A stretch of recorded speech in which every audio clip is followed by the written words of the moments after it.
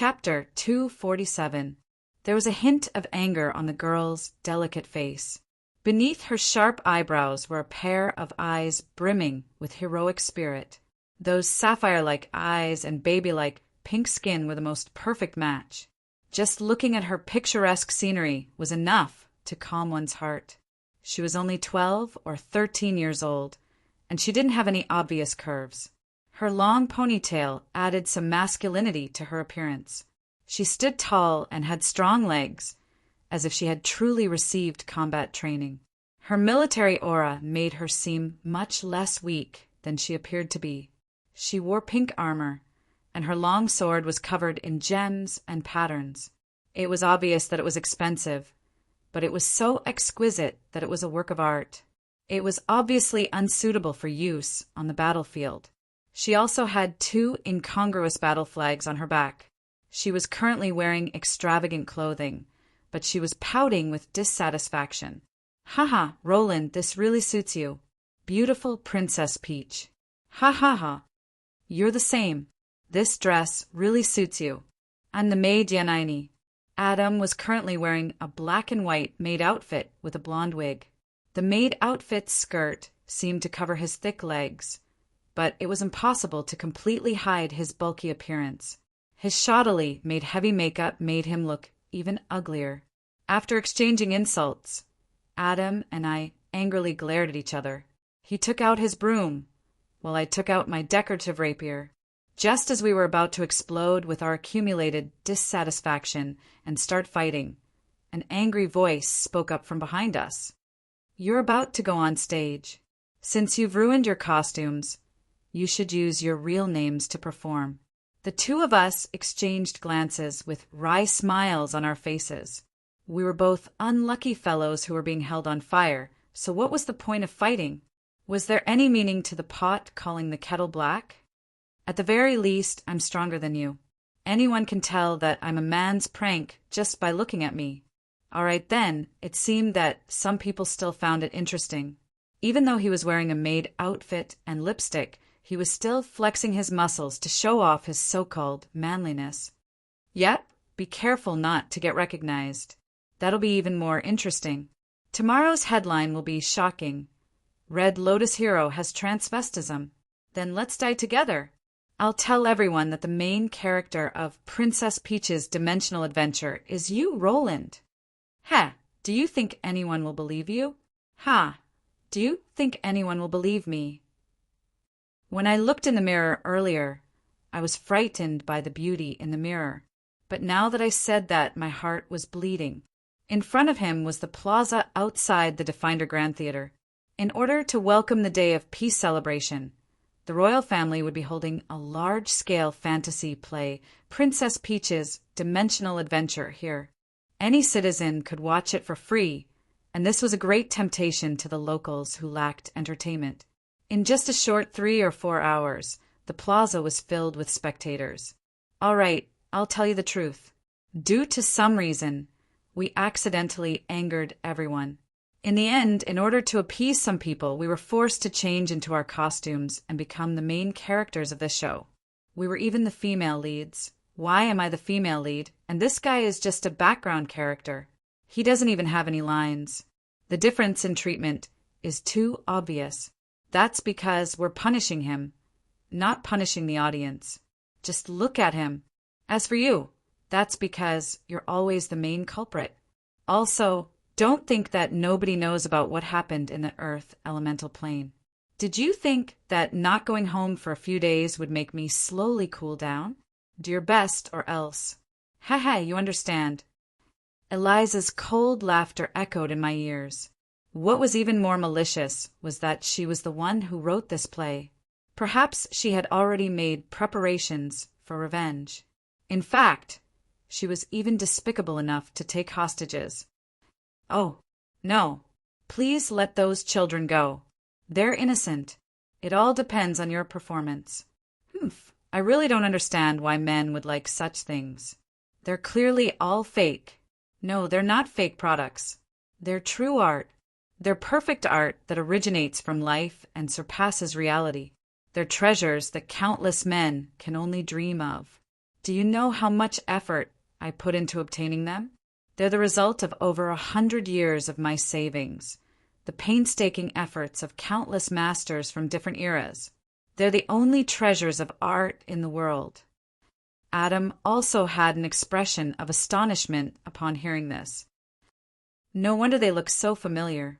Last time, you shared with me the lecherous count and his 36 concubines. Could it be the masterpiece of a classical landscape painter from 170 years ago? His style was too unique. He even painted human figures, and it's even a comic strip. You're the best. Back then, I helped him get rid of the bandits that threatened him. It took me more than 2 months. Seeing my efforts, he agreed to make an exception for me. How about it? Isn't it great?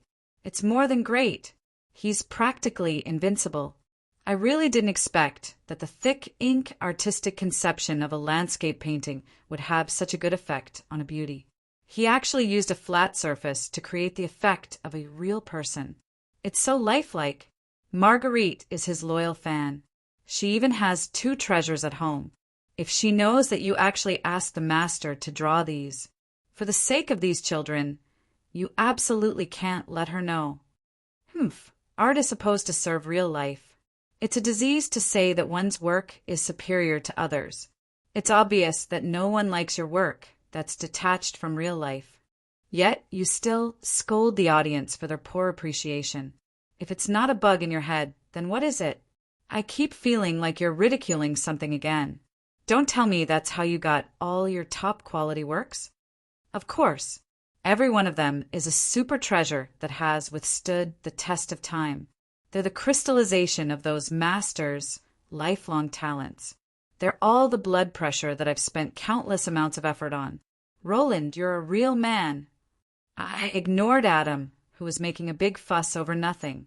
I looked towards Eliza in a fawning manner, hoping that she would let me off the hook after seeing that these were all unredeemable works of art. Please let these children go. Their existence is even more important than my life.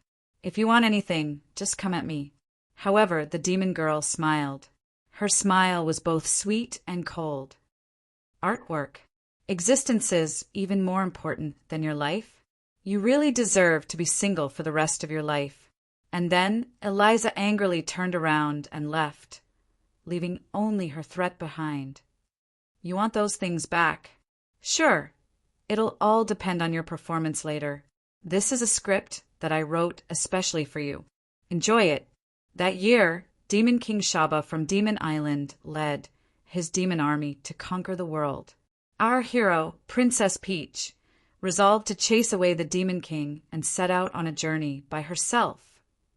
Even though my heart was filled with anxiety, the narration on stage and the audience's applause were reminding me that it was time for me to go on stage. I reviewed my script one last time. This seemed to be a magically modified version of the Momotaro legend.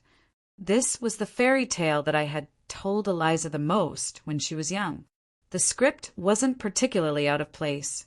It was unlikely that anyone would intentionally destroy their own childhood. I relaxed slightly when I thought of this. Wow, such a beautiful little girl. She looks a bit like Princess Renee, but she's younger than her. Is she a distant relative of hers? I took a deep breath and ignored the distractions before me as I drew my decorative sword and read out the script that I had prepared beforehand. Sai, Demon King Shaba is far too powerful. It's impossible for me to defeat him by myself. Are there no other brave warriors willing to help me? As long as you give me a colored flag, I'm willing to become your subordinate and fight together with you against the Demon King. According to the script's development, Princess Peach would first gather a monkey, a dog, and a chicken as her subordinates. It would seem that Eliza hadn't done anything rash yet. This was probably the first monkey to appear. I sighed as I looked in the direction of the voice. Uft! It was a tall figure that blocked out the sunlight above my head. I could only see his golden muscles that were glistening with a glossy sheen. This was a super muscular man wearing nothing but a thong.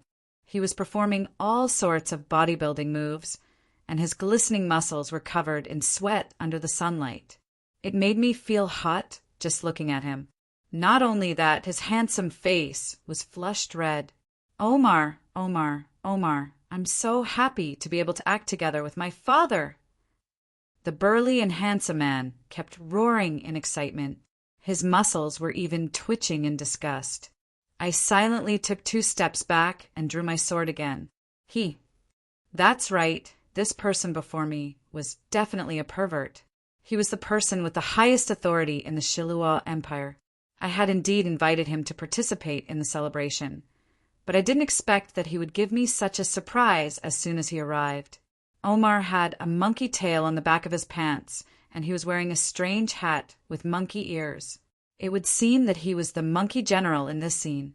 Ah, what's that? Mommy, there's a Superman. Baby, be good. Don't point at him. He's not a Superman, he's a pervert. If you meet him on the streets in the future, remember to call him town security. I'm blind. As expected, there's no good stuff for free. Is it too late to retreat now? Just Omar's appearance on the stage, just the huge contrast between his handsome face and his muscular face caused the audience to wail in agony. I pretty much understood now. Perhaps the plot was normal and the lines were normal as well. But if the actors were gentlemen, then this scene was completely outside of common sense from the very start. But it was impossible to back down now, so I could only blindly continue acting.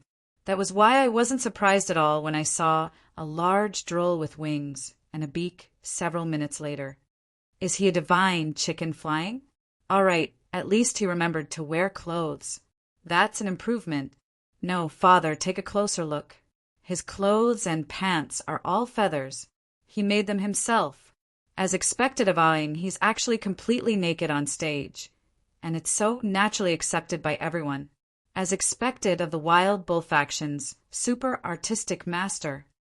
I could now understand how different people's views on art could be, as well as Eliza's feelings after hearing what I just said. Helplessly, I followed the plot's requirements and took off my shirt and tossed it to this chicken before we continued on our journey to defeat the Demon King. Princess Peach gathered her 2 companions and began a fierce battle against the demons. However, just the 3 of them weren't strong enough, and just as they were feeling the most troubled, she met her most loyal retainer in a small village. I nodded. Since there was a chicken and a monkey, the only thing left was a dog. I hoped that the person acting as the loyal dog Hachiro wouldn't be too ridiculous. The bull demon king from another world. Buffed. It seemed that I had underestimated a certain person's desire for revenge. My expression of resolution welcomed an even more ridiculous development. The highest-ranking bishop of the Church of Law wore a bronze mask and appeared on stage. He looked exactly the same as the other 2 bishops. Fortunately, he remembered to wear briefs. Bang! 3 pairs of large hands clasped together, and 3 pairs of large eyes seemed to be burning. However, all I could see was a pair of shiny muscles. Brothers! Muscles! The 3 brothers under the moon, the 3 brothers formed a bond at this moment. The flames of friendship ignited between the 3 of them, and the sweat that flowed from their bodies carried the scent of youth. The people below were already screaming in despair as they fled for their lives. Who would be willing to watch such a scene where they had to risk their lives? At this point, everyone knew that the following development would be fatal. Cough, cough. I did my best to suppress the urge to vomit blood. Since I had already acted to such a degree, no matter how ridiculous it was, I might as well finish the act. Muscle explosion. A certain muscular man jumped up and used his chest muscles to explode the pitiful minor knight, a royal knight who made a cameo appearance. Bull demon embrace. A certain naked mad bull hugged the 2 pitiful minor role B and minor role C. The 2 of them were about to suffocate and looked at me for help. However, right now, I only wanted to hide in a corner of the stage and tremble. Feather projection. This divine chicken Feifei, who had thrown his own feather at his opponent, was once again partially naked. He laughed even more happily. His opponent, on the other hand, had happily rolled off the stage. As soon as he got off the stage, he began to celebrate his successful escape. With the three gentlemen under the moon taking action, all ghosts and demons would be instantly killed. The only side effect was, "My ghost brothers are so pitiful. These three perverts are too strong. Oh, so disgusting. Commander D, hurry up and surrender. You can't blame yourself for not trying hard enough. It's just that your opponents are too ridiculous. Bastards, let go of that ghost." All right then. The audience was actually beginning to sympathize with the evil ghost army. Under the three gentlemen's hard work, Princess Peach and her three servants had unknowingly become the evil side. Yanini, your end is here. Ha! Did you think that pretending to be an ordinary villager's maid would be able to hide from my piercing eyes? Evil female spy of the ghost army, who are you? I angrily roared as I slashed at the corner of the wall. The figure who was doing his best to reduce his presence was pulled out from the background. Asterisk boom. Asterisk my sword and broom clashed together as we exchanged our mutual hatred. I clearly don't have any part in this scene, yet you actually changed your lines? It's enough if you want to die by yourself. Why did you drag me into this? You want to survive by yourself? Don't even think about it. All right then, as Princess Peach and Maid Spy, on the stage began sparring with swordsmanship that they hadn't seen in a long time, and the chicken, monkey, and cow trio continued to bully the pitiful demons. The audience mysteriously heated up. What amazing swordsmanship! Although I don't understand it, it seems really powerful and interesting. Good luck! Ghost Army, kill those three perverts. Maid, don't lose! Amidst the chaos, the plot took a new turn. The main antagonist, the Sabar tribe's ghost prince, appeared. The moment he opened his mouth, the entire world fell silent. That's right, as a pacifist, seeing this scene before me really hurts me. Right? I have a plan to resolve all of this. Cute Princess Peach, please marry me. I'll make you happy. As long as we become one family, there'll be no more disputes in this world. Eliza, what are you doing? I felt chills run down my spine as I watched the demon-horned Eliza appear in her prince's costume. She bowed and proposed to me. My mind was completely blank. Director, just what should I do with this script? What should I do next? Should I agree? Or should I start the battle according to the script? Heavens, this wasn't even written in the script. No, Princess Peach belongs to me, the necrophilic prince. All right then. The sudden arrival of the pumpkin carriage brought about a new whirlwind. Prince Amelia, who was wearing an evening gown, appeared, causing countless people to exclaim in surprise.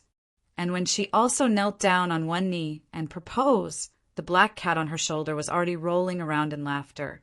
No, little sister Peach belongs to me, the apple princess, as long as true love exists. So what if we're blood-related sisters? Renee, you damned brat, why are you here as well? Chapter 248. The extravagant and chaotic stage play finally reached its climax. The sudden appearance of the characters shocked the audience and also brought the chaotic plot to its climax. The silver-haired ghost prince had an evil charm to him, the golden-haired knight prince had a heroic bearing, and the green-haired magic prince had a natural and relaxed aura to him. On the stage, three handsome princes simultaneously proposed to a young and beautiful princess. This was a scene that could only be seen in fairy tales. Everyone below the stage was already screaming and shouting. Although they didn't recognize the other two princes, it was quite obvious that the knight princess was acting as a guest. Even the venerated Princess Renee was acting as well. This play was destined to become a popular topic during the celebration. Cold sweat was furiously dripping down my back. My survival instincts were telling me that if I made the wrong choice here, I would be instantly sentenced to death. It was clearly just a play. Why did it suddenly turn into a life and death battle? The silly cat's schadenfreude laughter could be heard through the psychological contract between us. Your instincts aren't bad, but take a closer look. This isn't just a simple play. Look at how resolute those girls are. At the very least, answer me seriously. On Eliza's side, lava-like magical power spread out on the ground, transforming into extravagant red magical runes and magic arrays. This wasn't a stage effect, nor was it a meaningless decoration. This was a devil's contract. Although I had taught this to her, this soul contract had long since surpassed the original demon marquis. Amelia didn't use any magical power, but her words themselves were magical. The power of her words already informed me that if I agreed, it would be an eternal contract. Renee, who seemed to be joining in on the fun, didn't have any special magical power, but judging from her pale lips and trembling body, the little girl had mustered up all her courage. The little princess had finally mustered up her courage in front of her citizens.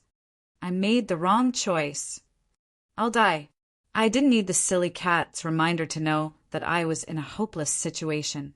However, judging from the determination in the 3 pairs of beautiful eyes, I had to make a decision.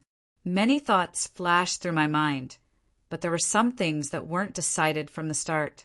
I took a deep breath and decided to make my decision. Boom! Before he could say a word, a huge black shadow suddenly descended from the sky. The black shadow spread its wings and covered the blue sky. Just by hovering at a low altitude, the air pressure caused by it was enough to cause the entire stage to collapse. My name is Deathwing, the heaven's chosen destroyer, the terminator of all things. Unstoppable, undefiable.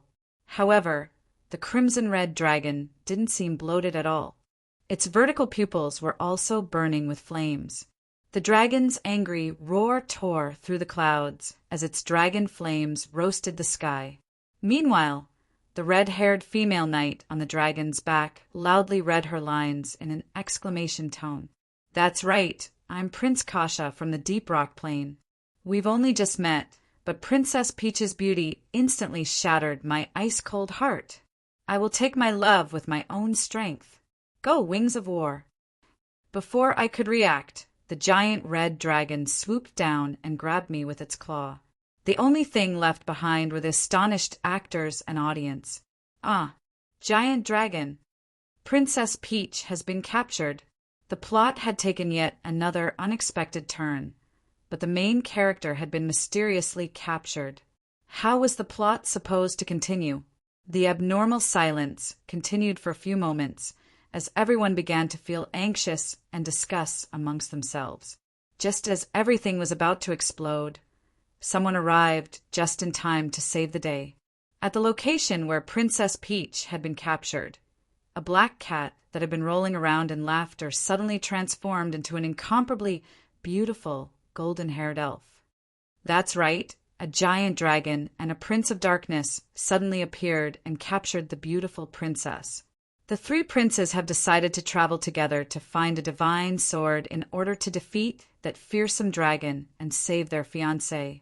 After pausing for a moment, the astonishingly charismatic golden elf lightly clapped her hands, indicating for the curtains to close. Her intoxicating smile seemed to indicate that the plot wasn't over yet. The first episode of Princess Peach's dimensional adventure has come to an end. Thank you, everyone, for your enthusiastic support. I welcome everyone to watch the next episode, Third Prince Peach's Dimensional Adventure. I'll definitely come.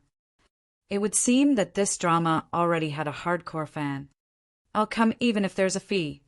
So only the first episode is free? You really know how to do business. Still, for the sake of the cute Princess Peach, I'll definitely come for the next episode as well. All right then, let's not talk about his motive for coming to watch. This young man adjusted his eyeglasses and revealed an expression of there's only one truth in this world, and that's just how my eyes are. Your Highness, can I have your autograph? Silver-haired prince, please look over here. Do you have any posters for the show? I want one for the 3 princes. I'll buy it no matter how expensive it is.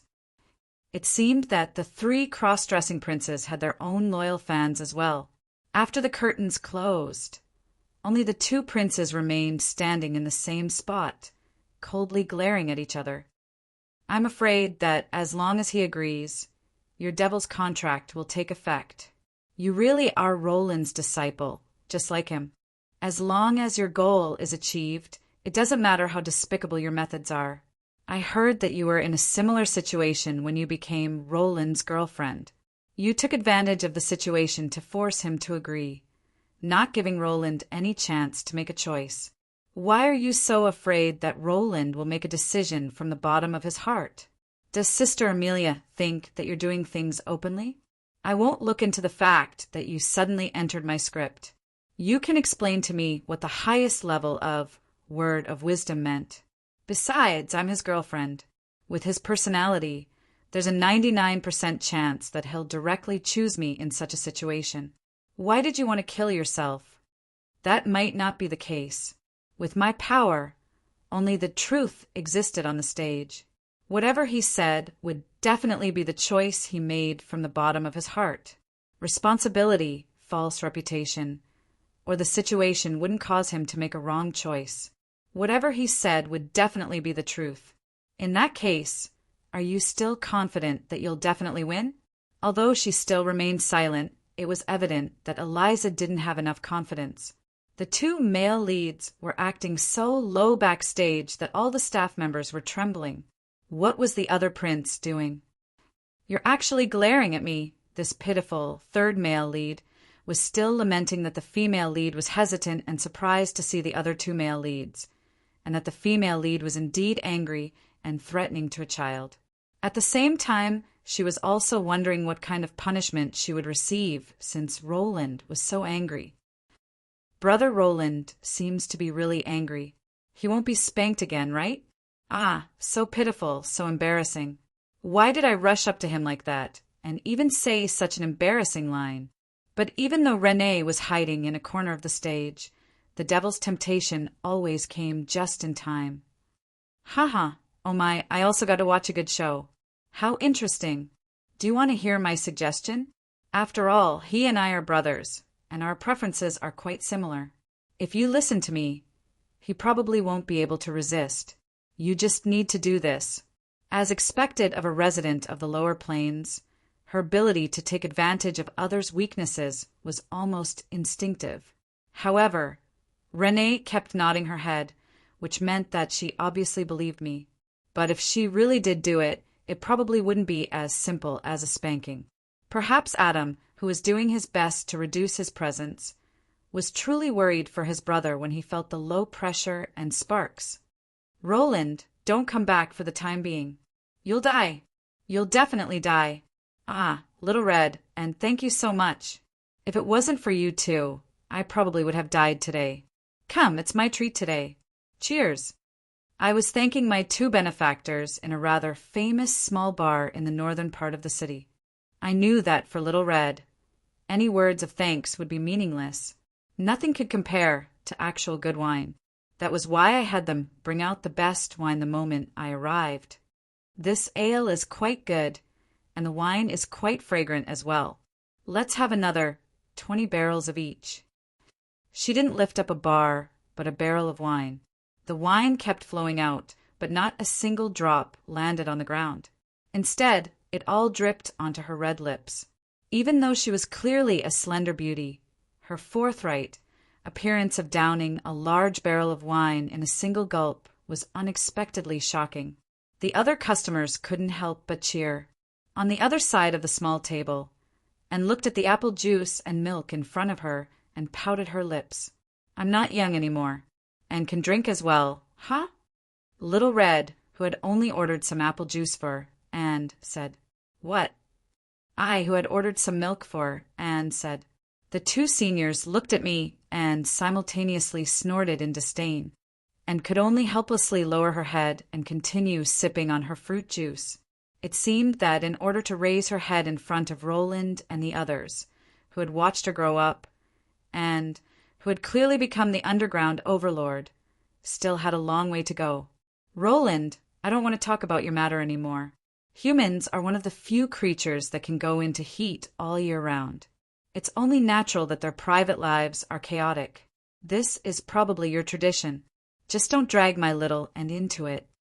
The new dragon empress opened her mouth and opened her mouth. However, facing the inexplicable dissatisfaction of an old friend after meeting, and unable to deny her own mistakes, what else could I do other than smile wryly? It's rare that we can drink together again. Let's talk about something happy. Sure, I've brought the goods and people you wanted. However, you can't leave a single coin short of what you promised. You have to pay a deposit first. Even blood brothers should settle accounts clearly. No one can renege on a debt owed by the dragons. Even though Little Red's tone was filled with displeasure and resentment, I was overjoyed to hear her say that. Of course, I know your difficulties. Even if you're the Dragon Empress, it's already amazing that you can do this. As for the deposit, is gold all right? But if the amount is too large, it won't be easy to carry around. Don't worry, I've brought enough laborers here. They'll bring it back. I pointed at the group of black-clothed dragons who were quietly sitting there. These humanoid red dragons and black dragons had sharp hearing. If anyone else had described the venerated dragons as laborers, it would have been an insult. However, when they heard their master say such a thing, they could only smile wryly. Forget it. I still have a few gold stashes in the underground world. They're all my savings from the old generation. Have someone dig them out. I owe you anything less, and I'll make it up to you next time. If there's anything more, just treat it as a bonus. How about that? My request was nothing short of ridiculous. It was already quite impressive that the dragons didn't treat it as an insult. Without Little Red's help, this ridiculous request would never become a reality. No matter how many items I gave up, I would still owe her a great favor. That's more like it. Come, cheers. Hearing me say this, Little Red nodded in satisfaction. She then began to urge me to drink. With our constitutions, it would be quite difficult for us to get drunk unless we purposefully restrained ourselves. However, after seeing the several dozen barrels of alcohol being delivered to us, I felt that before considering how much alcohol we could drink, we should consider the capacity of our stomachs. Drinking with a bosom friend would be too little. We had been drinking buddies for many years, and as we drank to our heart's content, we finally finished all the alcohol in this bar. When we walked out of the bar, the moon was already bright and the stars were sparse. Little Red was in high spirits as she flapped her dragon wings and danced on the streets. I was in charge of helping her deal with the trouble she caused and finding a new bar. Finally, after wiping out the inventory of the fourth bar, Little Red was satisfied. She also casually stated her goal.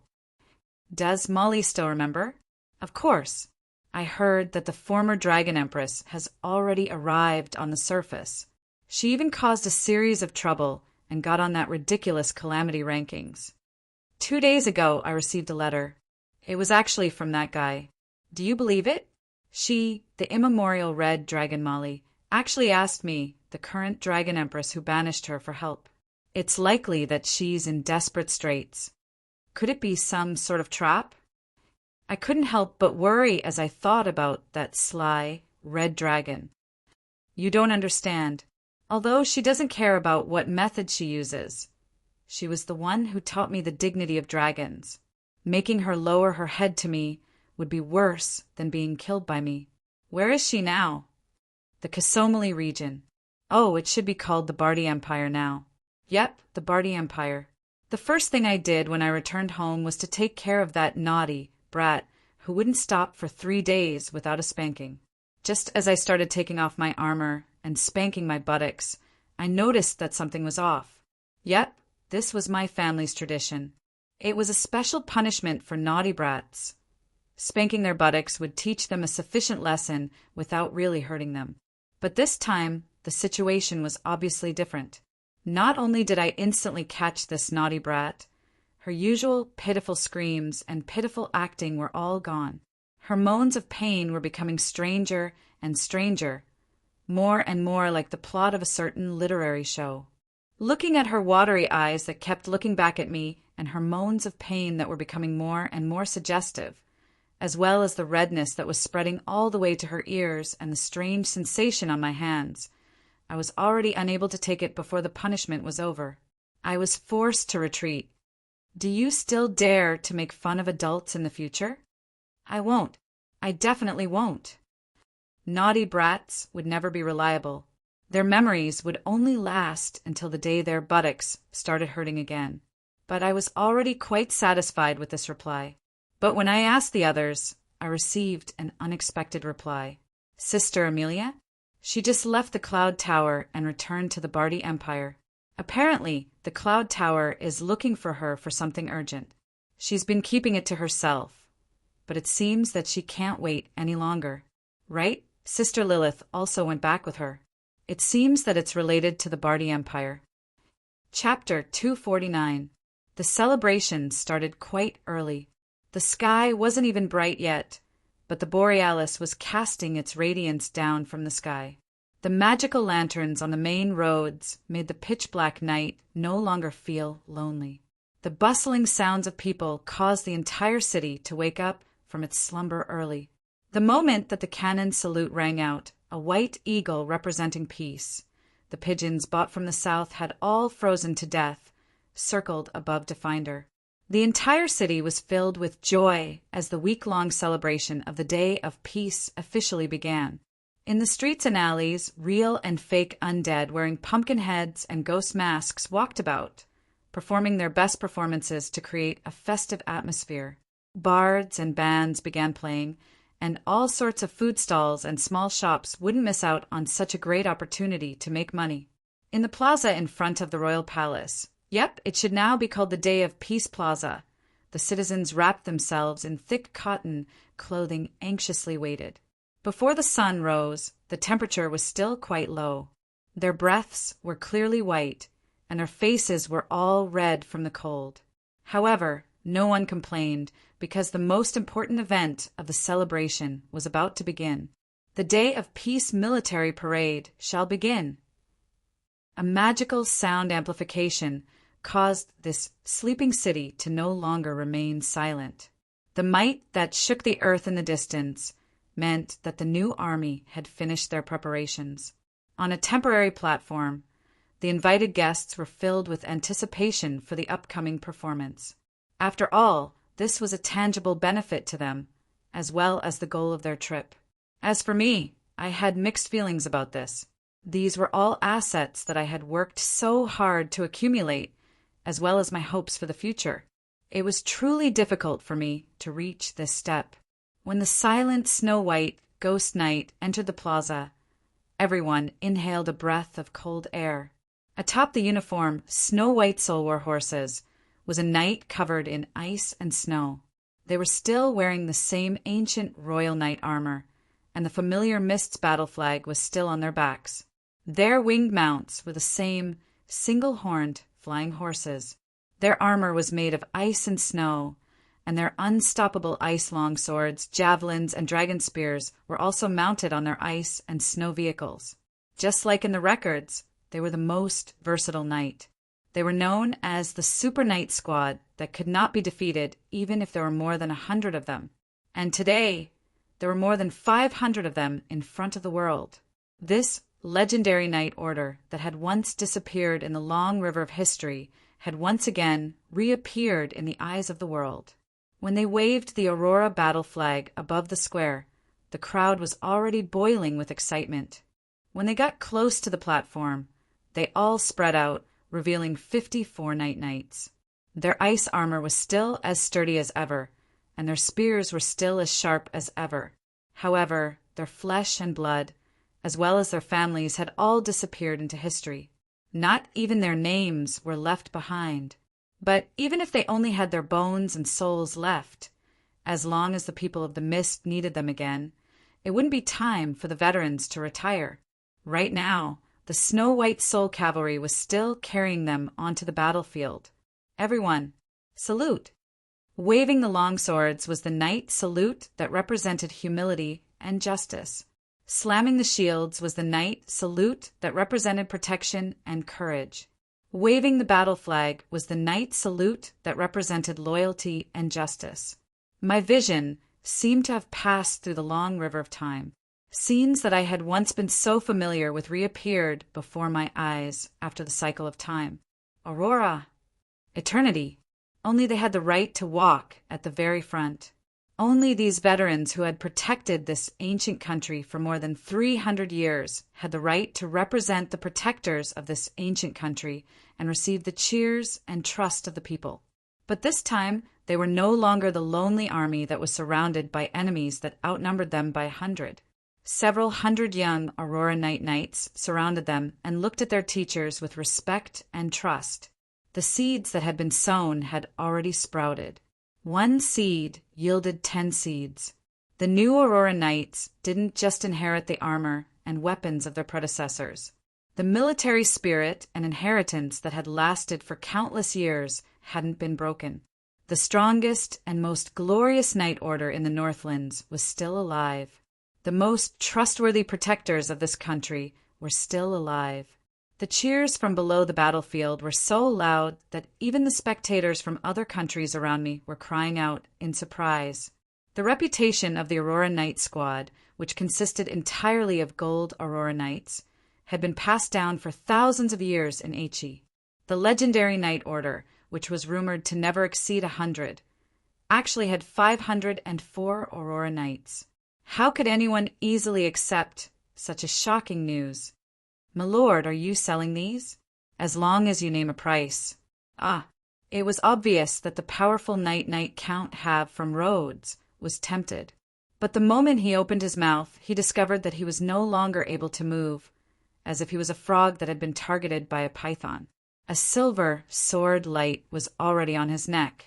His breath had already been frozen into ice, but his bodyguard didn't even have the time to react. The next moment, the sword light disappeared, and he discovered that his body, which weighed more than 100 kilograms, was suddenly lifted up in the air. In front of him was a pair of angry eyes that were burning with icy flames, as well as an ice-cold grip of death on his neck. If there's a next time, I'll treat it as an insult to all of Donglan. Only war and death will be waiting for you.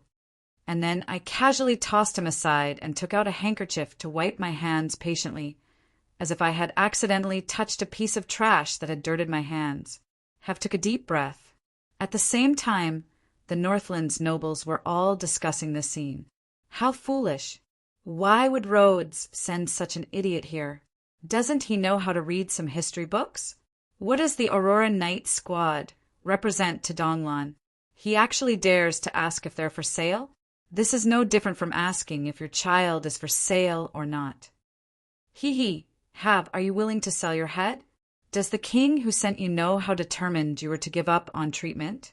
Apart from the fact that one of the main characters was paralyzed on the ground and couldn't get up for a long time, these minor details were quickly ignored. That was because the army, which left an even deeper impression on everyone, appeared. They wore simple, old-fashioned armor and wore a mix of wooden swords and iron swords.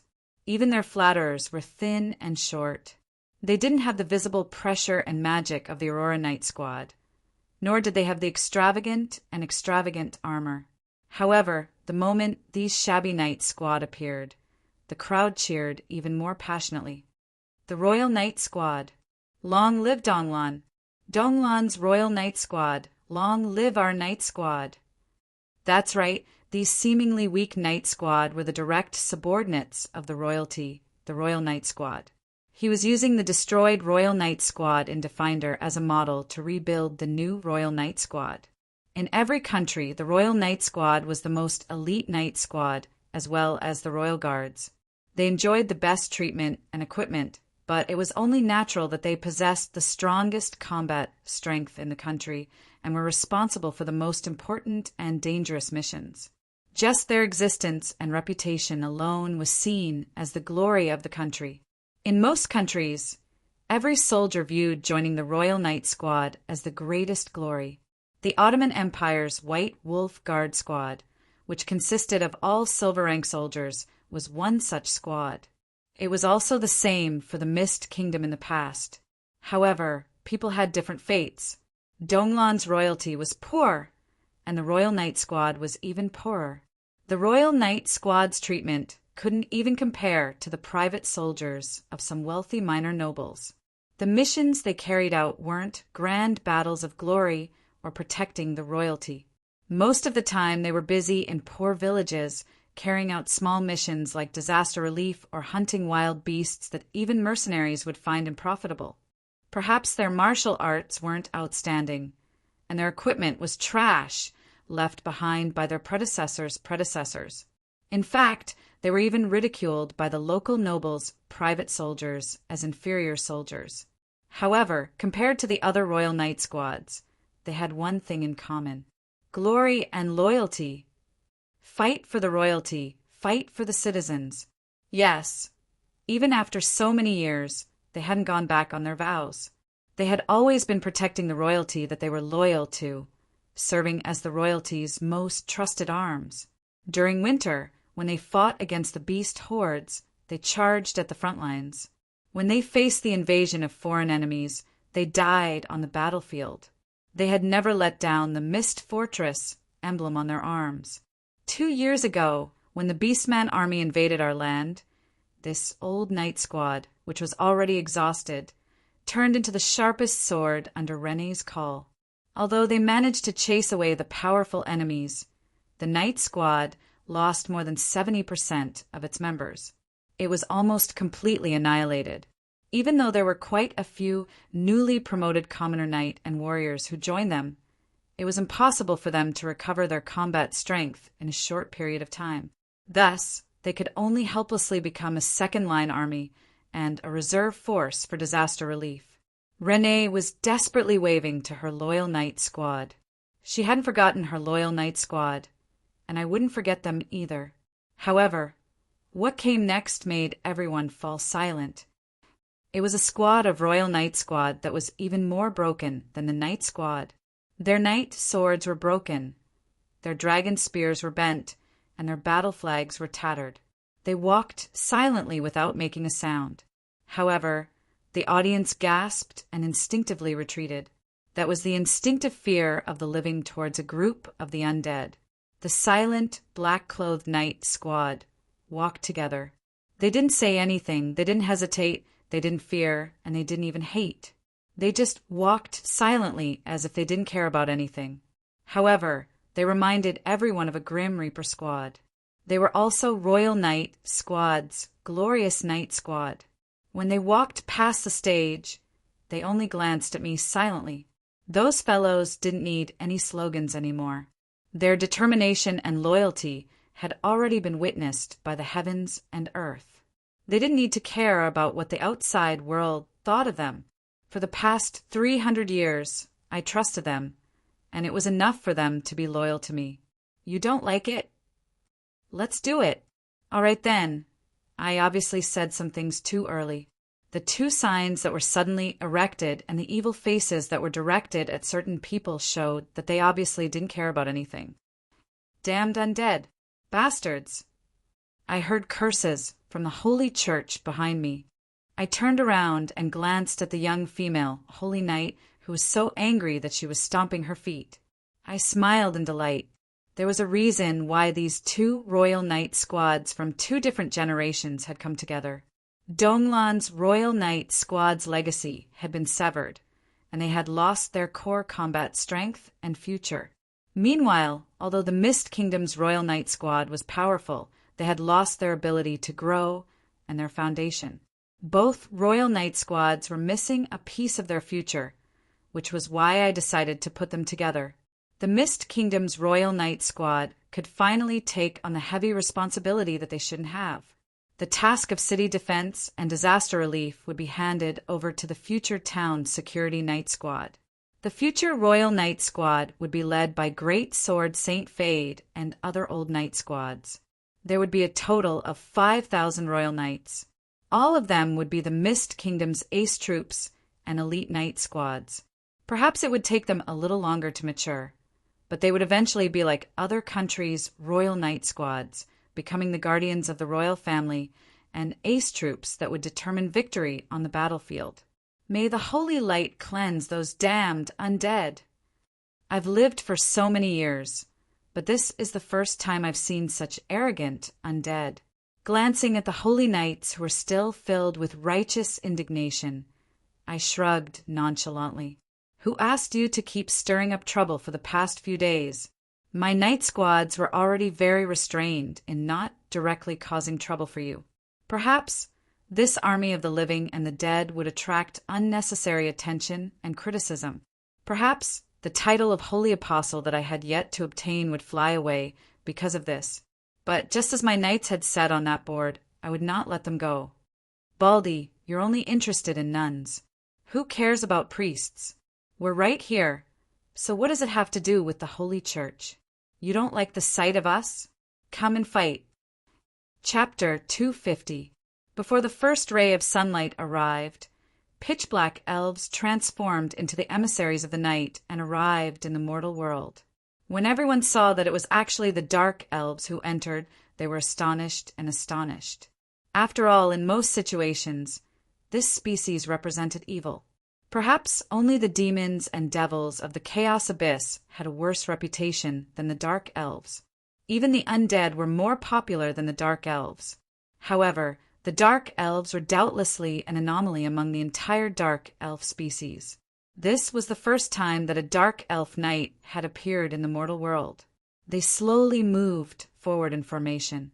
Unlike the Dark Elves who were skilled with daggers and poisons, the Dark Elves had glorious holy swords, sturdy tower shields, and most importantly, crosses surrounded by holy light and the holy light on the knights' bodies. This caused the human holy knight in the stands to be filled with astonishment. Dark Elves can become holy knight as well. How is that possible? How can the evil Dark Elves receive the blessing of the holy light? Because your god of holy light is an idiot. I didn't say this out loud, but I had no intention of hiding my malicious mockery. Ha ha!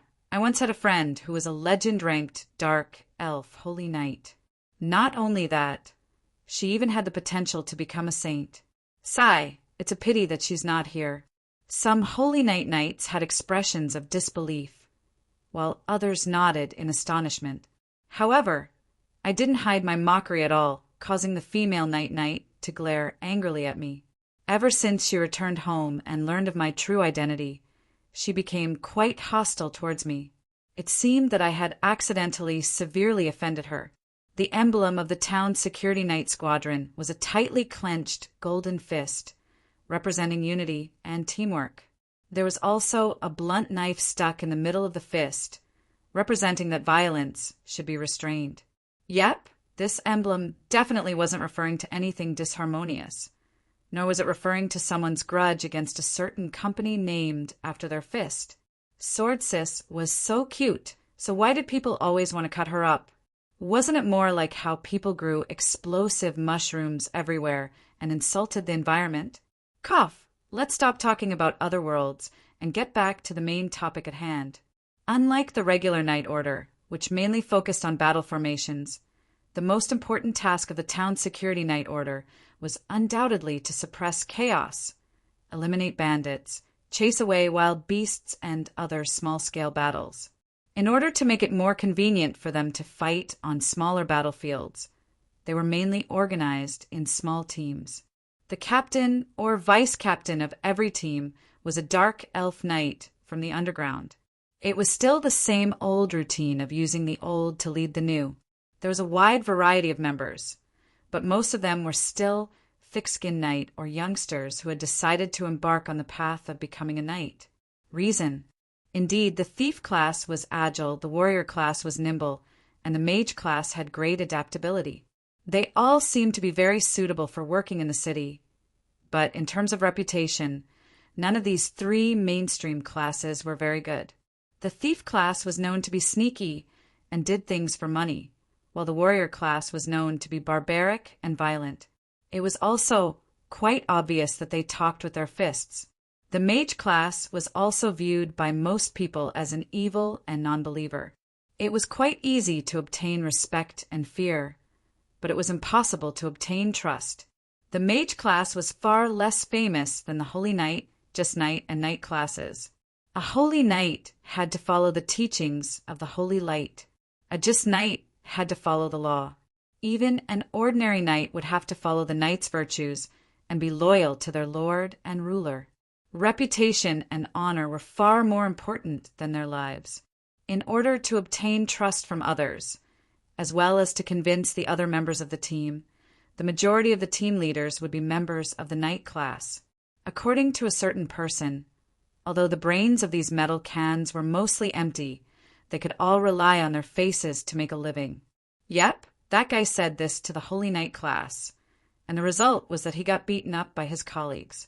All right, I'll be honest. Apart from Roland, who was a professional at courting death, no one else would be courting death to such an extent. The future town security night squad would spend most of their time carrying out missions in the city. They would have specialized intelligence, logistics, and magic support squads to support them. Whether or not they could successfully carry out their work would depend on whether or not they could establish an overall image of being selfless and trustworthy. That was why choosing the Iron-Brained Knight class was the best choice that had already been proven in Sulphur Mountain City. A squad of 10 to 12 people would be led by an elite dark elf knight. Equipped with top-notch equipment, any criminal would have a headache just by looking at them. The entire town security night squad was estimated to have 14,000 members, which was more than enough to take care of several cities at the same time. The reason why the military parade had to be held at night was because these dark elves were unable to adapt to sunlight. For the time being, they would have to be mainly on duty at night, and once their special equipment was ready, they would be able to move about normally in the day. What was special equipment? Momo, who was currently being used as a model, was wearing one.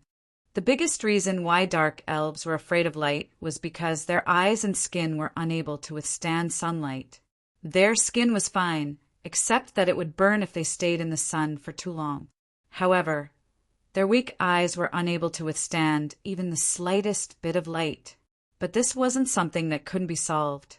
The dark elves wore black dwarven goggles with dark green resin lenses. The top-notch water element 9-headed dragon emperor skin was made into a cool jacket, leather gloves, and a black collar. The dark elves wore thick leather boots and stockings on their long, slender legs. Plus, they wore purple eyeshadow and lipstick, giving them a rebellious sense of beauty that transcended the mortal world. As for whether or not this was a reference to some special job class, cough, cough. At least I didn't go so far as to add a leather whip. Of course, there were also a few dark elves with unique interests who brought their own leather whip. For example, a certain mad dog named Momo was currently excitedly performing her whip dance, causing the citizens to exclaim in surprise. As for those perverts who voluntarily came to be whipped, let's just ignore them. After putting on this top-notch water elemental equipment and applying Olivia's special sunscreen on their exposed skin, they were basically completely blocked from the sun. They didn't need to wear a pure black cloak like the dark elves who walked on the ground in the past. They also only dared to move around at night. With this type of equipment, their resistance to sunlight would greatly increase. Some dark elves had experimented and found that after wearing this equipment and applying sunscreen oil, they would be able to move about normally under the sun for 5 hours. As their bodies gradually got used to it, it was expected that they would be able to move about under the sun for more than 8 hours every day. And for gray elves like Momo, after wearing this equipment, they would basically be able to ignore the negative effects of sunlight.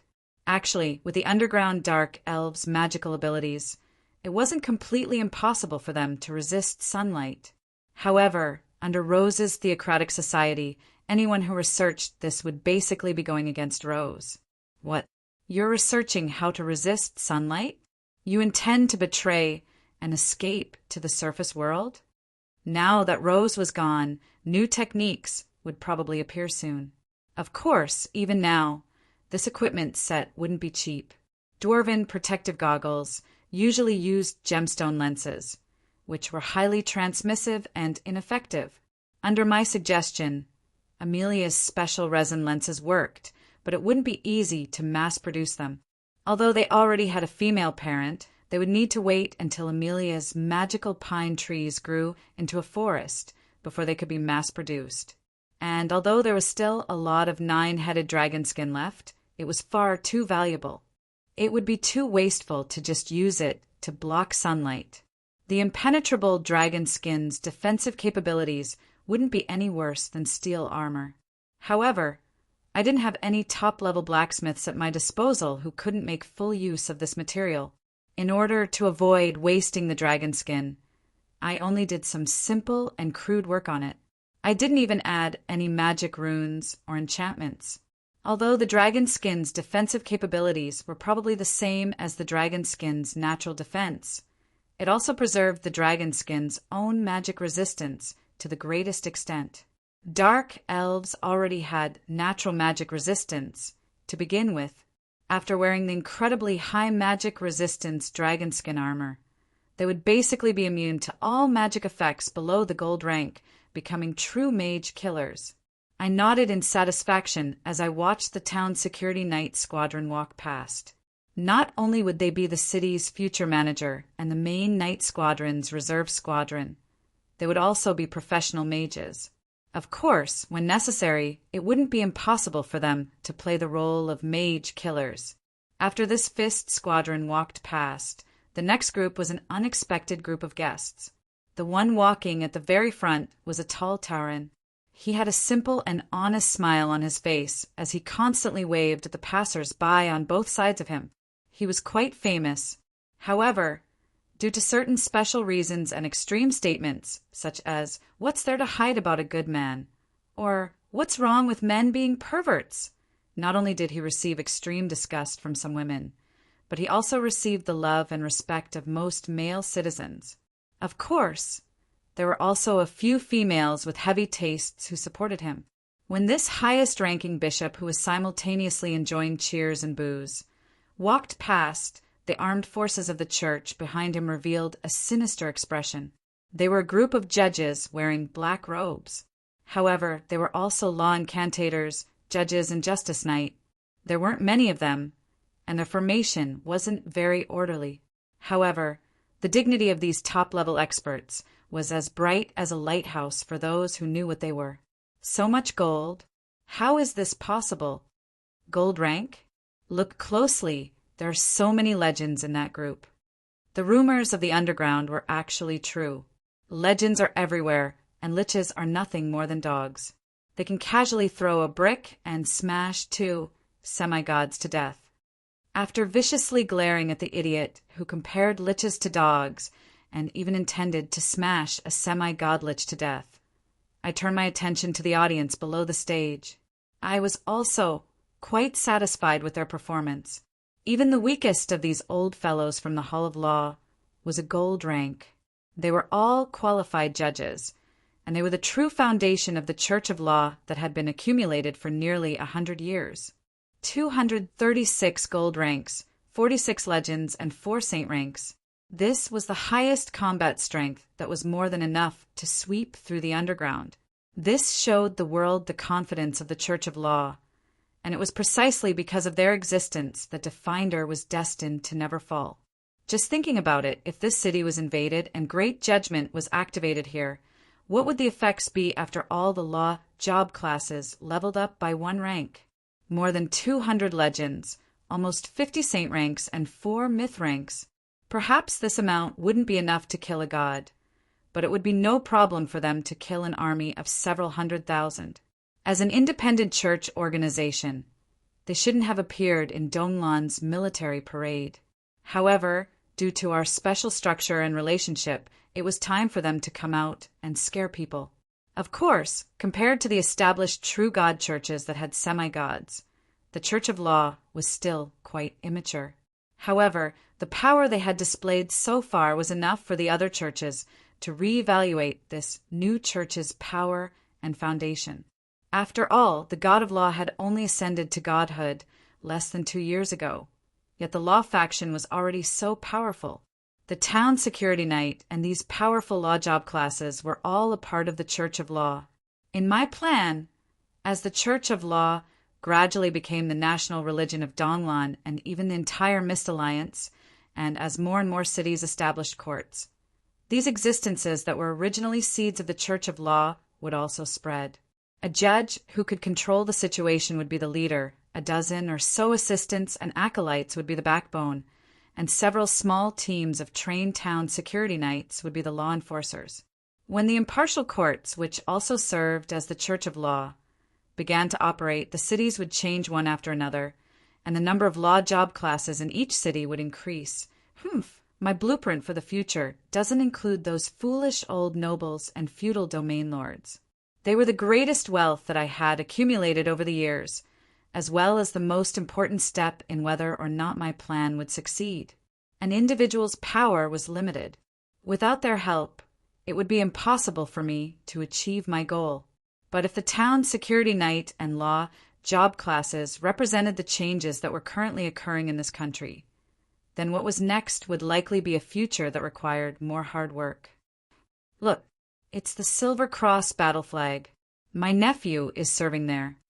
It's the Silver Cross Battle Squadron. It's the meritorious battle squadron from the war against the Beastmen. In terms of popularity, the Silver Cross Battle Squadron, which was mostly made up of local soldiers, was actually the most popular. This was especially so after they achieved great results in the war against the Beastmen.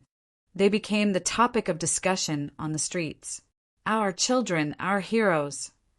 When the fluttering Silver Cross battle flag was raised in the distance, the guests from the Holy Church revealed smiles. Silver crosses were often associated with holy light. It seemed that there was finally something acceptable. Seeing how excited the citizens were, it seemed that the Silver Cross battle flag had a good reputation. But very quickly, their smiles froze on their faces. Undead Knight Fanderk and Lonnie were the captain and vice-captain of the Silver Cross Battle Squadron, so they naturally walked at the very front. Following that, the complete design of the Silver Cross battle flag was revealed. It represented the cross of a sword and a staff, representing both magic and martial arts. However, it was a completely different existence from the cross used to pray for the descent of holy light. And the 4 elemental swordcasters who used the power of the elements caused the holy light users to be extremely disgusted. After all, in the eyes of the extreme holy light fundamentalists, the power of the elements was also an existence that needed to be purified. However, the 4 elemental swordcasters couldn't do anything about it. After all, there was no rule that stated that the Silver Cross battle flag was exclusive to the Holy Church. As for the other guests, they didn't have the time to think so much about it. The single mecha walking at the very front had already attracted all of their attention. Single mecha Sith Zero. It has a full metal exterior and is painted with obsidian for protection. Its top speed is 30 kilometers per hour, which is more than enough to keep up with the cavalry. The armor's thickness and structure can be customized according to the cost.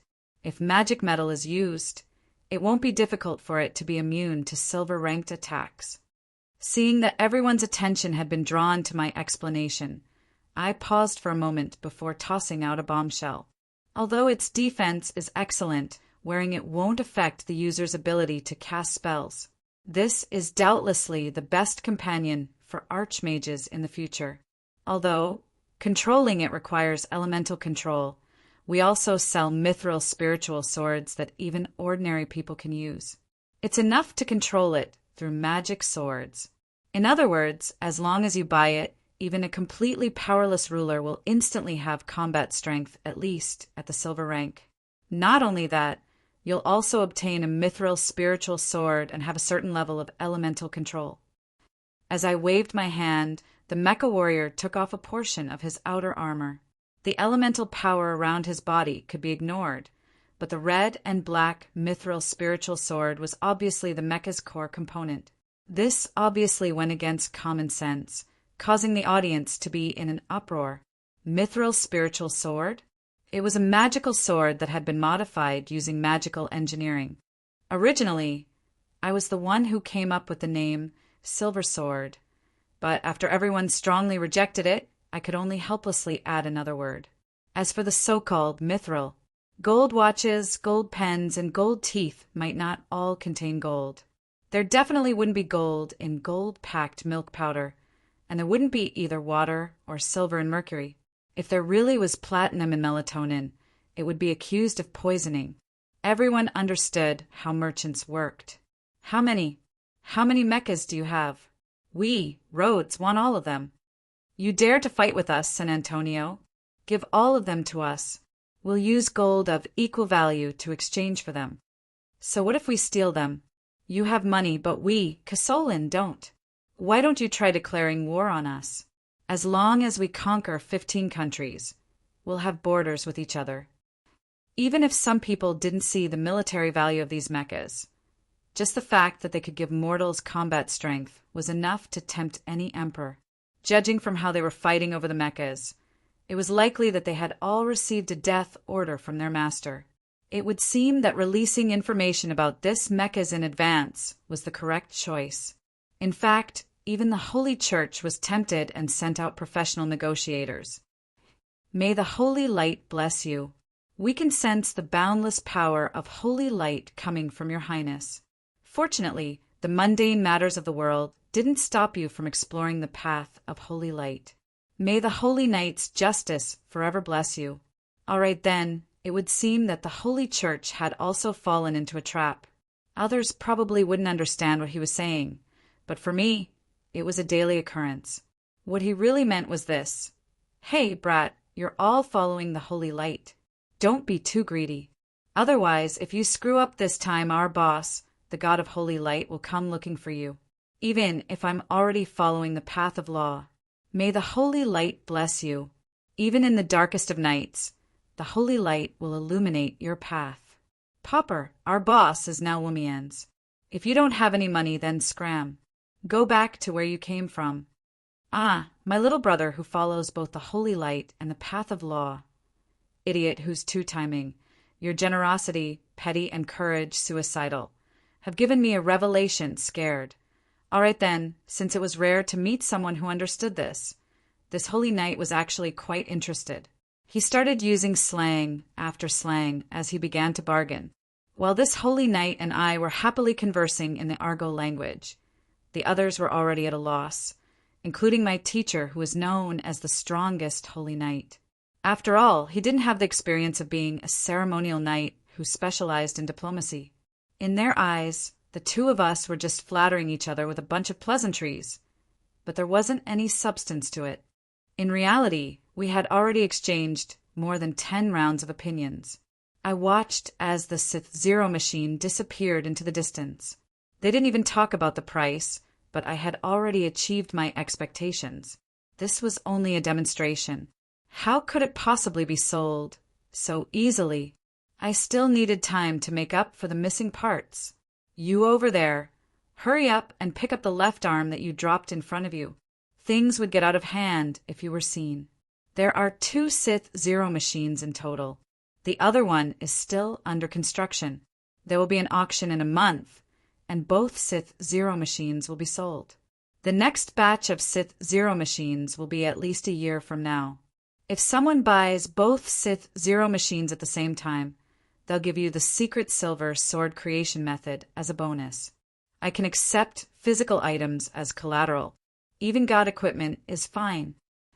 The value of these free items far surpass the actual item itself. However, the amount of money needed to obtain 2 items in a row would be more than twice the maximum amount that other countries could afford. This promotion method was filled with malicious intent, but it also gave the Holy Knights enough time to obtain permission from their superiors and raise funds. Judging from how they were secretly competing with each other, it was highly unlikely that they would come to a secret agreement. The price this time wouldn't be low. As for giving me the method to create the mithril spiritual sword, actually, spreading magical engineering was an important strategic goal of mine. In the foreseeable future, all the human kingdoms would stand on the same side. It would be quite troublesome to have weak allies. Spreading this seed of power that would eventually spread to the entire world would also be helpful for the overall situation. Of course, it would be even better if I could sell it for a good price. Besides, Our research power and direction were limited. Rather than starving to death while guarding our treasure vault, it would be better to sell the seed and exchange it for future harvests to increase our overall power level. As for whether or not there would be a backdoor or a Trojan horse that would steal the Holy Knight's technology, actually, there was no need to ask such a question. Would there be any backdoors or free items in the top-level software and technology products from my previous world? Of course, in order to prevent the Holy Knight from getting too hot-headed and forcefully stealing the Holy Knight's technology, the next item was the most valuable one, as well as my ace in the hole. Mizar, it's time to make an appearance. Chapter 251. The military parade had reached its climax. The appetizers had been served, and it was time for the main course. As the Dragonbone airship slowly sailed through the sea of clouds, it was followed by pitch-black clouds and everyone's shock and disbelief. The gigantic bone airship wasn't surrounded by dark clouds, but by pure death magic. It was completely different from the Borealis, which had a mechanical appearance. The black mist and bones condensed by the power of death were doubtlessly proof that it was an undead airship. The skeletal airship's hull and pitch-black magical sails were both important characteristics of undead airships and ghost ships. Unlike the Borealis, which had already been completed and only used the undead system to strengthen and control the airship, the Mizar used similar design and technology to the Borealis. But if there was a lack of industrial or technological level, undead magic would be used instead. Were there any special alloys suitable for airships? Then let's use Dragonbone. It was sturdy and durable, as well as an excellent source of undead magic. Although it looked a little frightening, didn't the eerie white Dragonbone have a special sense of beauty, although most mortals wouldn't appreciate it? The airship's mana pool and mage tower couldn't be built? Actually, the Serene Spirit Tower and Soul Tower weren't bad either. It was just that there are too many ghosts, and the mana generated was specifically for undead magic, which was a fatal negative energy attack to the living. But the Mizar was powered by undead magic, and since living crew members couldn't use it, then let's use undead crew members. The flames and smoke coming out of the airship's engine were black. Even the sky had been dyed black. Then that was right. How could an airship powered by undead magic have any other color?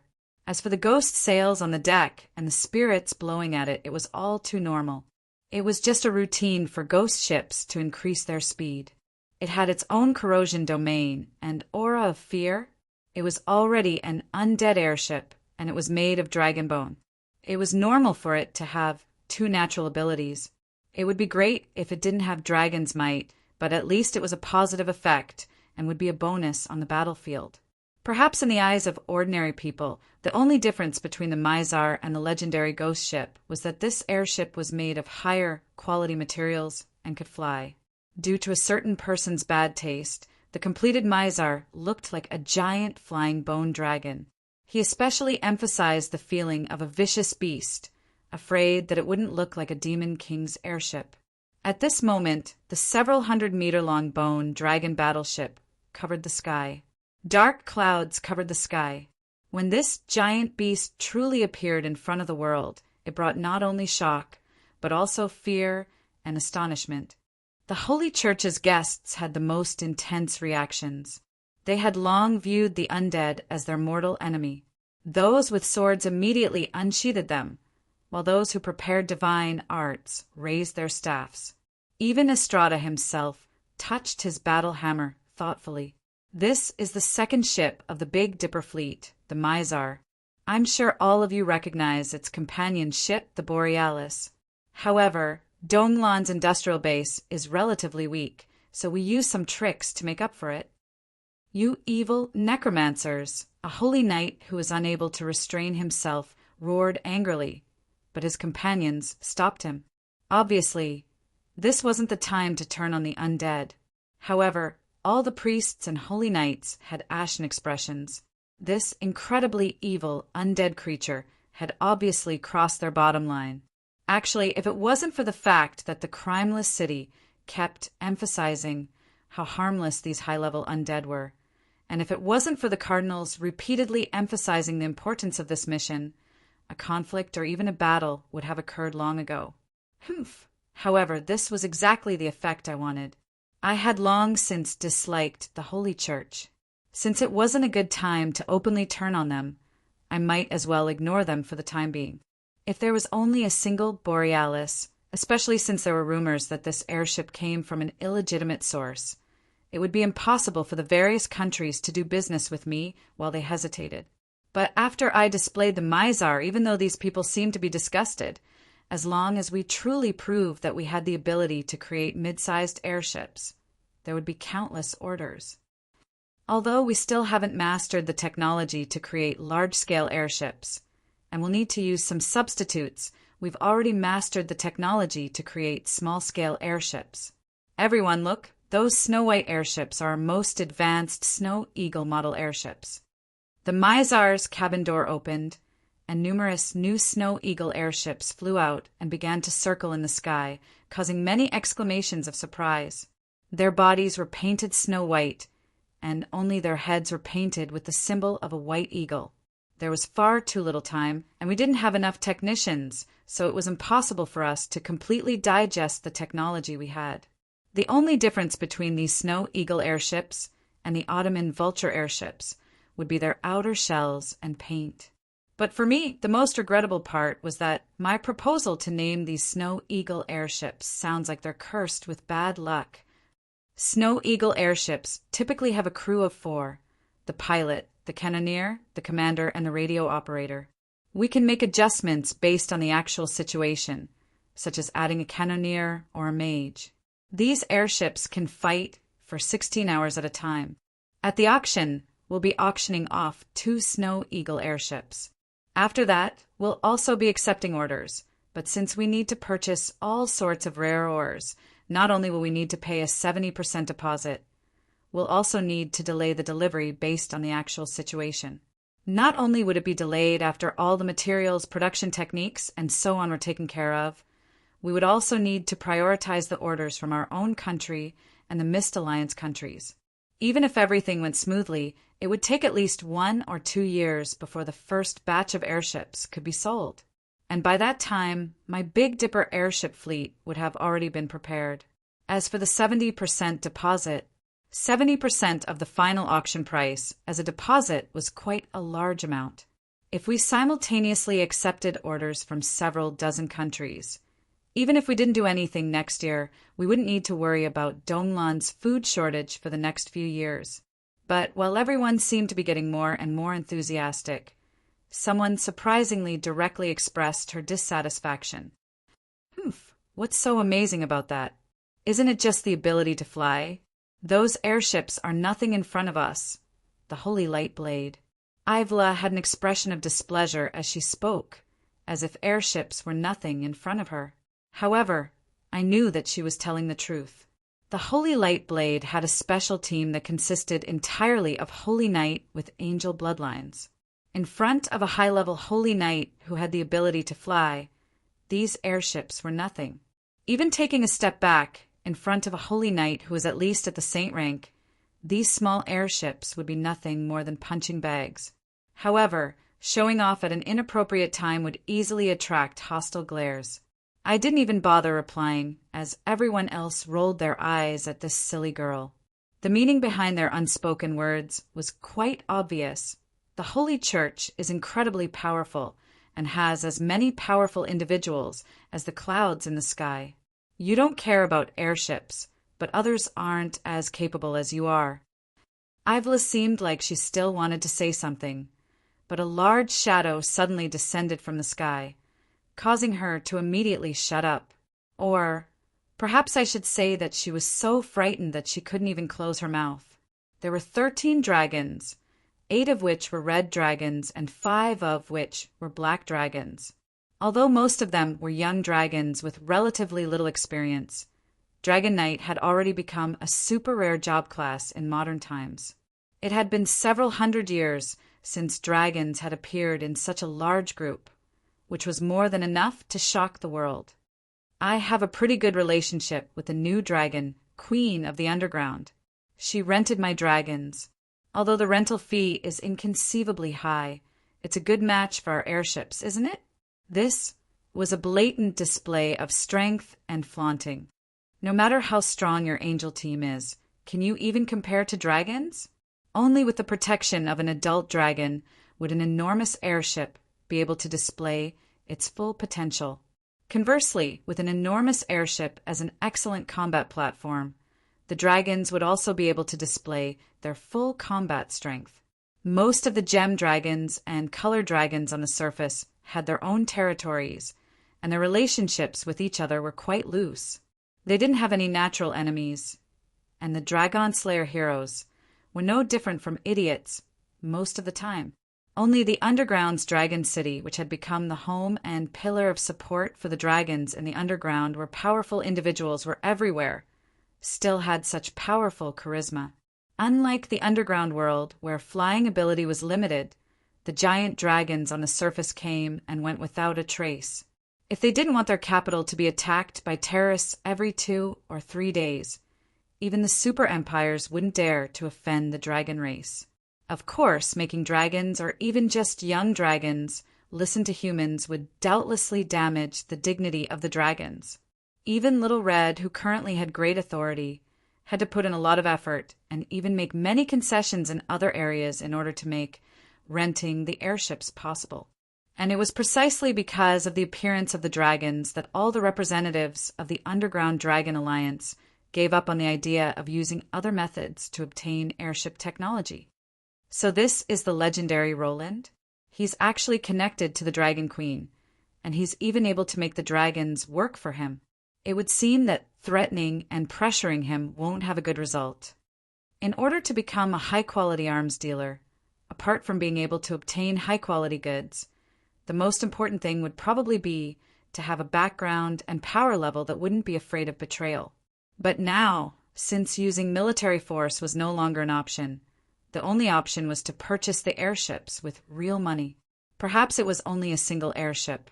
Even if it was impossible to analyze the technology to make it practical, long-term scouting, escorting important personnel, and other strategic abilities would still be difficult to buy. The background was still the airship performance, but everyone's faces had paled. The arrogant and unruly dragons weren't very obedient even under the Dragon Queen's command. They were quite displeased at being stared at by mortals who were making a fuss about nothing. After circling around the airship twice, they left first, but the atmosphere was already heated up. Just how long did you say you'd need to delay the order? Will it be delivered within 3 years? Can we accept a deposit? Considering the relationship between our countries, can we increase the order? We can provide all the materials your country needs at the best price. Your Highness, this seems to be in conflict with our private agreement. If you need gold coins, our Ottoman Empire. So many favorable conditions were offered. This bait was sufficient. They were willing to pay anything in order to purchase an airship. May I ask if it's possible to accept higher-level orders? For example, the Mizar above. Our San Antonio is willing to use technology of the same level in exchange. In fact, some people even had their eyes on the Mizar. But obviously, this directly touched a certain person's bottom line. Isolda, you actually dare to touch the undead's domain. This time it was Cardinal Soros' turn to shout in anger. But San Antonio had already obtained first-hand combat information on the Borealis from Red Maple City. How could they possibly give up on such a powerful national weapon just because of pressure from a cardinal? Cardinal Soros, you misunderstand. What we're looking for is only a large-scale airship. Since you have an objection, let's give up for now. Even though they verbally said that they were giving up, it didn't seem like they were going to openly oppose each other. But judging from their fiery gazes, they had no intention of giving up. They were probably just temporarily refusing to give up on the other party's face, and moving from being in front of the public to behind the scenes. The higher-ups of the Holy Church could naturally tell that the representatives of the Holy Church didn't mean what they said. But what could they do? Not interfering with other countries' internal affairs was a basic rule of the Holy Church. But if they allowed undead technology to spread like this, It would doubtlessly be blasphemy against the teachings of the Holy Light. But since even the true god Wumians had admitted that there were undead here, it would be impossible to use this as an excuse to cause trouble. Roland, you lied to me 2 days ago, which is doubtlessly a type of humiliation. In order to protect my personal honor, I challenge you to a duel. If you lose, give up on spreading such evil technology to the outside world. The white-winged angel Half-Blood stepped forward, intending to use this as an excuse to challenge me. Amongst nobles, it was common for such inexplicable conflicts to occur for the sake of honor and trivial matters. Those who didn't accept it would be looked down upon by the world. However, I only shrugged and smiled as I looked below the stage. Perhaps this action didn't contain any anger, but it was probably even more insulting than looking down on others. My unspoken meaning was quite obvious, and the surrounding audience was even beginning to snicker. Who are you? Do you think you're worthy? Ivla's face was completely red with anger. She was about to immediately attack Estrada, but he stopped her. The strongest holy knight had a bitter smile on his face as he raised his battle hammer, which was surrounded by holy light. Roland, I should be qualified enough. Perhaps it's time for us to settle our old scores today. However, this is only a duel between master and disciple, so don't overdo it. If you lose, please promise to give up on selling the undead airship. This is far too evil. Ivla had imperceptibly helped him out greatly. Roland had been hiding from him for the past few days, and today was the first time they met. There were many things that they could discuss. If it wasn't for this female knight who seemed to be the vanguard, it wouldn't have been appropriate for Estrada to ask for such a duel. For Estrada, spreading undead technology was only a small matter. Protecting the Holy Church's honor was only something he could do in passing. The most important thing was to use this opportunity to figure out Roland's hidden cards and motives. The undead are evil? Who made this rule? The God of Holy Light? Or the Holy Church itself? Chapter 252. The Church of Holy Light and Holy Light had their own merits for being able to reach such a level. The purest light actually represented the purest order.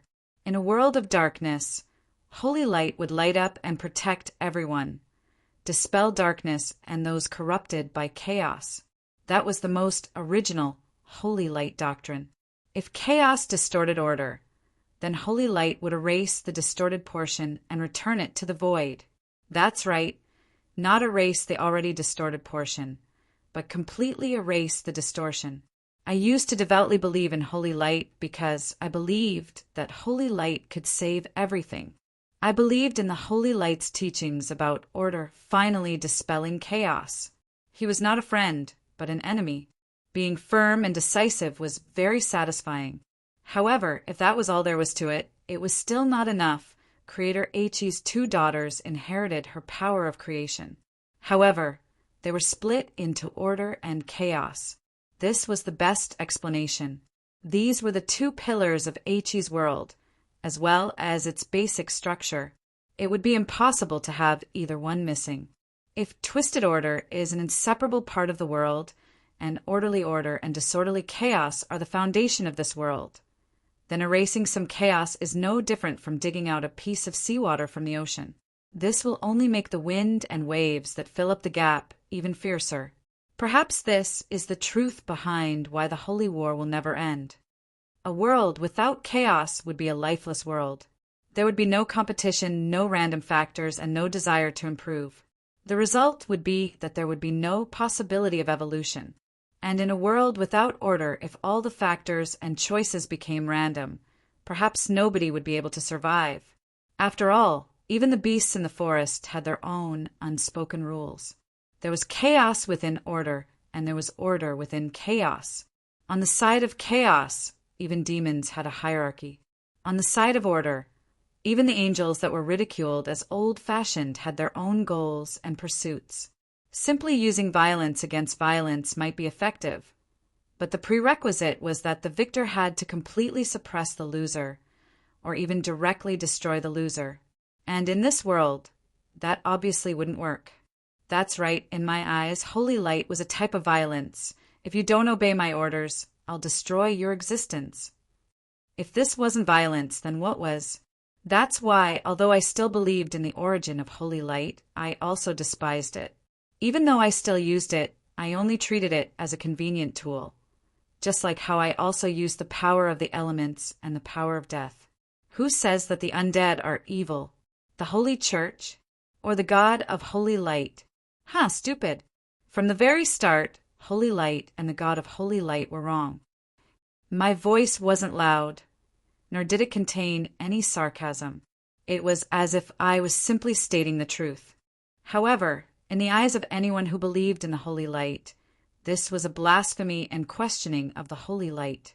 I was definitely a heretic among heretics. Roland, how dare you? Estrada was no longer able to take it any longer. His furious roar created a storm that blew away the clouds. A blinding pillar of light shot into the sky, and his materialized holy light domain suppressed everyone present. The entire ground trembled in fear from Estrada's roar. Perhaps the current Estrada was already the strongest user of holy light in the entire world. In my current state, if I were to fight against an enraged Estrada, it would probably be a single hit from his hammer. However, I laughed so hard that I almost cried. Even if he was ridiculously strong, it wouldn't change the fact that he was an idiot. I'm dying of laughter. What generation is it now? You're actually so stupid. That's why you've always been a pitiful idiot who's been walking around in circles in confusion for your entire life. You've always been driven around by others, and you've only watched tragedy happen one after another.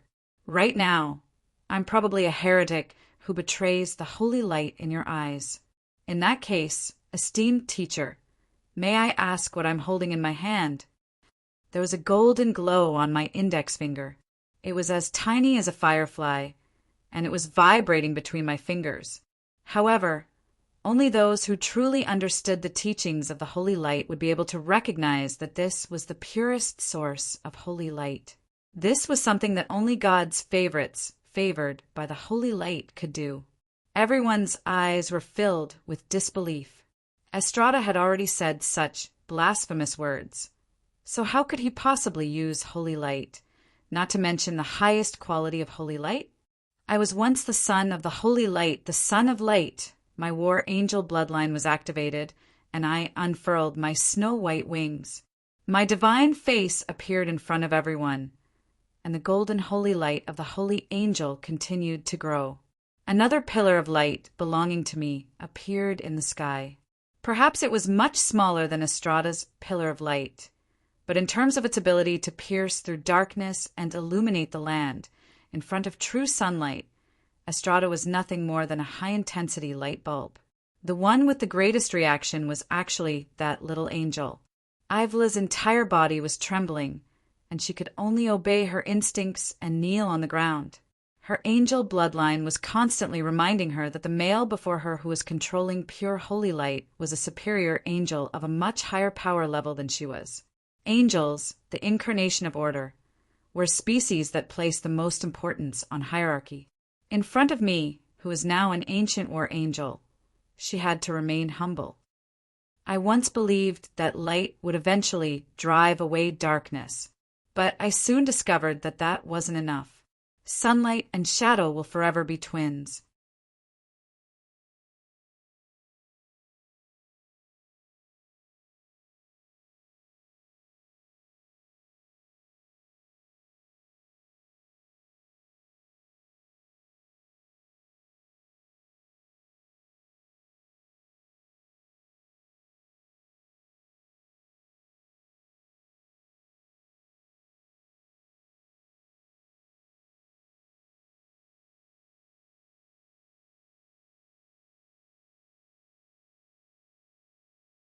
It had only been a few short hours since her faith had been shattered and she had become a fallen angel. Her heart was probably in a mess right now, and she was only following me because she instinctively needed someone to rely on. I had a headache.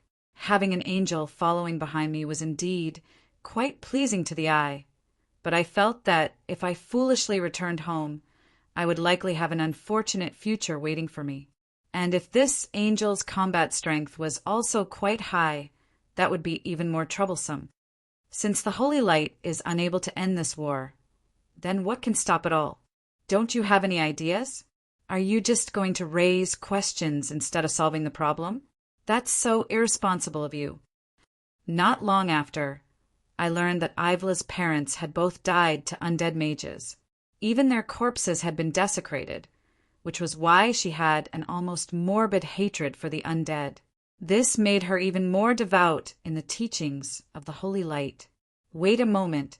I'll give you a recommendation letter when I get back. You can go to Nanxiang and attend classes for 2 months and you'll understand. Dear, we'll even provide you with a job. All right then, nobody laughed at my joke. This angel only had a dark expression as she silently followed me. My schedule today was packed. If she wanted to follow me, then let her. I would simply find a place to give her a recommendation letter. I put on a black cape that I had prepared beforehand and tossed one over to Ivla. In such a chaotic celebration, it would be difficult for me to go anywhere if I used my own appearance. My first stop was the center of the Peace Plaza. Right now, there was a large number of stone monuments there. Every squad that was being inspected would have to pass by this monument and salute. After the military inspection ended, the monument was now filled with onlookers. I only quietly watched for a moment before intending to leave. What are those undead doing? Even though this wasn't Ivla's first time seeing these undead hanging out with the living, and how the living were mortals with no power whatsoever, talking and laughing loudly with their arms around each other's shoulders, Ivla's face was still filled with disbelief. In the center of all the onlookers was a group of high-level undead. Some of them were competing with each other, while others were writing and drawing on the stone monuments as if they were trying to inscribe something onto them. The Soul Comfort Monument records the names of all the brave warriors who died for the country. In the past 300 years, from the Mist Kingdom to Donlan, there have been quite a few of them. In the end, no matter how many you think about, you still haven't figured it all out. However, a voice reminded me of the truth. No, they've already completed their task of remembering. Now, they're trying to inscribe their names onto the monument. They've already fought several dozen battles over who should be inscribed first.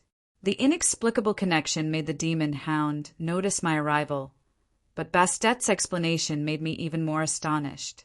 The undead were trying to inscribe their names onto the Soul Comfort Monument. Yep, although it was quite strange, from a certain standpoint, it wasn't wrong. They had indeed died in battle for the sake of their country and their species, so they were definitely heroes. Naturally, they had the right to be inscribed. But as I watched them jumping around, fighting against each other for the sake of having their names placed first, why did I feel so awkward? This was no different from a dead person crawling up from the ground to write their own epitaph. Why didn't they inscribe it earlier? There should still be enough time.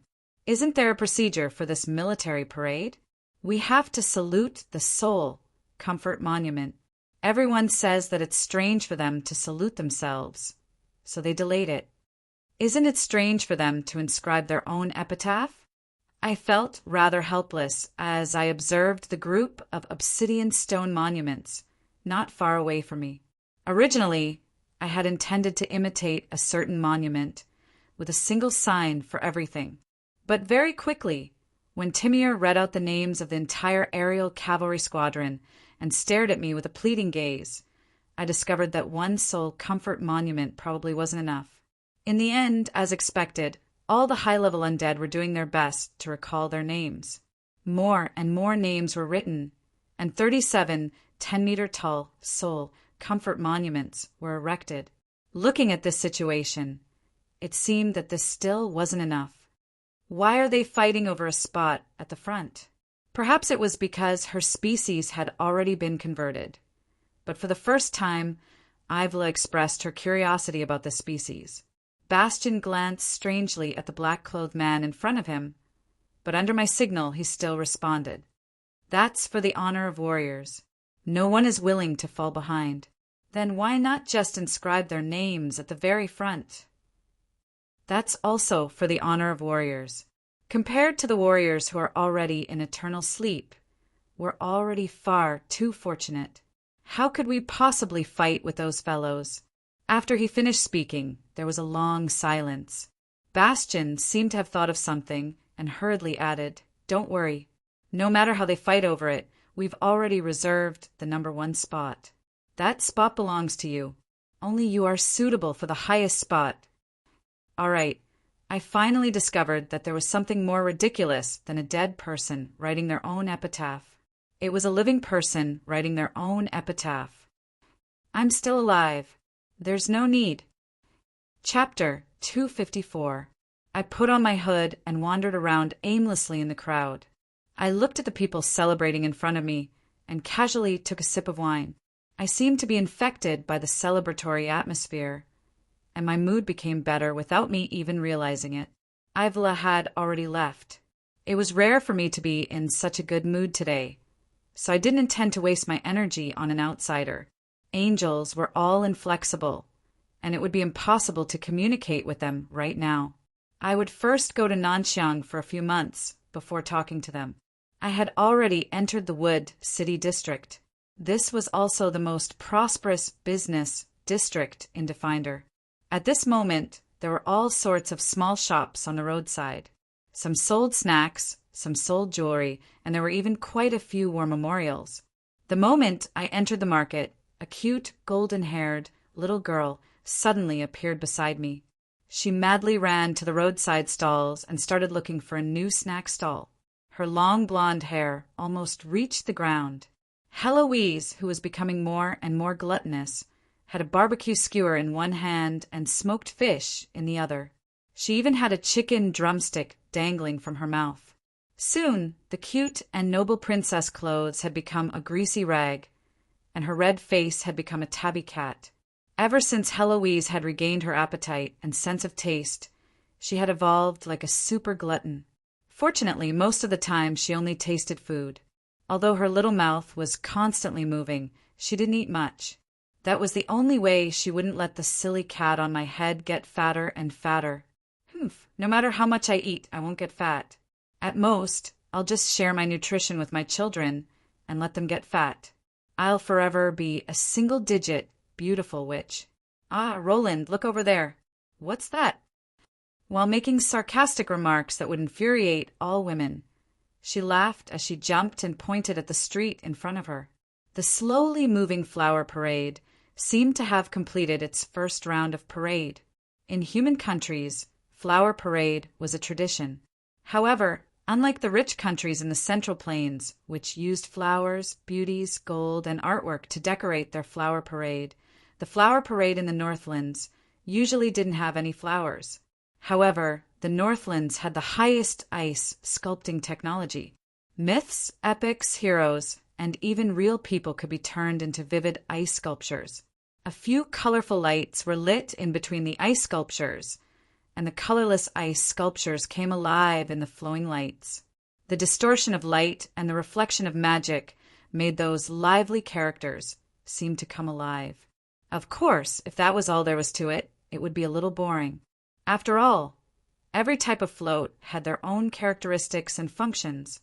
For example, the largest bakery chain in the city, Asa Bakery, used ice sculptures to make all kinds of fancy desserts, which were vivid and attractive.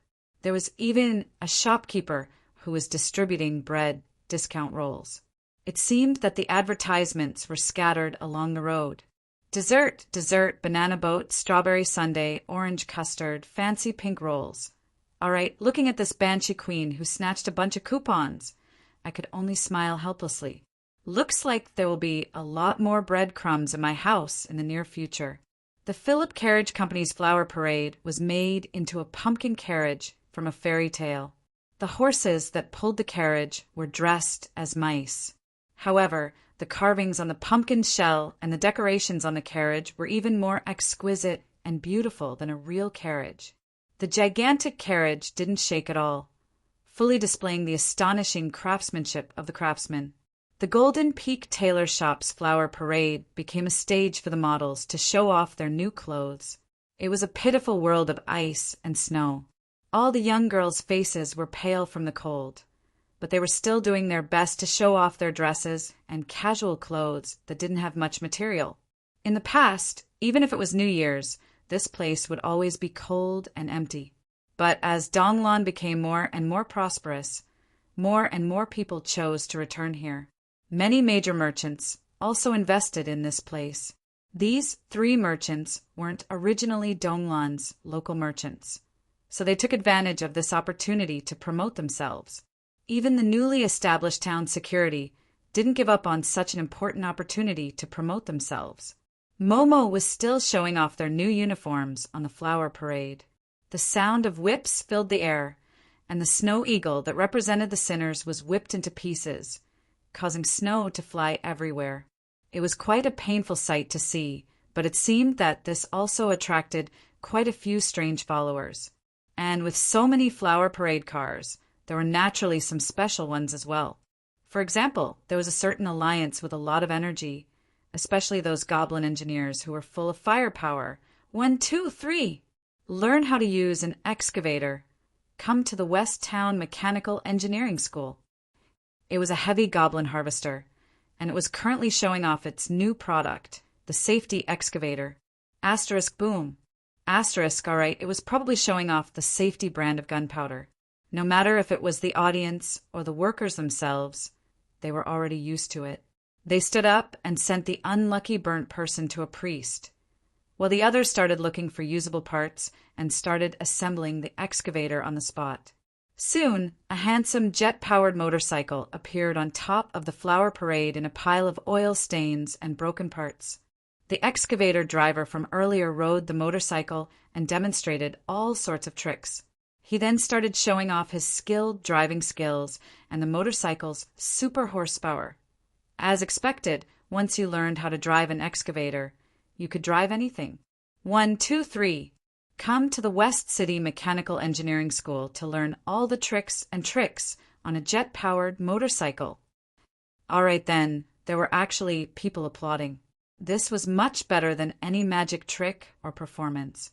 From a certain standpoint, if they didn't have the habit of viewing explosions as a daily occurrence, and most importantly, if they didn't have the vitality of a cockroach, it would be impossible for them to have such high achievements in the field of goblin engineering. In that case, for their persistence and shamelessness, I should give them 32 likes. I'll inform the town security to come and arrest them later. At the very least, their perseverance was quite admirable. You actually dare to come so close? Didn't you hear? Their first performance was a combination of 5 construction machines. When combined, they're even taller than the city walls. Now all that's left from the explosion is the excavator with the right hand. And you actually dare to come so close? Asterisk boom. Asterisk the sound of explosions and flames behind them served as the best evidence for this warm-hearted person. In an instant, everyone retreated in unison, clearing the area around the flower parade car. However, the miraculous scene from earlier replayed itself once again. Even though the excavator had been reduced to dust, the goblin engineers still didn't give up. Amidst the sound of oil and wrenches, a gnome electric saw with clacking gears was the first to be assembled. The gnome driver stood up again and immediately used that clacking saw to cut off a piece of wood. And so, I heard those familiar shouts in unison again. 3, 2, 1. Learn how to cut wood. Come to the West City Mechanical Engineering School. From a gigantic robot to an excavator, then to a motorcycle, and finally to a chainsaw.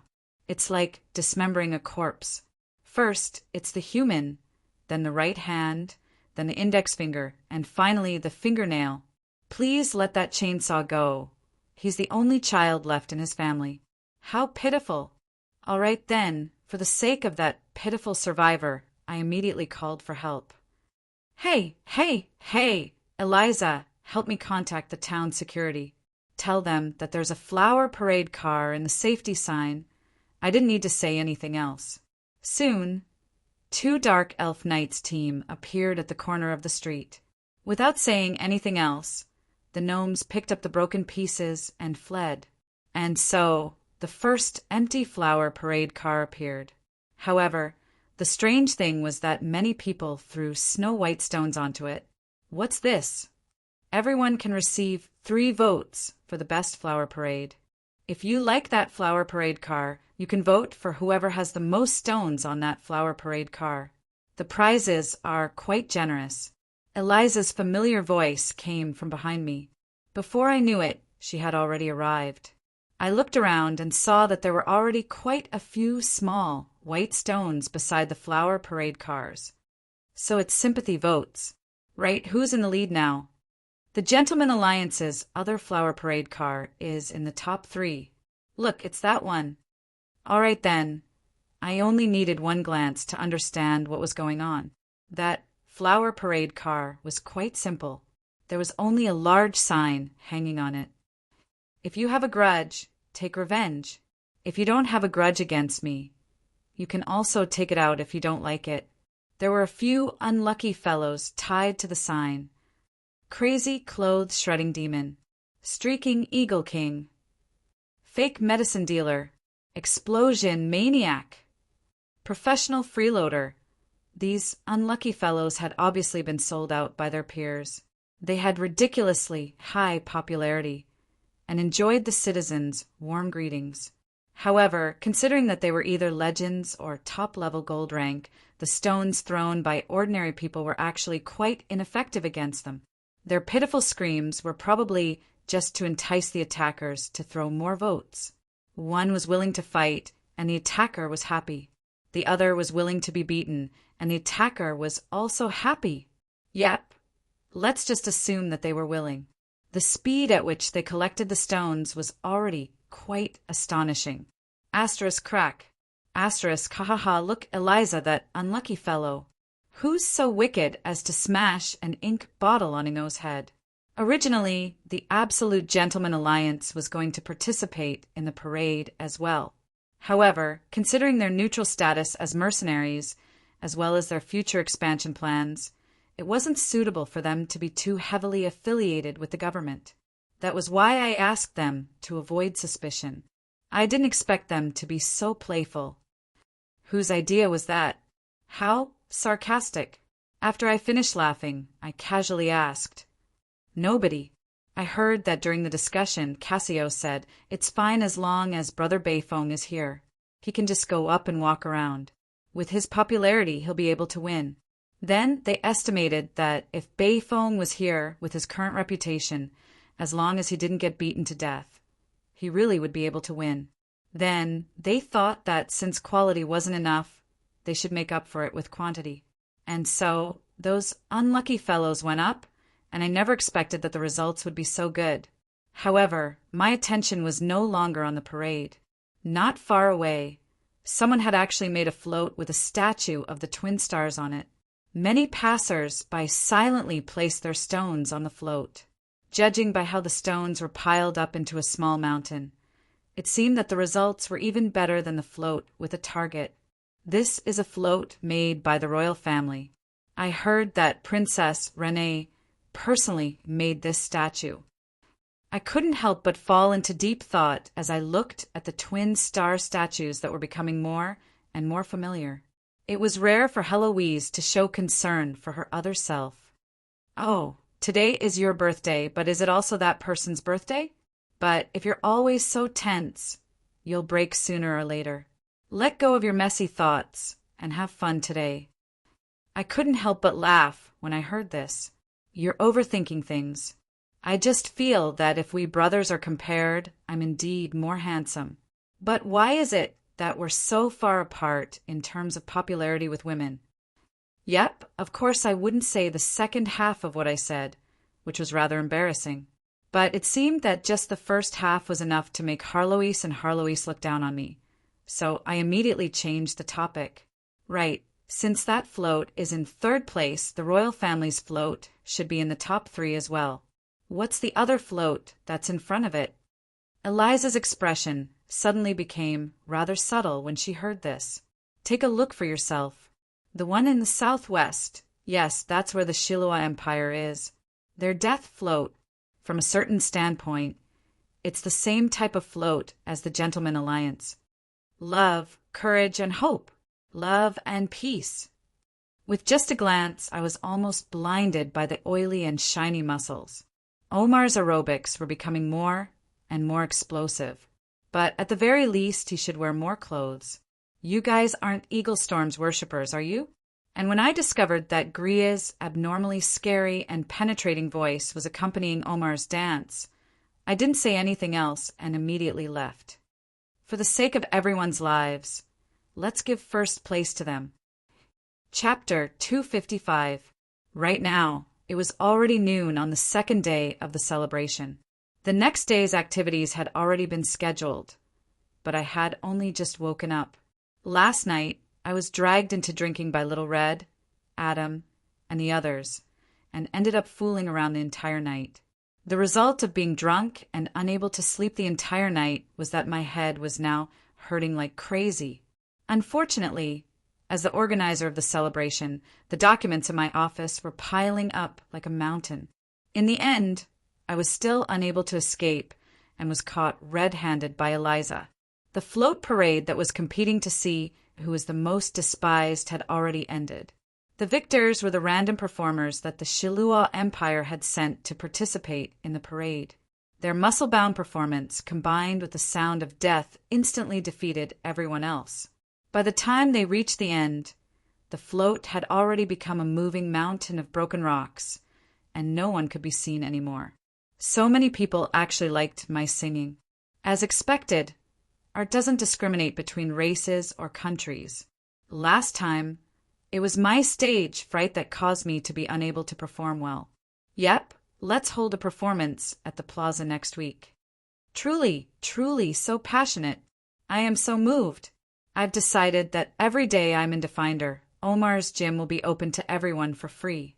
Those who want to learn fitness and square dancing from me, come early tomorrow at 6 in the morning. Let's do it at the Peace Day Plaza. The news spread, and in just one afternoon, the housing prices and rentals around the plaza dropped by a third.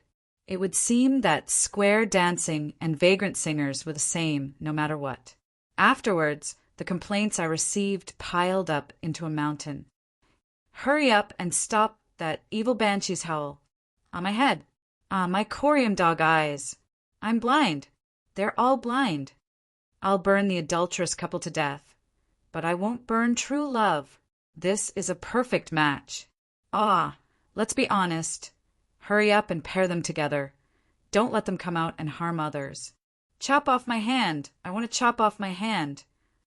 Looks like there's something strange mixed in. Let's not delve into it.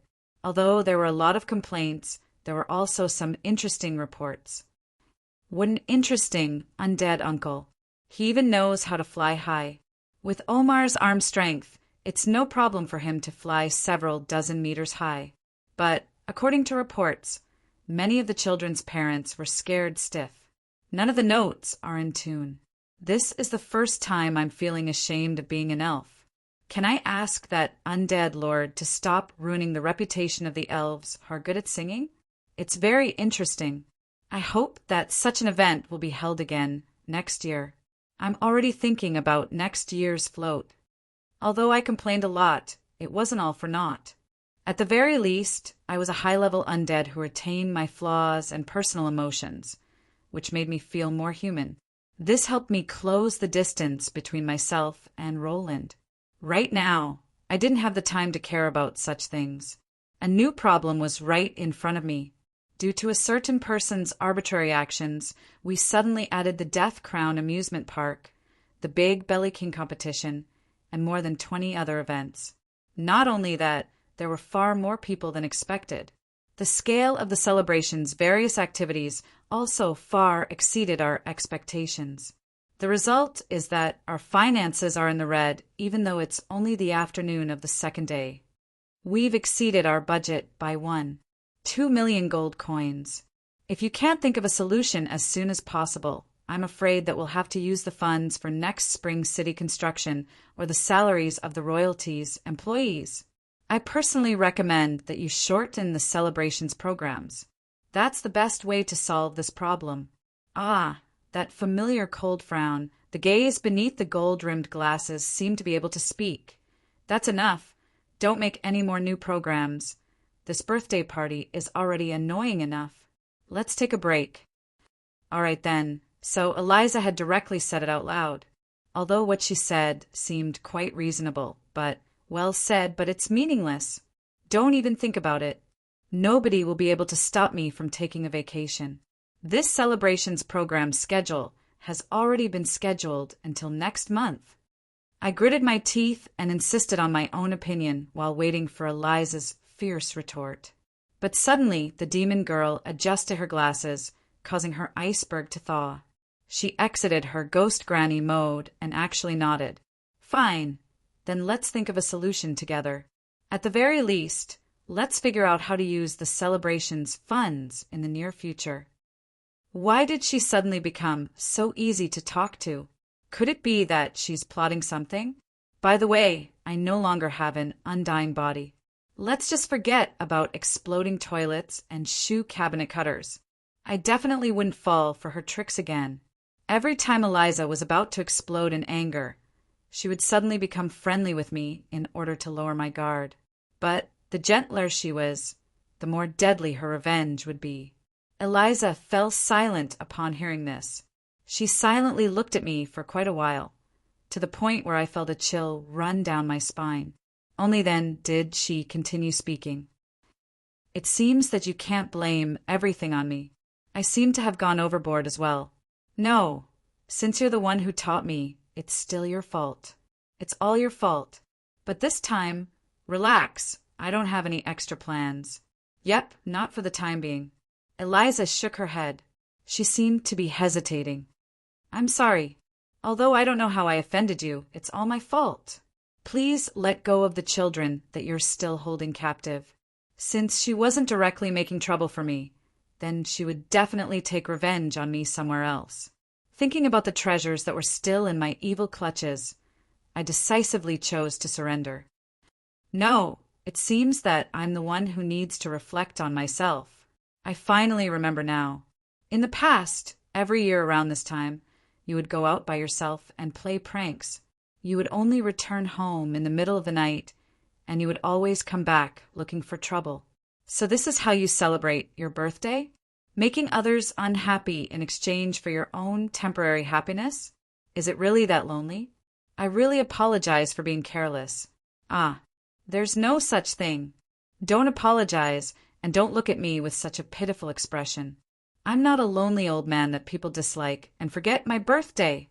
I won't light candles and eat cake by myself. Nor will I vent my anger on others just because everyone forgets my birthday. This time, it was Eliza's turn to be astonished. Her random guess turned out to be true. So it's true. You're so childish. You tricked me. Now that I was in a state of chaos, it was time for me to calm down. Lacking money would be a huge problem. How about I try to extort some money from the Holy Church? No matter what, I'm allies with their boss, and he even gave me the title of saint. It shouldn't be too difficult to exchange for some money, right? Do you really not know, or are you pretending not to know? Your current reputation among the Holy Church's job class has reached a certain level. Just go to any holy church and say that Roland is here, and more than 10 priests and Holy Knight will jump out to beat you up. Besides, the fact that you rejected the Holy Church's title of saint has already spread throughout the entire city. Most people say that you don't know what's good for you and that you wasted such a good opportunity. As Eliza spoke, she nodded in satisfaction. It was evident that Eliza was one of the many people who felt that it would be much more convenient for her if she had the title of saint. However, it was evident that Roland was a rather cool-headed person most of the time. He would immediately overheat the moment he met the Holy Church. It was difficult to take back a decision that had already been made. The past was meaningless. It was better to look forward. And so Eliza spoke. But some people admire your courage for daring to humiliate the Holy Church. You're going to go look for them at this time? Do you intend to lower your head and admit your mistakes, or continue to provoke them? If it's the former, we all know about your shameless habits, so please stop trying to lower your limits. If it's the latter, you might as well just start a war. So, you're still going to cause trouble. I opened my mouth, but didn't say anything in the end. If I could earn money by lowering my head, then there was no harm in doing so.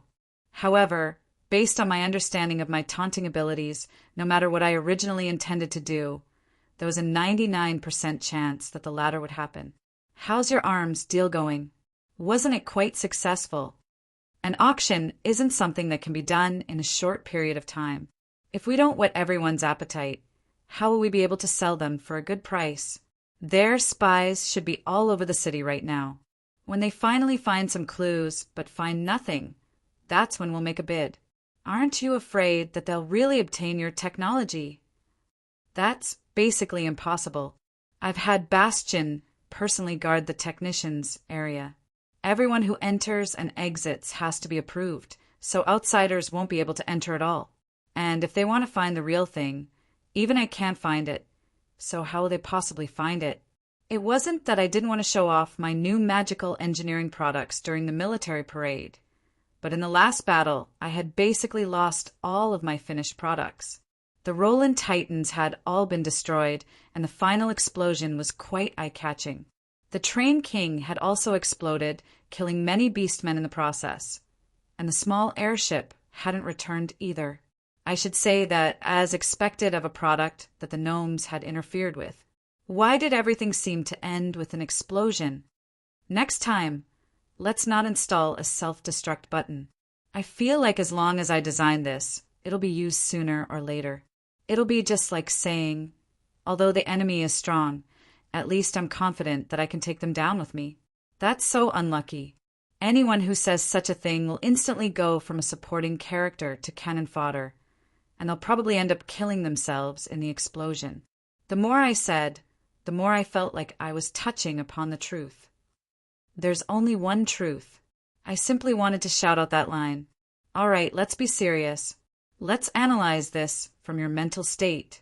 There's a red button placed in front of you every day, and even though there's an arrow telling you not to press it, the more you don't want to press it, the more you want to press it. In the end, you don't have a chance, and you can't resist the temptation. Do you press it, or do you press it with both hands, or do you forcefully press it with both hands? Please don't compare your habitual weakness to those brave warriors who sacrifice themselves for justice. If those engineers and pilots who are currently working overtime heard what you said, they'd definitely all go on strike. At that time, you'd even have to ask for a raise and keep them, which would be so troublesome. Right? Where's my salary? I don't think I've ever received a salary from you. A good boss would have to get used to acting dumb about unimportant things. At the very least, they would have to get used to ignoring their subordinates' complaints and emotions. And so I took a sip of tea and looked outside. Eliza, your red tea is getting better and better. The weather today is quite nice. Thank you for your praise. But that's green tea I specially prepared for you, and the weather isn't nice at all. It's raining and snowing outside. Even if you're just being perfunctory, please show some sincerity. We both knew that since we couldn't solve it right now, let's just leave it for now. Oh, I remember now. Adam said he was going to play tennis today. It should be almost time, so we should hurry up and head out. Is it the killer tennis tournament that you've already arranged a partner for? I heard that your partner is a beauty who admires you. She even said that her measurements are 110, 80,100, and she has a big butt and a tall figure. She is far better than me in all aspects. I'm just a flat plate. All right, I faintly understood why I was dragged out of bed in the morning. The familiar cold glint in her eyes clearly indicated that someone was already on the verge of going berserk. Cough, cough, don't speak nonsense. How could that be? I'm a good person. So how could I possibly know who's spreading rumors? It's definitely a bastard who likes to lie. Yep, bastard. You drank too much yesterday and even bragged about it for half the night. You don't remember anything at all? Roland, your luck with women isn't bad. I opened my mouth wide, but when I remembered the description that Adam gave me yesterday, How could I let go of such a good opportunity? Thus, in the next moment, I suddenly stood up, gulped down the black tea, turned around, and ran. Even if I have to die, I have to play to my heart's content before dying. I'm going out. Don't wait for me for dinner tonight. Seeing that Eliza didn't follow, I let out a sigh of relief. But Eliza already revealed a cold smile behind my back. Humph, as expected, you didn't wake up. You drank too much yesterday, to the point that you're stupid enough to even believe Adam's words. You guys can just screw each other to death. Very quickly, I met the legendary beauty on the newly built tennis court. Adam, is this the beauty you were talking about? Of course, look at that face, an oval face, small red lips, delicate and picturesque. Of course she's a beauty. Big, and a tall figure? Of course, look at those curves, the front and the back. Look at those muscles, they're so bouncy, they're so perfect. Look at those bulging chest muscles. It's a perfect figure that can only be found in a sculpture. All right, I more or less understood. I was screwed over by this bastard again. Little Red, who was beside me, was laughing so hard that she was bending over. Even Marguerite was looking at me with a smile that didn't seem like a smile. Just continue making things up. Admire me? Of course. Is there a son who doesn't admire his father? Yep. I forgot to tell you that it's him, not her. Yep. The beauty in front of me was the current ruler of Shiloah, but at this moment he was wearing a rather ridiculous white miniskirt and was curiously playing with a tennis racket. Seeing that I had arrived, he was delighted, but then he calmed down. Father, I've long wanted to find a chance to talk to you alone, not only about Shiloah, but also about the death plane. Chapter 256. While Roland was worrying about how to communicate with his own child, someone else was thinking about the past. Hey, Heloise, do you know how Roland would have responded? That time when we forced him into a corner on stage. If it wasn't for Little Red helping him out, how would he have responded? How would I know? I don't believe that he'll be able to hide the telepathic connection between his magical pet and its master. If you tell me, I'll guarantee that I'll give you 100 free shopping vouchers, and you'll be able to eat to your heart's content at every gourmet restaurant. Also, I'll give you 3 months' worth of special desserts made by the head chef. If you want, I'll even give you a cat teaser stick, a ball of yarn, and cat litter. What do you take me for? I don't want cat litter, but I want special candies and desserts. I want special desserts made by the head chef Meow. Would he accept the cat teaser stick and ball of yarn just like that? Elisa was speechless as she looked at the black cat that was licking its front paws. The saying that the physical body would affect the soul did make sense, but to be able to raise the lonely and arrogant banshee queen into a house cat, I'm afraid that I'm the only one who could do it. However, one should never count on a pet cat's loyalty. With enough temptation, these elegant little furry cuties would have no side at all. They would unhesitatingly forget about their former master in front of a large amount of canned cat food. Meow. Actually, I think it's better that you don't know. Or perhaps I should say that you've already guessed it. So it's the answer after all. Yep, he was originally going to choose you, but Amelia probably did something that changed the words he was about to say. Everyone here is my most trusted companion, my closest family, and I don't like any of you. Which one do you think is easier to accept? There's nothing hard to accept. I already expected it. It'll be the same result as 2 years ago. I've already lived together with Roland for over 100 years, so how could I not know what his personality is like? She coldly said that she didn't care, but her tears uncontrollably flowed down her cheeks. It would seem that being logical was one thing, but Eliza's heart was unable to accept it. The furious young girl gently caressed the magical ruby in her hand. A fire was lit in a faraway storage room, and some precious books were burned to nothingness. If a certain someone knew about this, he would probably also cry tears of regret. No, those children are innocent. Well, it seemed like someone's wailing had transcended the limits of time and space. Sure enough, he's right. When you're unhappy, make others unhappy as well. Sharing the burden will make you feel better. She gently wiped away her tears and put on her glasses again. The forever calm Eliza, Sama had returned. Only, not making any progress to speak of was far from the worst result. Wasn't it just wasting time? Who was scared of who? The time of an undying being was long enough. Marguerite spent more than 100 years, so he would just spend 200. Isn't it just 200 years? This old lady is waiting. I should say that they are truly worthy of being Adam's brothers, that one is stubborn and stubborn, while this one is a blockhead who can't see the light of day. Listening to Eliza's resentment, Heloise transformed into her human form and casually took out a lollipop from her pocket. She seemed to be a little hesitant, but she still said it in the end. Eliza, what do you think a demigod is? Below the gods, mortals are the strongest. What an interesting saying. Roland must have taught you this. There's no need to refute me. I don't think you can answer this question.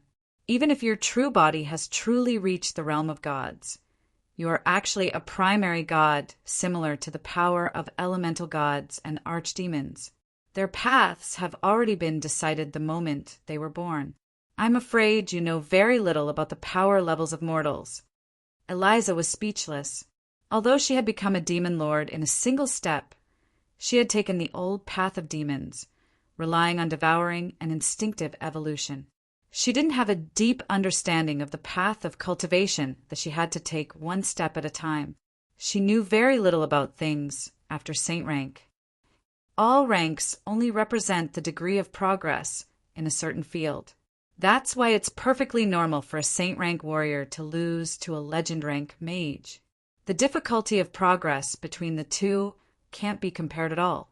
It's also perfectly normal for a saint rank dragon to defeat a human who had just reached the level of demigod. They walked in two different directions from the very beginning. As for demigods, after pausing for a moment, Heloise finally spoke. The concept of demigods doesn't exist in the first place. It can be said that there are no demigods in this world. Although she said something that might cause controversy, Eliza nodded. After all, Roland had said something similar before. Every rank has its own characteristics. The gold rank is about finding your own path. The legend rank is about carving your own path into a soul imprint. The saint rank represents breaking away from the limits of mortals and connecting your soul imprint to the world. You can begin to change the world around you. The best of them can even form their own small world, soul world. Although she didn't know why Heloise would mention this, Eliza had heard Roland mention this before. That was why she only listened quietly. Above the saint rank is the so-called myth rank. At this rank, they've already figured out the existence of the concept of existence from their soul imprint and integrated it into their own development. The concept of existence is rather difficult to understand. However, you can understand it as a natural talent ability that allows you to have absolute control over fire. It's an improved version of your soul imprint, but it's more convenient to use and transform it into actual combat strength. Some individuals attach their concept of existence to their physical bodies, transforming their physical bodies into their own independent small world that won't be destroyed for tens of thousands of years. Adam is such an individual. Some use their soul world to corrode reality, turning the fake into reality. Roland is such an individual. Some even directly materialize their soul world, transforming it into their own indestructible divine weapon. That's how many legend-ranked and myth-ranked divine weapons were created. Actually, in order to better research and control their own concept of existence, most myth-ranked individuals would materialize their concept.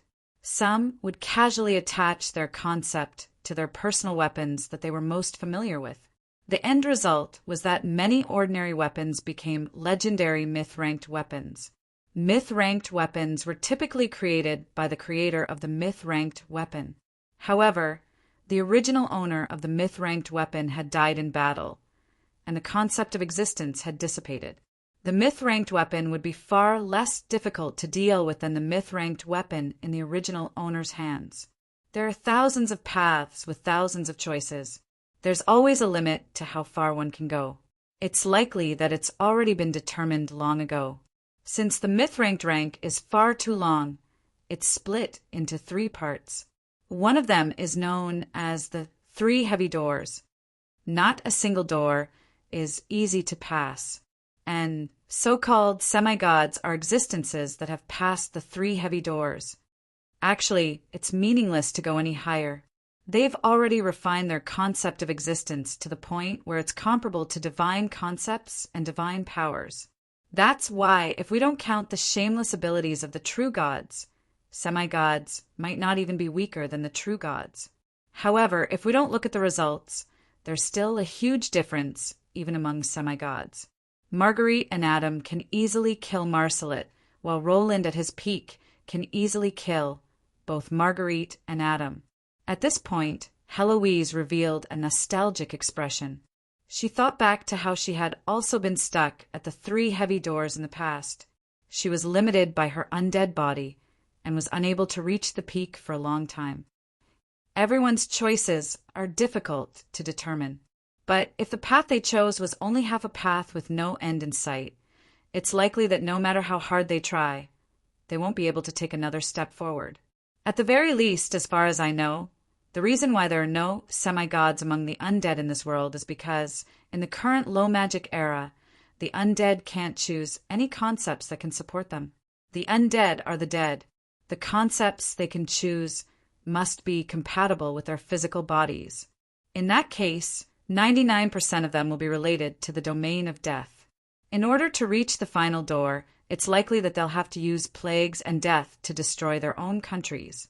They'll have to use countless corpses to test their own path and create their own myth or legend. Eliza nodded. In the records of the Chaos Abyss, the birth of the immemorial undead emperors also represented an endless undead calamity. But right now, it's relatively peaceful. If anyone dares to do such a thing, the gods will probably come directly to you for a chat. Plus, the low magic era has created a long period of growth. It's always been common knowledge that there are no undead emperors in recent times. But there's always an exception to everything. There's one person who managed to find a way out from a dead end. Should I say that it was to be expected of Heloise, the omniscient one? Well, everyone treated it as common knowledge that it was impossible for the undead to become semi-gods. Heloise had discovered the reason why it was impossible. Is it Roland? But didn't he use that so-called system to cheat? Haha, that's something you don't know about. I've interacted with that system before. It's similar to the wishing spell, a pure equivalent exchange. It has to follow the laws of causality, and everything it does has to be within the natural laws of the world. You can completely view it as Roland's personal natural talent. If Roland didn't have a semi-god's foundational power, he would have instantly fallen off the moment he reached that level. It's probably because he's so reliant on his system that he doesn't even understand his own concept of existence. Before, I was quite curious as to how he managed to reach such a level without even knowing it. But when I saw the existence of that world of ice and snow, I discovered that his concept of existence was a concept that had never existed in this world before creation. Upon hearing this, Eliza came to a sudden realization. As the pursuers of the truth of the world, mages would need to learn and master magical knowledge and formulas in order to improve their own power levels. They would need to research new things and make progress in their own field of research. A top-level archmage would be an expert in their own field of research. His elemental perception is in the negative. Although his undead magic isn't bad, the amount of time he needs to learn is only so. If he only relied on that, he would at most be a saint rank. What he should truly be proud of is the miraculous field that he created from nothing, undead construction. He used this ability to break through the 3 great doors and reach semi-god. The 7 deadly sins, that's right, the 7 deadly sins are the most perfect undead creations. They have their own sense of self and are independent existences. They even have the desires of the living.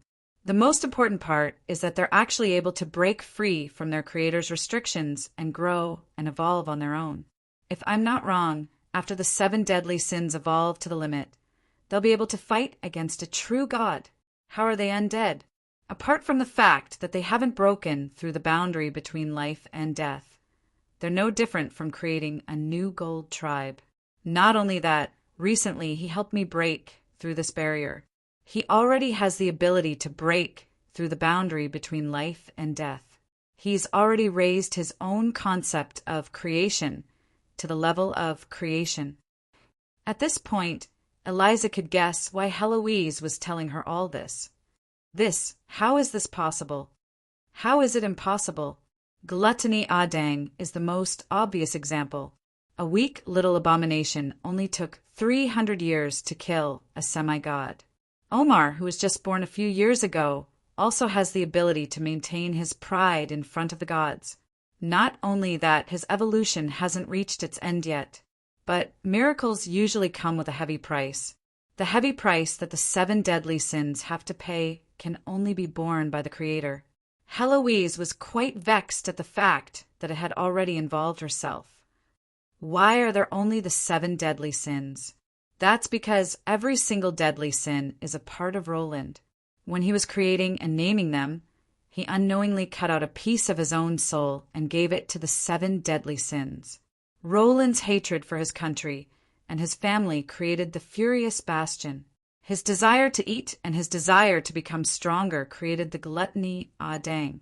His desire for order and power created the supreme undead king Omar. Eliza revealed a contemplative expression. Finally, under the reality that was gradually being verified, she could only nod her head helplessly.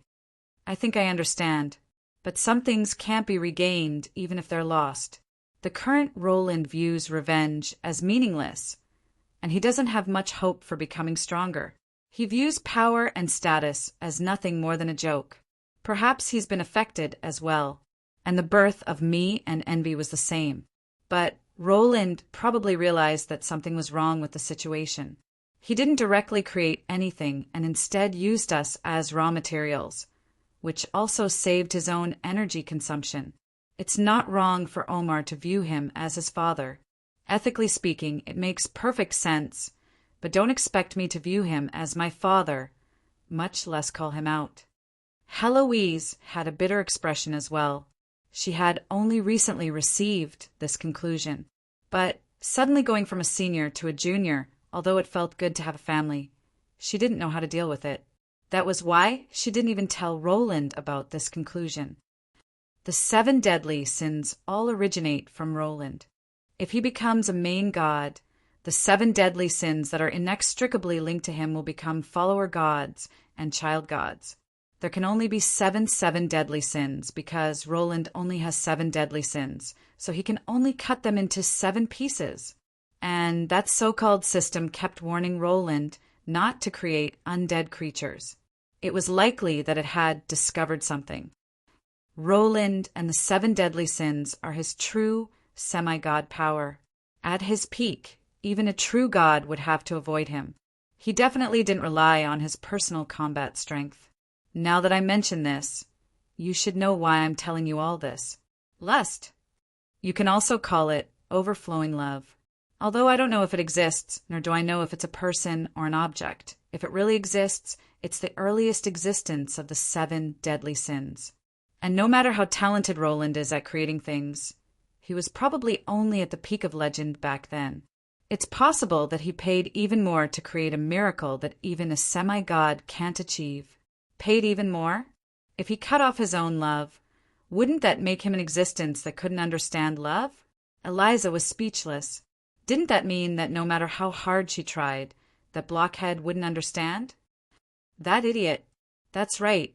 Apart from idiot, how else could she describe him? In a way, this was the result of a standard mage experiment. Although he obtained the desired result, he had unknowingly paid several times more than he gained. This was yet another and profitable transaction. Can it be fixed? Personally, I think it's possible. I can faintly sense the connection between us. As long as the 7 deadly sins are by his side, they'll instinctively return the excess sins and emotions to him, making his personality more normal and stable. And I heard some news that he had a lover in his second life. Eliza was so shocked that she opened her mouth wide. Why didn't Roland mention anything about this at all? If it was true, he would have bragged about it to everyone long ago. I learned about it from Amelia. She only heard about it at the time, and it seems that they broke up in the end. It's also said that his second death had something to do with it. But I also indirectly mentioned it to Roland, but he doesn't seem to remember anything at all. Even his library of memories doesn't have any records of it. I'm afraid that he sealed his memories and feelings when he was creating this thing. It's also possible that he created things in order to forget about his past. If that was an incredibly failed first love, I think that idiot could have done it. It's also possible that he thought that love would distract him from his desire for revenge and motivation to move forward. She stared at each other, and finally, she could only sigh helplessly. That idiot is practically incurable. That idiot is so worrisome. Chapter 257. Truly insane people will never know that they're insane. Rather than believing that they're the only abnormal one, they'd rather believe that the entire world has gone insane and that they're the only normal person. By Roland. In the royal palace, formal negotiations with the Shillua Empire's envoy were ongoing. However, the most important matters would have to be discussed in private. Countless trivial details and underhanded deals had to be arranged under the cover of night. The Shillua Empire was the only undead country in the world. Joining the Mist Alliance was already expected, but it would be meaningless if it was only in name. The alliance would deepen the relationship between the two countries, but how to deepen it, and how to deepen it, all the complicated details would have to be discussed in person by the core members of both countries. Business, trade, diplomatic, military, and more than 30 other agreements had been signed. And this was only the beginning. Without all sorts of convenient and regular channels of communication, without everyone being united, how could it possibly be called an alliance? The future Mist Alliance would be incredibly large, but that didn't mean that all the allied countries would be united in every situation. After all, every country would have their own reasons for wanting to join the Mist Alliance. In the end, the power to speak would still be in the hands of the allied countries. Just like in other worlds, in the X-Alliance and X-Alliance, even if the rules stated that all countries were equal, regardless of size, the true power to speak would always be in the hands of 1 or 2 countries. In my mind, since I was destined to find allies, then the Shillua Empire would probably be the most trustworthy ally apart from the Sluer Kingdom and the Donglan Principality. Yes, I didn't have much confidence in the human kingdoms in the Northlands. Species with short lifespans had short lifespans, and the rapid change in the throne was one of the reasons. But the worst part was that the human kingdoms themselves were fickle and that some nobles and royalty had no bottom line. This time, I wasn't just representing East Mist. I was also representing Sluer, or perhaps I could even say the entire people of the Mist. The final goal of all these alliances was to reach an agreement with the Mega Empire Shillua in all aspects. This would allow me to form a small alliance within the Mist Alliance that would have the right to speak. In that case, after I return, the entire Shillua Empire will announce that Wumien's church is the national religion. Undead can worship a god and even receive God's blessing? Will there really be an undead holy knight in the future? That's so strange. Cough. I coughed lightly in displeasure. What's wrong with the holy knight? Am I being shot while lying down? I'm sorry, Your Majesty. It's not that I have anything against you. Lionheart didn't know whether to laugh or cry as he shook his head. He was the main negotiator for the Shillua Empire on this matter. As for Omar, after playing for a while, he got bored and fell asleep on his own. He hugged his teddy bear and slept soundly. Omar has been having a lot of fun these past few days. By the way, Your Majesty, are you not intending to come back? If you retake the throne, Omar will probably listen to you obediently. I'm not interested. I'm a living person now. How can I rule the kingdom of the dead? Besides, with you guys around, there's no need for me to go through so much trouble. Yes, I'm a living person. Even if there's an epitaph and a monument, I'm still a living person. Then, let's move on to the next item. Regarding the disposal of the slaves, due to our special relationship, we were one big family, and the Shillua Empire's unique political system, 100% dictatorship. As long as we came to an agreement, this matter was basically settled. The negotiations went so smoothly that it was as if we were having a casual conversation during a normal meal. However, even if we came to an agreement, it would still be quite troublesome to actually do it.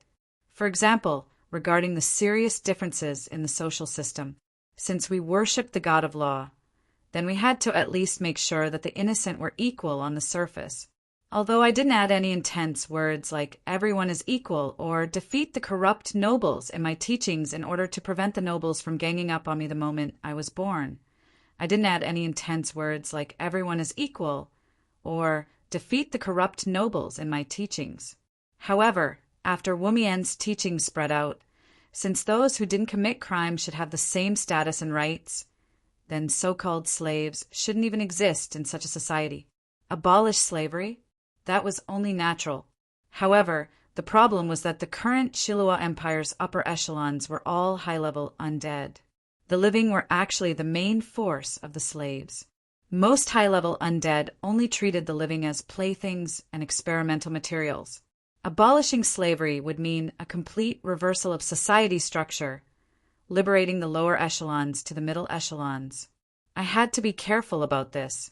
The great majority of high-level undead weren't like my knight or the 4 heavenly kings before me. From a certain standpoint, the Holy Church's words were correct. Causing death and suffering for the living was a rare form of entertainment for the undead. It was the undead's nature to enjoy watching others suffer. And even the most ancient and undying high-level undead treated torturing the living and souls as an art. They enjoyed the pleasure of torturing their souls. Trying to change their views would be no different than killing them again. However, it was precisely because this was a purely authoritarian society that some things were easier to do. Then let's split them up. You all have time on your hands anyways, so take your time. Of course, if they still can't coexist in the end, let's have them become cannon fodder.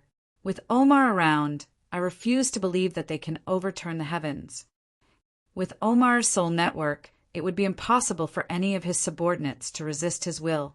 Back in the day, I had considered how difficult it would be to deal with even the undead lords, and that the new Shillua Empire would need to have complete centralization of power. In that case, my successor would need to be a perfect autocratic ruler. Omar, who had been created with such a goal, placed too much emphasis on his natural talents. But later, the situation and mindset changed, and I felt that that wasn't the most suitable path for me. Omar was even more likely to be a sensitive newborn who discovered that his father hated him, which was why he started a riot. The ironic part was that after all these changes, everything returned to the starting point. It was still this young ruler who ascended to the throne. In the end, I would still have to rely on his power to realize what I wanted. When I thought about this and looked at the big child who was drooling on the table, I felt that I should treat him slightly better in the future. Ah, father, why are you so thin and weak? Didn't you eat properly? Come, Omar, let's work out together. 1, 2, little apple. All right then. His sleep-talking caused me to retract my rare kindness. I really wanted to knock him awake with a brick. I had had enough of square dancing and divine music. There would be no end to this. I did my best to focus on the important matters at hand. Now then, the next problem is the issue of communication between the two countries. Besides, it wasn't just the difference in social systems that would easily cause problems. If we wanted to form a substantial alliance, our geographical situation wasn't ideal. Previously, we were too far away from each other, and it was inconvenient for us to communicate with each other. However, I already had a solution to this problem. How's the progress on the greedy wolves? Lionheart was quite excited when I mentioned the greedy wolves. After seeing that gigantic war beast that would mark the end of its era, he admired the person before him more and more. Unknowingly, Roland was also leading the way in this era. I had just received news from my home country that with Mizar's technology and the abundant resources available in our country, the greedy wolves should be able to complete its main structure within 3 months if we successfully break through the technical difficulties. The outer shell and main weapons should be completed within 6 months, and it should be ready for its first flight within a year. Perhaps it was due to the influence of the great ocean battles back on Earth. But even though airships in this world were still mainly used to transport soldiers, I still favored airships. In my mind, a single airship wouldn't have much meaning. If I didn't create a sufficient number of functional airships to form an airship fleet, the true trump card of the NV Borealis wouldn't be able to be used. The Big Dipper airship fleet was the future #1 airship fleet of Donglan and even the Mist Alliance. Its flagship was the Borealis, and its fleet consisted of 7 mega airships named after the 7 stars of the Big Dipper. Greedy wolves, Mizar, Lutsuin, Winsu, Liansu, Wutsu, and Destruction.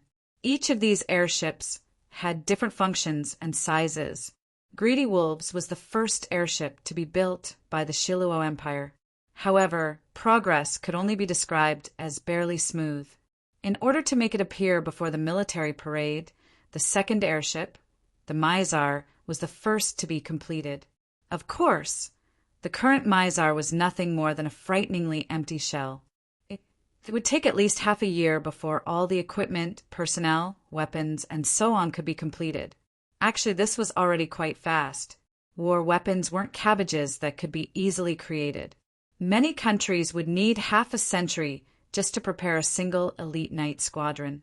What? The Borealis could be used as soon as it was built? The Åland Empire had once brought a quasi-mega battleship. After several generations of painstaking effort, the only thing left was that mega battleship. The weapons, equipment, personnel, command system, and hull modules were all ready-made. Not to mention, Envy's undead transformation had all increased the capabilities of the mega battleship, giving it life. By the time I received the airship, it was already more than 90% complete. All that was left was to add more people so that these newbies would become more and more familiar with the airship's commands. Yep, although this sounded quite awkward, the airship's understanding of its own physical body far surpassed that of any engineer. It would be strange if it wasn't fast. And now, it was the second and third airship. Although we had the technology, it was still far from being ready. We could only keep moving forward as we explored. The first flight can be completed within a year? That's already faster than expected. Yep, then we'll start designing the Lutsuin and Winsu airships. I'll leave the Wutsu and Lianjin airships to you. Let's leave the vanquishing army for now. The entire airship fleet should have combat strength within 3 years. Yep, as long as no major changes occur, this mission should be completed.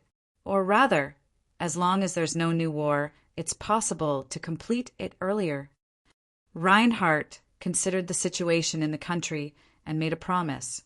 In that case, the Mizar will temporarily travel between Definder and Shiluo, while the Borealis will be used for inland transportation.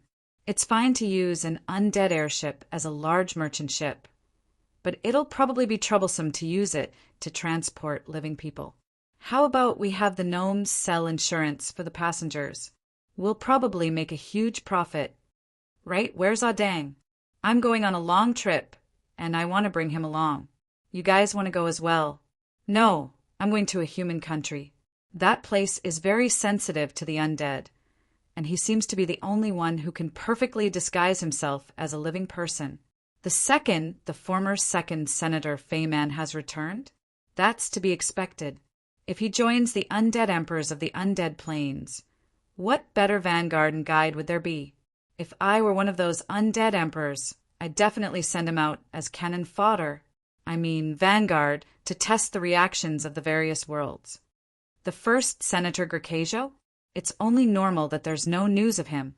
Gracchio's power level is unfathomable. Back in the day, I only cooperated with him. Don't look at how lazy he is. He actually has a fierce personality and thinks highly of himself. I don't believe that he'll obediently listen to any undead emperor's orders. The undead planes are becoming more and more active. That's to be expected, but be careful not to interact too much with them. Undead emperors aren't easy to deal with. Even you shouldn't directly face them. Many minor details were taken care of. By the time I left, it was almost midnight. What? That silver-haired female elf who was secretly inviting me to her upcoming concert. Today's weather was so nice. I didn't see or hear anything at all. I looked at the sky outside and stretched. If I went back at this time, I would probably have to listen to a certain person's endless complaints. Just as I was hesitating about whether or not I should find a place to cause a ruckus all night, or drag Adam out for a drink, a majestic figure blocked my way. Estrada, you're in big trouble. I wasn't surprised at all when Estrada started off with such a sentence. After all, he seemed to have greatly offended the Holy Church this time. I'm not here to fight. At the very least, I'm here to talk to you. But since Estrada made it clear from the very start that he was here to talk, I relaxed. At the very least, I closed the door to my frigid winter earth. The abnormal ice suddenly disappeared just as abruptly as it had appeared. The new pope was so angered by you that he fainted on the spot. He almost returned to the god of holy light's embrace. No need to waste your breath. You, Estrada, probably aren't that free. Since the path of holy light is unable to be saved, what do you intend to do? I hesitated as I looked at this man who suddenly aged several decades. His belief in the holy light was almost instinctive, and I wasn't sure why he had come here. In the end, I still nodded. Let me introduce you to a school. It's called Nanxiang. What? Relax, he doesn't teach digging. I don't even need an excavator to do that. I never expected that there would be a day when I would give this stubborn teacher a recommendation letter. You were prepared. You knew that I would come looking for you? Of course not. It's just that I don't want any holy knight to secretly come looking for me. So I wrote a few more letters. Right, Ivla is there as well. You can talk to her more, but it's best if you put on some makeup when you go in. If your pope hears about this and really dies, I'll be in big trouble. Right, your Bishop Soros is too old. It's best not to tell him. I'll feel bad if something happens to him. What? He's already been stripped of his teaching position and has returned home to farm. It's really sad, pleasing to see. Chapter 258. Child. On the day you were born, the entire Dragon Valley reverberated with your name, blessed by the beast god, Beifeng Herald. My child, I proudly watched as you gradually grew up and became the messenger of love. Remember, our family has always ruled this country with justice and love. I also believe that you will carefully use your great power, the divine power that originates from true love. But true victory will never come from power. My child, there is a limit to a single person's power. What you need to do is to inspire your citizens' courage so that they will always stand by your side. I'm telling you all this because when my life ends, and you will be crowned king. Along with the dawn came a tall figure, followed by the background music and lines of the unscrupulous system that once again broke the limit of how low it could go. This was a man who had his own background music and lines. The sun was shining brightly behind him, and his crown-shaped horns dazzled my eyes. I've returned. System notification. As the reigning king of gentlemen, how could you allow yourself to be surpassed by a junior? Isn't it just a background music and lines? Come, from today onwards, Princess Peach's appearances will begin with a little swan ballet dance. From today onwards, I shall call you the man who carries ballet shoes and dancers with him everywhere he goes. That's enough. System, get the hell out here. I guarantee that I won't kill you with a single punch. If my system had a physical body, I definitely wouldn't have killed her with a single punch. How could killing her with a single punch be enough to vent my anger? She tricked me for so long that I would have to humiliate her for at least a month. Your Highness, I've returned. Can't you see that I'm talking to my system? Can't you have some face? I glared at him with dissatisfaction. Yep, got it. What's the matter? The simple and honest Draken's face was covered in dust. He looked like an old farmer who had just returned from planting trees in the desert. His face was filled with fatigue, and he seemed to be hesitating as he looked at me. Oh, right, where did you go? Why were you absent from work for so long? Forget it. I'm in a good mood today, so I won't pursue the matter. Seeing that my subordinates were working so hard, as a good and forgiving superior, I naturally had to be considerate and offer my condolences. However, my casual question caused Beifeng's expression to change to one of unsure whether to laugh or cry. Cold sweat dripped down his forehead. His vertical dragon eyes were wide open as he stared at me. Your Highness, didn't you want me to guard the Earth elemental plane and be the vanguard of the reclamation? You said that someone would pick me up in 3 days at the latest, but I've waited for so long and the advance team you mentioned hasn't appeared yet. Don't tell me you've forgotten about me. All right then, this time it was my turn to break out in a cold sweat. It seemed that I really did have such an arrangement in mind. Originally, I had intended to send an advance party to communicate with Beifeng and have Carol provide support. But after I had so many things to deal with and had such a happy birthday, I had forgotten about him. No, my memory had always been good. Or perhaps I should say that I had subconsciously ignored him. I didn't want him to come back during such a happy occasion and cause me trouble. No wonder when Jan reported to me yesterday, she said that the pressure at work was much less than expected, less than half of what it normally was. Everyone was even taking turns to rest. Could it be that this guy alone is capable of creating more than half of the chaos in the entire city? I have unintentionally done a good deed that is very gratifying to all. I thought about how the town security girls actually had the time to go shopping while they were taking turns to rest. The dark-skinned girls at the night market were no different from any other species. I suddenly felt that it wasn't such a bad thing to forget about him. Actually, Beifeng alone didn't have much power to create more than half of the chaos in the entire city. However, he was the vice leader of the Absolute Gentleman Alliance mercenary group. Since he was absent, along with the fact that the BR brothers and Pierre had been dragged away to work on the Mizar, and all the higher-ups were forced to do hard labor, the Absolute Gentleman Alliance naturally didn't organize any activities. Not to mention, the Dark Elves now had many newbie town security subordinates, which was why the town security's overall strength was lacking. This allowed the town security to have the most relaxing holiday in their history. All right then, even if I recalled the reason for the morale, I should probably not say such things out loud. After all, I still felt rather guilty. Yep, thank you for your hard work. Due to some special reasons, we've temporarily placed our focus on preparing for the military parade and the arms trade.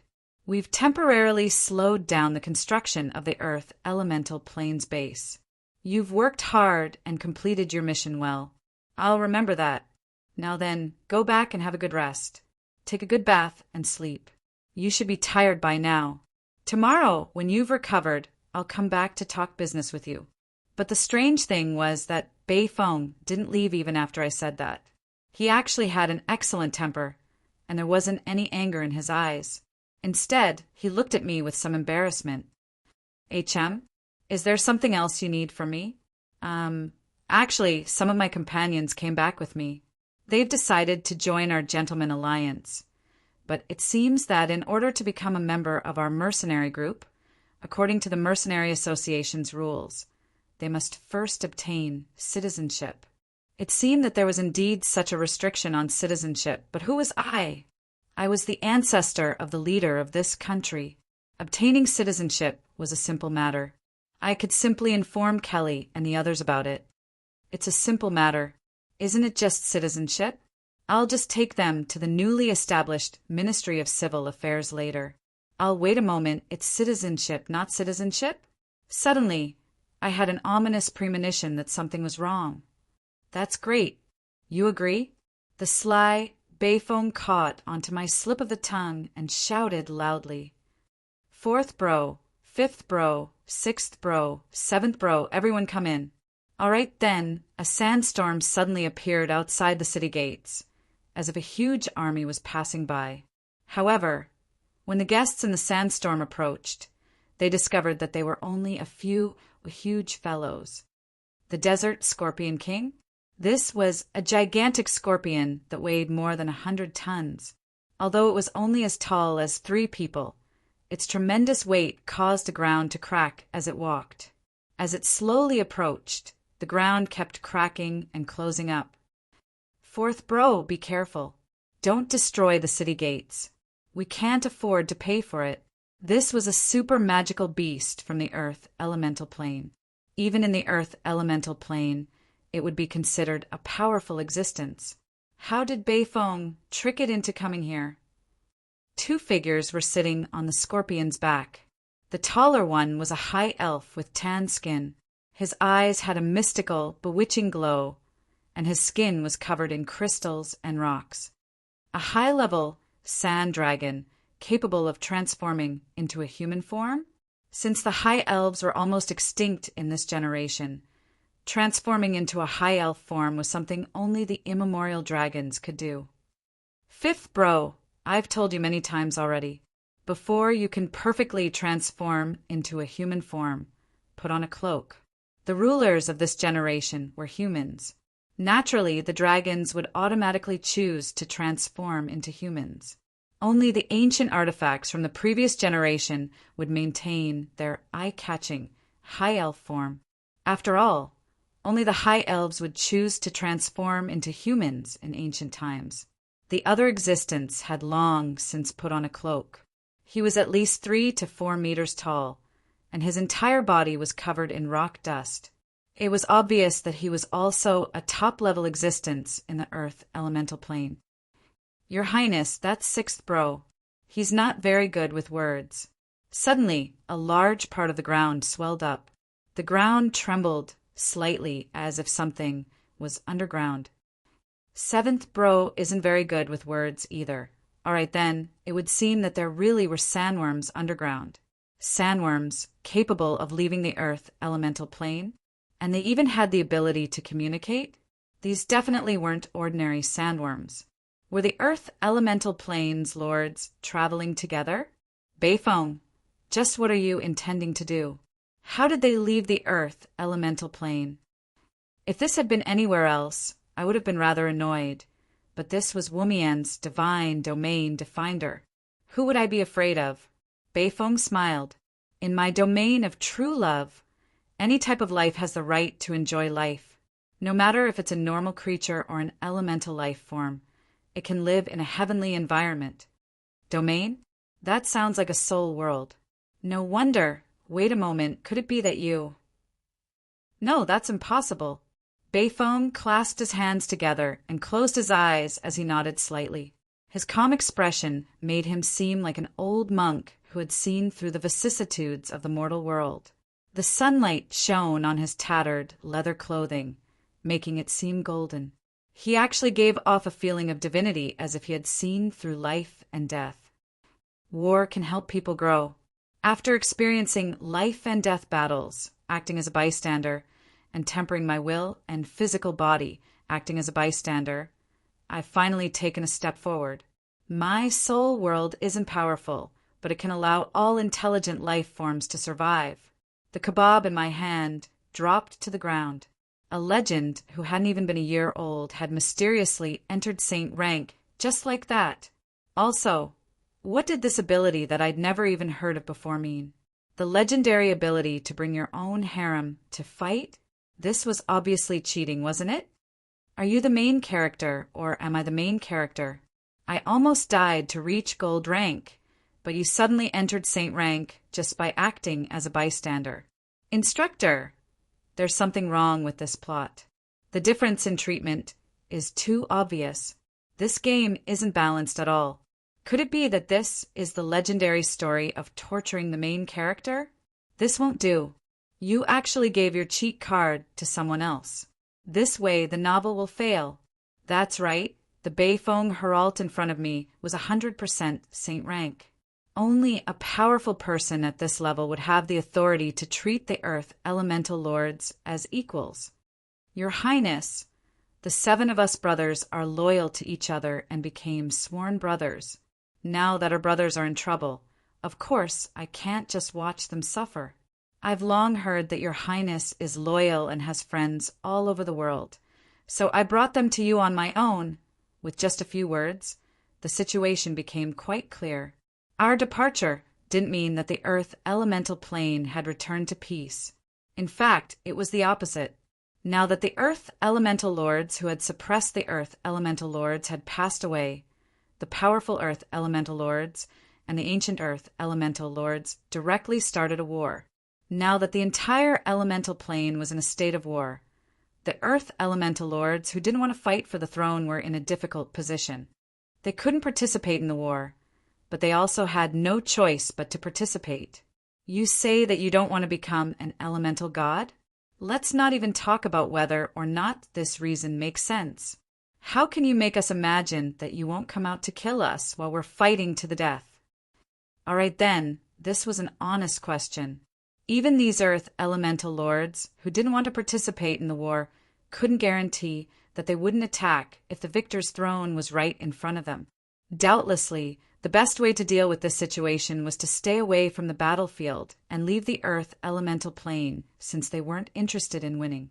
However, it was obvious that the Earth Elemental Lords couldn't leave the Earth Elemental Plane as they pleased, unless they wanted to gradually weaken and die. And so, coincidentally, the Earth Elemental Lords discovered that the Beastmaster Hunter was actually capable of using his soul image to create a domain for all living beings to live in. After that, the plot developed quite simply. That's why the 7 of us have agreed to join your Highness. Why me? Because you're the only one who won't be prejudiced against us. And more importantly, you personally defeated Omdroken. It'll be an honor to serve under you. As the favored children of chaos, elemental creatures followed the unquestionable law of the jungle.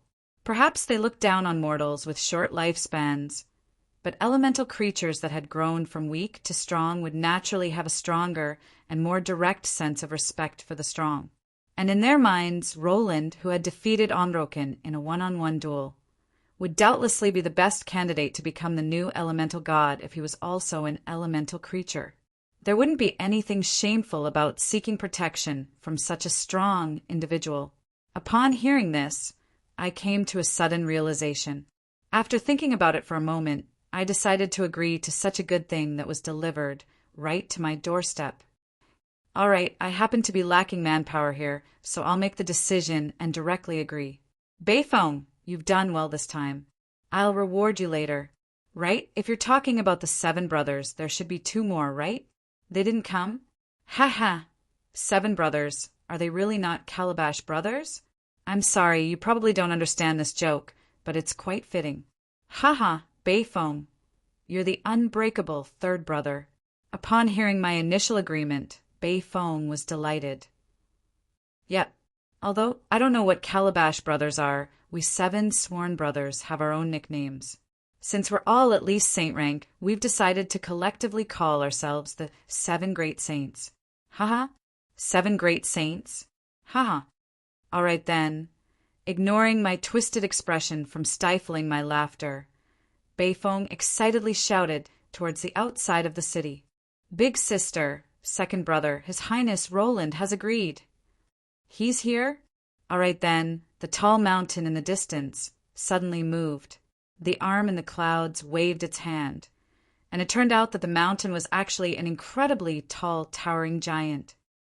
Good heavens, it really is the great saint who pacifies the heavens. It's inconvenient for 2nd brother to move around, so I left him outside. As for big sister, you've probably already met her. Greetings, His Highness Roland. I hope you haven't forgotten this old woman. I lowered my head to look. That raspy voice sounded rather familiar, as if I had heard it not long ago. But when I saw who it was, I sucked in a cold breath. The mother of 10,000 stones? The great stone sculptor Ainslow. Why are you here? Upon hearing this, the incredibly ugly elemental mother actually blushed and even secretly glanced at Bayfoam. Then I understood. I understand now. Please don't tell me anything. Chapter 259. Perhaps even I didn't expect that some things would come so quickly. At the very least, I personally wasn't prepared for it. Arguing with the Holy Church. Fine, calling it backstabbing wasn't wrong either. Although I had offended the Holy Church, I had at least expressed my attitude and proved my ability. At the very least, Wumien's Church of Law has the ability to make the God of Holy Light temporarily tolerate them. They aren't pushovers that can be easily crushed. On the surface, all the major countries that worshipped the Holy Light expressed their condemnation of what happened that day. Yep, now, everything that happened that day had an official name, the Shame of Soros. All right then, from this name alone, it could be seen that our pitiful Cardinal Roland had taken all the blame for this incident. But from a certain standpoint, he was destined to leave his name in the annals of history. Yep, he should thank me, Roland. It would seem that that performance was quite meaningful. At the very least, it helped Princess Peach become even more shameless. It would seem that you're not far from becoming undefeatable in terms of shamelessness. Shut up. This new dark history has already been sealed. I'll show whoever dares to mention it. Although all the major powers were condemning me for being disrespectful to the Holy Light, their military orders hadn't decreased at all. In fact, it was quite the opposite. In private, all the secret envoys of the various emperors expressed their praise for me and promised to provide me with large amounts of resources. They also encouraged me and the Church of Law to continue attacking the Holy Church's reputation. Of course, there were no contracts or promises on paper. However, I knew that as long as Wumien's Church of Law was able to show hostility and threat towards the Holy Church, these verbal promises would be far more effective than a devil's contract. After all, any ruler would be truly dissatisfied with the Holy Church's reputation, which was even higher than that of a country's emperor. What made people even more dissatisfied was that they could only hide their dissatisfaction in their hearts. They didn't even know where to start venting. In fact, they had to do their best to show their faith and respect towards the Holy Light and divine job class members in order to receive various benefits and support from the local churches. When the Church of Holy Light became the most powerful religion in the world, and its believers occupied more than 80% of a country's population, the Church's authority would be so powerful that it could even judge the king as a heretic. Meanwhile, the feudal lords under the unlucky king would happily kill off the heretic king and fight for the new throne. Before the large-scale religious reform that occurred after the Ionia calamity more than 100 years ago. No, the religious reform happened even earlier than that. Before the first religious reform that occurred more than 300 years ago, divine authority was far superior to royal authority. Back then, even a bishop dared to humiliate the emperor, and a cardinal could sue an entire country. In fact, even the princes and princesses of various countries were required to serve in the Holy Church's headquarters as hostages, in order to express their devotion to the Holy Light. From a certain standpoint, even the incident with the Mist Kingdom was related to the Holy Light. If it wasn't for the fact that the various countries and the Holy Church had gone overboard, the subsequent developments wouldn't have led to the Ionia calamity. Naturally, the Holy Church wouldn't have gone through so many large-scale religious reforms. In fact, even the first religious reform 300 years ago was related to me. If I thought about it this way, it really was a terrible debt. Perhaps I was just born to be at odds with the Holy Church. Some things would be impossible to pick up again once they were missed. If the Holy Church wanted to regain its status from 300 years ago, even if the other true God churches agreed, the emperors of each country wouldn't agree. Perhaps the happiest ones right now were those devout believers with the word holy in their names. No wonder they were so anxious to send people to support the Holy Church. It was as if they were afraid that if they didn't support the Holy Church in time, the situation would worsen and Wumien's church would be slapped to death by the God of Holy Light. As for public support, As long as they weren't idiots, there was no way they would support the Holy Church on the surface. However, those weapons orders that would last us for 30 years, and there was even an inconceivable contract where the buyer would pay in full and the seller wouldn't limit the delivery time. As long as we were thick-skinned enough, we could extend the delivery time indefinitely. This was basically the same as giving money to the Holy Church. This is obviously an unreasonable treaty. Apart from the importance that the countries attach to our products, I'm afraid it's more of a kind of tacit support in the dark. We didn't get any benefits from the Holy Church, but we actually received support from the Holy Church's hidden enemies. I'm really speechless. The arms sales and military parade could both be considered a success. In a way, this also proved East Mist's power and the Mist Alliance's capital. Now that the dawn of a new generation had appeared, especially since the opportunity to revolutionize this new generation had already been proven to be real in battle. Any wise ruler would definitely not miss out on such a great opportunity for a new technological revolution. This wasn't only an external temptation. After we proved our own abilities, several other countries in the Northlands contacted us in private, discussing the possibility of joining the Mist Alliance. However, I didn't change my mind. The first group of countries to join the Mist Alliance consisted of only 6 factions: the Donglan Principality, the Sluer Kingdom, the Shilua Empire, the Cheryl Autonomous Region, the Northlands Barbarian Alliance, and the Rhodes Kingdom. Only the Rhodes Kingdom joined the Rhodes Kingdom in order to avoid suspicion. Yep, the Rhodes Kingdom, which had originally been hesitant to join the Mist Alliance, unhesitatingly joined our side after the military parade that morning. No matter how large the Mist Alliance becomes in the future, the first group of countries to join the Mist Alliance will all become the core of the Mist Alliance.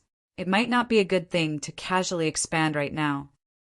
At this moment, in the large conference room, after Rhodes Kingdom's ambassador signed his name, the 6 new member countries of the Mist Alliance were finally confirmed. The Mist Alliance was thus born. To my surprise, I received a system notification. System notification. The Mist Alliance has been successfully established. The epic quest, Revival of the Mist, has been perfectly completed. The King of the Northlands shall be revived in a new form. Calculating various rewards. Would you like to proceed with a settlement? This settlement will involve some future karma calculations. Please choose carefully. Didn't you complete this quest? Sacred Sword? Back then, in order to deal with Cavendish's sudden visit, my system had temporarily changed the system's completion status. It had originally been upgrade the Roland Sacred Sword to God Equipment level and clues to the God Equipment Crown of Thorns to obtain the God Equipment level Roland Sacred Sword in advance. But while I had obtained the Sacred Sword, I hadn't received much of a reward. I hadn't even received any information about the Crown of Thorns. This quest is only calculating a portion of your achievements in advance. Now, I'm calculating the entire quest. System notification. It's rare for me to help you out, so why worry so much? If you don't ask your father to help, your younger brother will definitely beat you up. Would you like to calculate the settlement? Yes or yes? I couldn't help but laugh. Was there even a need to hesitate? Let's calculate the settlement. I still want to know where the Crown of Thorns is. It's in the hands of the current Emperor of Bardi. You even personally gave it to his ancestor. Chapter 260. Ding! Congratulations! You have successfully activated the epic quest. Revival of the Mist. Quest requirements. Resolve the danger of the Donglan Principality being annexed by other countries.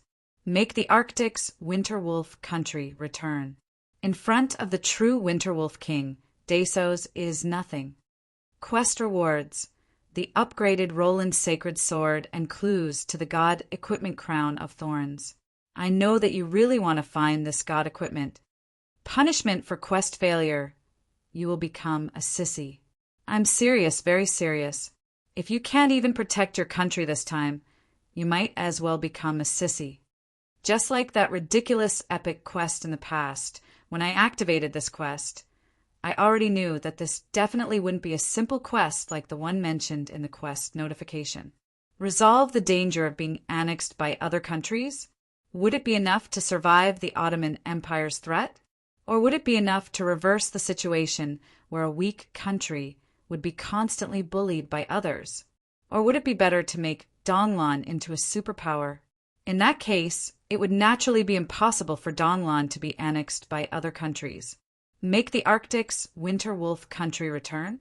If it was only the return of the Mist Kingdom, changing its name would be one thing. However, making Donglan independent would also be a perfect quest. Only if I could achieve the Mist Kingdom's former level would I truly accomplish my quest. Revival of the Mist? Yep, this was the most important quest notification.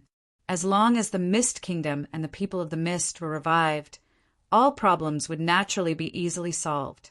That was how I understood it and how I did it. It had been more than a year since I returned to the surface.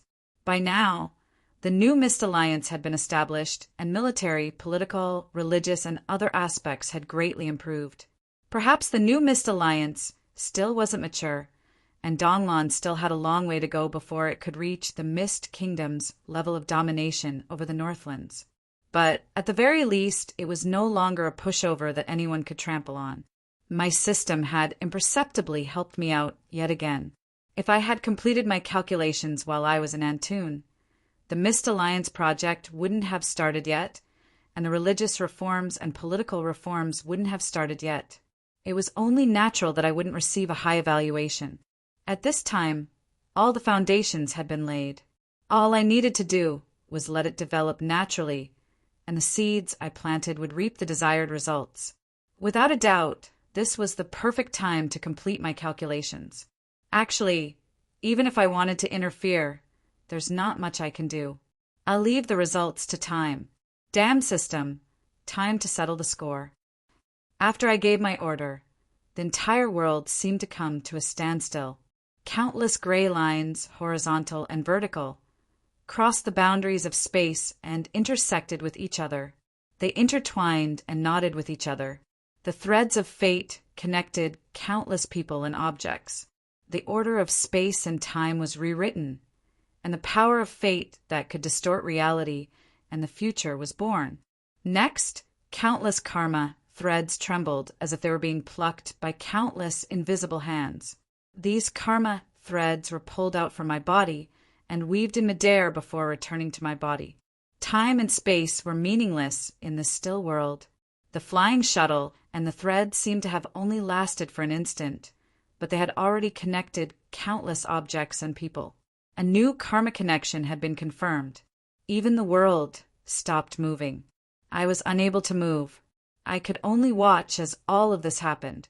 I knew that if it wasn't for the fact that I had recently come into contact with Frigid Winter's world creation, my consciousness would have been frozen the moment I gave the order. I wouldn't even have the right to witness this scene.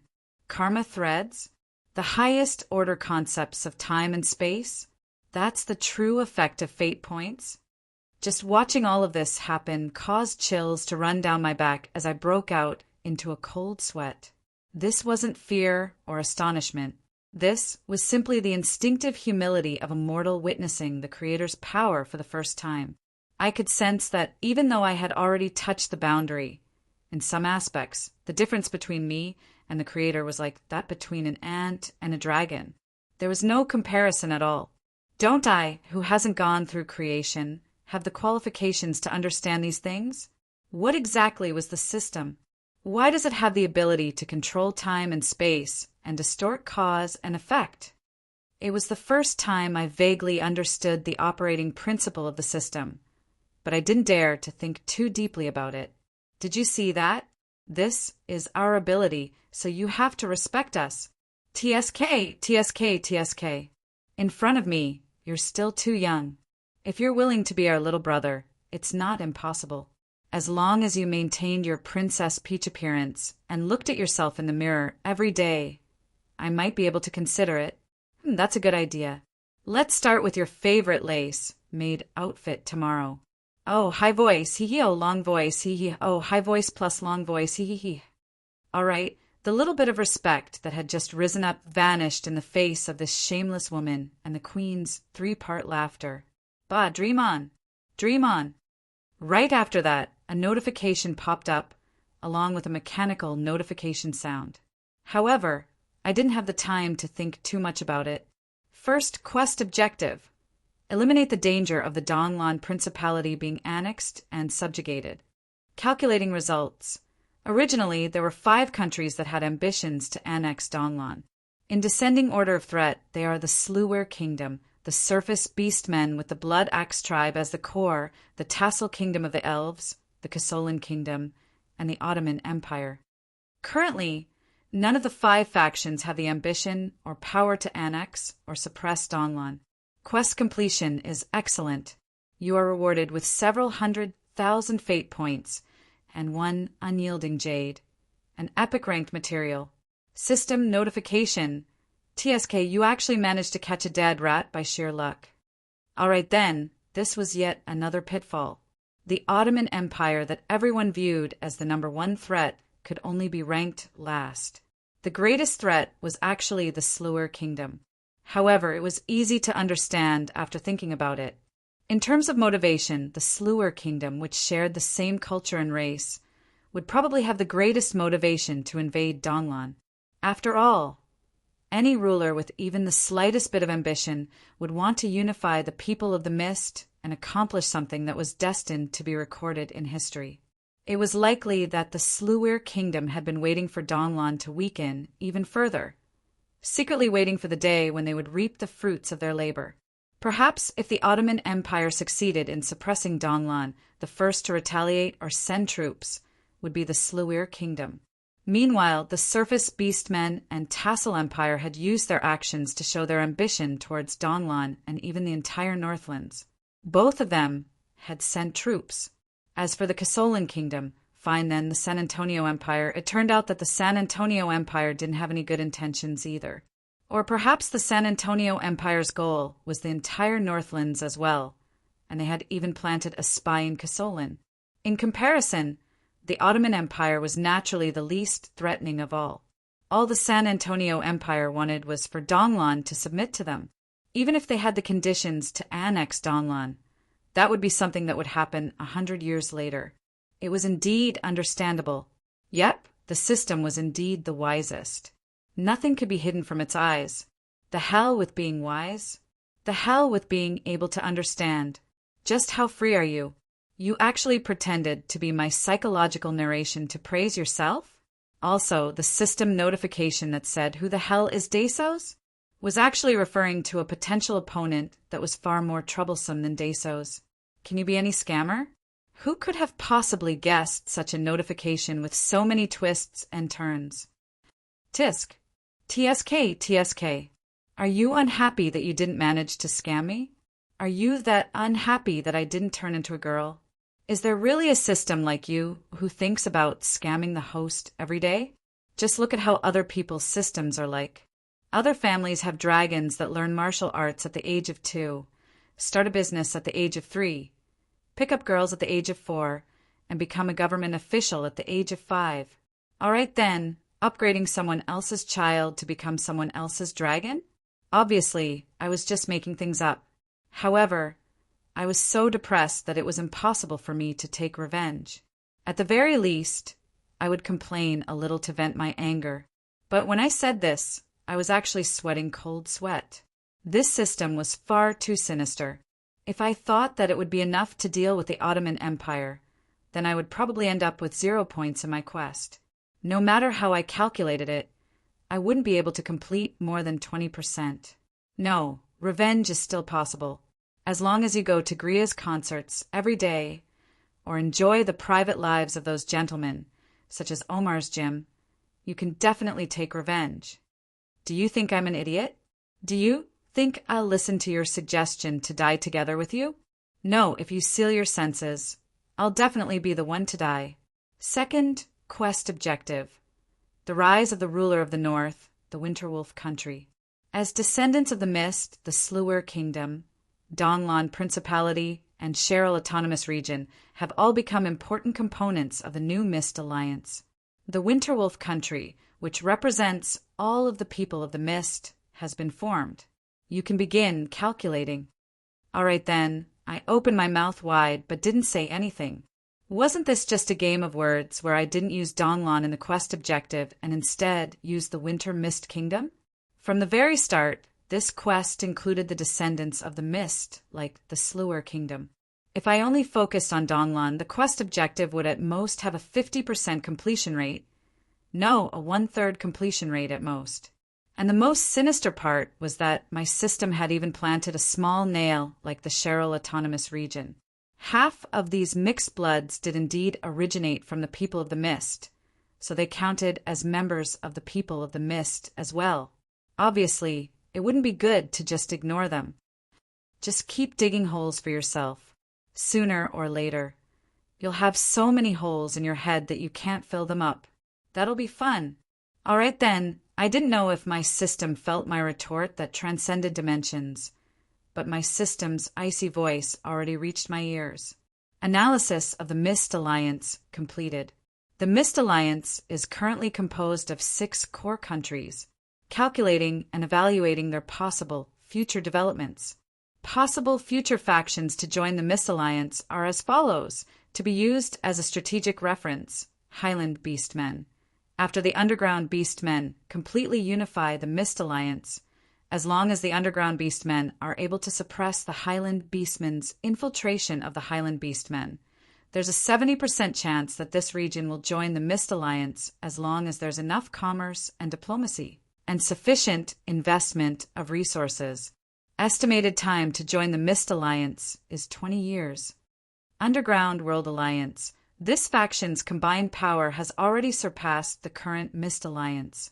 Your decision to delay their entry into the Mist Alliance is correct. Not only that, this Underground World Alliance's internal structure is far too complex. At the very least, it will require a long period of reorganization and leadership.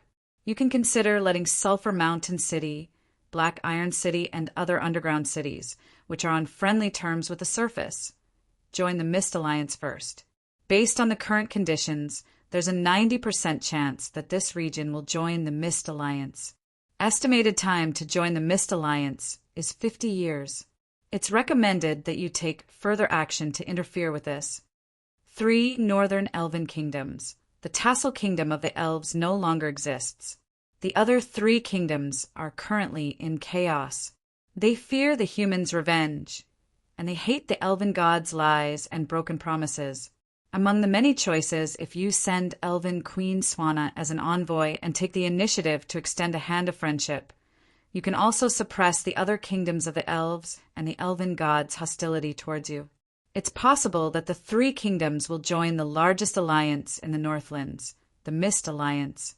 System notification. They no longer have a self-sufficient environment to live in. Food, water, clothing, and so on are all dependent on the outside world. The Mist Alliance is the only path to life, so you understand if you go too far, you'll be struck by lightning. With your shameless ways of doing things, there's an 80% chance that this region will join the Mist Alliance. Since the time to join the Mist Alliance is limited by artificial methods, that's your shameless way of doing things, it's impossible to calculate the estimated time to join the Mist Alliance. How should I comment on this? Normally, I'd say don't go too far or be too shameless. Was this the legendary Tsundra, haha? United Northland's 7 kingdoms. The Sluer Kingdom, the Donlan Principality, and the Roland Kingdom are now part of the Mist Alliance.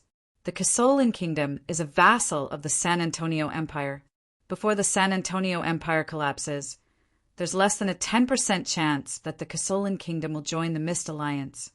The possibility of the Suya Kingdom and the Phoenix Nest Kingdom joining the Mist Alliance will be calculated based on the Mist Alliance's rate of growth, its geographical advantage in the Northlands, your favorable conditions, and many other factors. It's impossible to calculate. Calculating based on the Mist Alliance's current composition and calculating the future, harvesting fate points, in front of me, an unknown interface kept jumping. Religious monotheism +12. New military technological reforms +7. Such system notifications kept popping up, and the abnormal numbers kept accumulating. When these numbers finally stabilized, our final answer was revealed. Previously, my system had only calculated the future, which was the most likely future due to karma. But even with just the current Mist Alliance, it was no longer a small country that could be easily crushed by others. As the victories of numerous battles spread far and wide, the changes that occurred in this region were also revealed to the world. The current East Mist of the Northlands was now viewed by the world as a land of miracles, the birthplace of new technology, the land where the new order true gods rose to power, and the land where new political systems and lifestyles were born. In this barren and cold land, religion, culture, politics, and technology began to fuse and interact with each other. Wumien's teachings allowed the people here to have the possibility of many different species living together. This unique racial structure and cultural atmosphere also gave the people here the opportunity to fuse and innovate new technologies. The creation and innovation of new technologies would ultimately result in military and political progress. When all these factors were mixed together and had a chain effect, nobody could predict what would happen in the end. However, what could be predicted was that Donglan had already attracted the attention of the entire world. Every day, countless visitors from other countries would come here to learn more about the Mist Alliance. This barren and cold land was destined to no longer be as lonely as it had been in the past. The most important thing was that Wumian's Holy Church's headquarters had already taken root here. The teachings of law had already begun to spread, gradually changing the habits and beliefs of the people here. The teachings of the Holy Light would receive the strongest challenge. Perhaps this would require a lot of time, but it would be enough to fundamentally change everything. I felt many emotions as I looked at the constantly rising numbers. Along the way, I had experienced countless hardships, and misfortunes. Being scammed had become a daily occurrence, and I had also scammed others many times. It seemed that I had also scammed, swindled, and stolen quite a few times. No matter what, after experiencing so many twists and turns, I had already accomplished most of my strategic goals. Currently, the Holy Church's reputation had been successfully suppressed, and the law job classes had obtained the world's recognition. The spark of a new generation of technology was now in my hands. Most importantly, the Mist Kingdom had finally been revived. The people of the Mist, who were originally a mixed race with many different cultures, now had new family members and new cultures. We also had a home that we could fight for. I was no longer alone. Future Mist Alliance calculation. With Wumian's Holy Church as the national religion, the Mist Alliance has been established with many allied countries.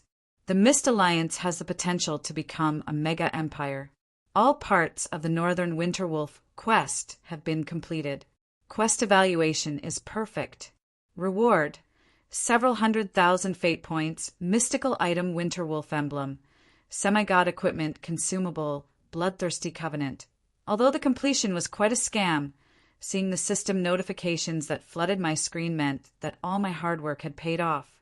All my hard work hadn't been in vain, which made me feel happy from the bottom of my heart. Finally, we have a home. So much hard work, but this was more than enough. Chapter 261. Silver Team. Report your numbers. A new team of travelers was currently assembling. This was the final roll call, as well as the final preparations before departing. The first knight is in position. The first member was a gray elf knight of law. However, he didn't wear any heavy and sturdy metal armor. Instead, the armor made from the skin of a top-tier dragon was even more valuable, especially since it was a gift from a semi-god level 9-headed dragon. It was a rare item that couldn't be bought on the market. Light and thin leather armor was the best match for an elf warrior. It allowed the elf warrior's natural agility and dodging ability to be unrestricted. However, in terms of slashing and piercing defense, it was even better than the hardest adamantine armor. Its outstanding magic resistance was even better than mithril, which was known as the king of magic metals. If it wasn't for the fact that this material was so difficult to obtain, I would have given it to all the elite warriors. But, leader, can you wipe off the black dust? Such a good piece of equipment, but it looks like a second-hand item that costs 15 silver coins each. It took me so much effort to steal it from Momo. Yes, the gray elf in front of me wasn't the shameless Momo. For the sake of my chastity, cough, cough, for the sake of my dignity as the leader, I ignored the rabid dog who strongly requested to travel with me. I also ignored the pleas of Momo has only worn it for a few days. Don't steal Momo's treasure. Ah, smelly Sister Yawn, don't wear it. Your thick thighs and fat chest will ruin her. And chose Captain Yawn, who had just completed the moonlight ritual. Besides, this wasn't entirely my personal opinion. As a fellow law knight, not only was Yawn at the peak of gold more reliable in terms of combat power, that Dragon Slayer greatsword that she could use as she pleased was a myth-ranked weapon. Actually, it was a top-tier weapon that could face off against legend-ranked weapons. Coupled with her dragon skin armor and natural magic resistance skin, she could fight, tank, and deal damage, but she couldn't run fast. Her head had been fooled by the holy light, and she was honest. She was a perfect cannon fodder that could be thrown to the back when necessary. Cough, I meant a meat shield. Since everyone trusts me, and the two princes have entrusted me with the heavy responsibility of managing the city, as the leader of the town security night squad, how can I be restricted by sunlight? Most importantly, forget about being the leader. How can I be worse than Momo? I also want to accept the moonlight ritual and become a gray elf who doesn't fear sunlight. Yawn, who gritted her teeth and accepted the moonlight ritual, was one of the newest gray elf representatives among the town security night. Fortunately, after Rose was no longer around, the risk and pain of the moonlight ritual was greatly reduced. After this news spread, many ordinary dark elves also accepted the moonlight ritual for the convenience of living on the surface. It seems that the moonlight goddess has a good temper. She doesn't even take it to heart that so many false believers have suddenly appeared. It seemed like this ritual consumed a lot of divine power. Was she planning to seize the priesthood of redemption? Isn't this a declaration of war against the god of holy light's follower gods? After Yawn became a gray elf, Yawn became a gray elf. Momo's original greatest advantage was gone. Yep, I definitely didn't choose Yawn because Momo was too difficult to deal with. As for the effect of taking away the leader of the town security night squad, today's weather is really good. Number 2, Cohen, night, magic warrior. I glared at him, and this pitiful acolyte immediately changed his tone of voice. Perhaps he still seemed like a punching bag in front of us, but this young knight was actually already one of the most popular major figures in Definder. His seemingly God-given magical talent allowed him to stand out. As my knight retainer and the great engineer Timlad's best friend, this young knight, who had been born in a farmer's family, had already become one of the higher-ups in this city. His simple friendliness had won the trust and friendship of others. The only thing that most people didn't understand was that even though he had mysteriously entered the silver rank as a mage, he still persisted in cultivating as a knight and always emphasized his status as a knight retainer. But if he mentioned one thing, everyone could understand. Oh, he's His Highness Roland's disciple? No wonder. What nonsense. Are there no normal people by my side? When I heard this, I was furious and immediately retorted. However, my retorts became softer and softer as I did my best to recall all the names in my mind. Adam, Amelia, Renee, Galena, and so on came to mind. Not a single one of them could be considered normal, which really made me lose my confidence. It's not my fault. It's all because of that title of the King of Gentlemen. I think that this is simply a case of birds of a feather flocking together. Before you had this title, how many normal people did you meet? I really didn't know how to respond to such a direct retort. Cohen and Jan were among the few that were relatively normal, although the dark elf who yearned for the light and the magical genius who wanted to become a knight were slightly strange. Slightly. but at the very least, most of them were normal. At this point, everyone probably knew my criteria for choosing my companions. That's right, normal people. I'd had enough of the gentleman and Chinibu. This time, I was going to do my best to choose normal people to travel with me and even out the sorrowful atmosphere of this team. If you want to lower your sorrowful atmosphere, kick yourself out. That's more practical than anything else. Shut up. Do you believe that I won't help you level up to become the god of gentlemen and increase your ability to attract gentlemen by 10 times? Cough, cough. Today's weather is really nice. Let's get back to the main topic. With Heloise's guidance, Cohen's magic cultivation improved by leaps and bounds. His research on the 4 elemental swordcasters was already unique, and he created many unique sword seals and magical sword techniques. It could be said that his student had surpassed his teacher. Even though he was still a silver rank rookie, he was able to use magical sword techniques that were above gold rank. As for his melee sword techniques and combat techniques, through the meticulous teaching of several sword saint level experts, he had probably evolved from being chased by a skeleton soldier until he's half dead, to being chased by a skeleton soldier until he's half dead. All right then, there was still some improvement. However, since a skeleton soldier was usually the same as a farmer, actually the improvement was basically negligible. Bastard! I've never seen such an idiotic swordsman like you. With so many sword saints, even a gnome would have evolved into a gnome swordsman, yet you can't even remember how to hold your sword. As expected of Roland's disciple, you clearly don't want to take the easy way out. You're only looking for a hard wall to crash into. All right then, aside from that last sentence, Adam's anger was quite reasonable. However, I could understand little Cohen's pursuit. After all, back in the day, I was also able to understand swordsmanship with a single glance, but when I read magic books, I would feel drowsy. Yet, I still wasn't satisfied with becoming a melee fighter. Back then, I wasn't willing to become a melee fighter mainly because I felt that melee fighters were cannon fodder. Mages were cool and powerful. However, Cohen insisted on becoming a knight. It was probably because of the honor and protection that the path of a knight represented. Although it was understandable, the golden period of growth for ordinary humans was only in these few years. Cohen's talent was so outstanding that it would be a pity to waste it. This time, you should have the opportunity to fight in actual combat. Practice more. If you still can't do it, then obediently become a mage. Since we're going to the mage country, I can give you a letter of recommendation from the Cloud Tower so that you can start your training. Looking at Cohen's bitter face, I felt as though I was looking at my past self. I stroked the young man's hair and flicked his head to show encouragement. Then I turned my attention to the next member, a member that I couldn't reject, who had taken the initiative to join. Then I'll be number 3? As for the job, Dragon Queen. All right, I'll be a ranger. My swordsmanship is quite good, right? A beautiful, black-haired woman was wearing an exquisite silver chainmail and carrying a thin mithril sword that was more decorative than practical.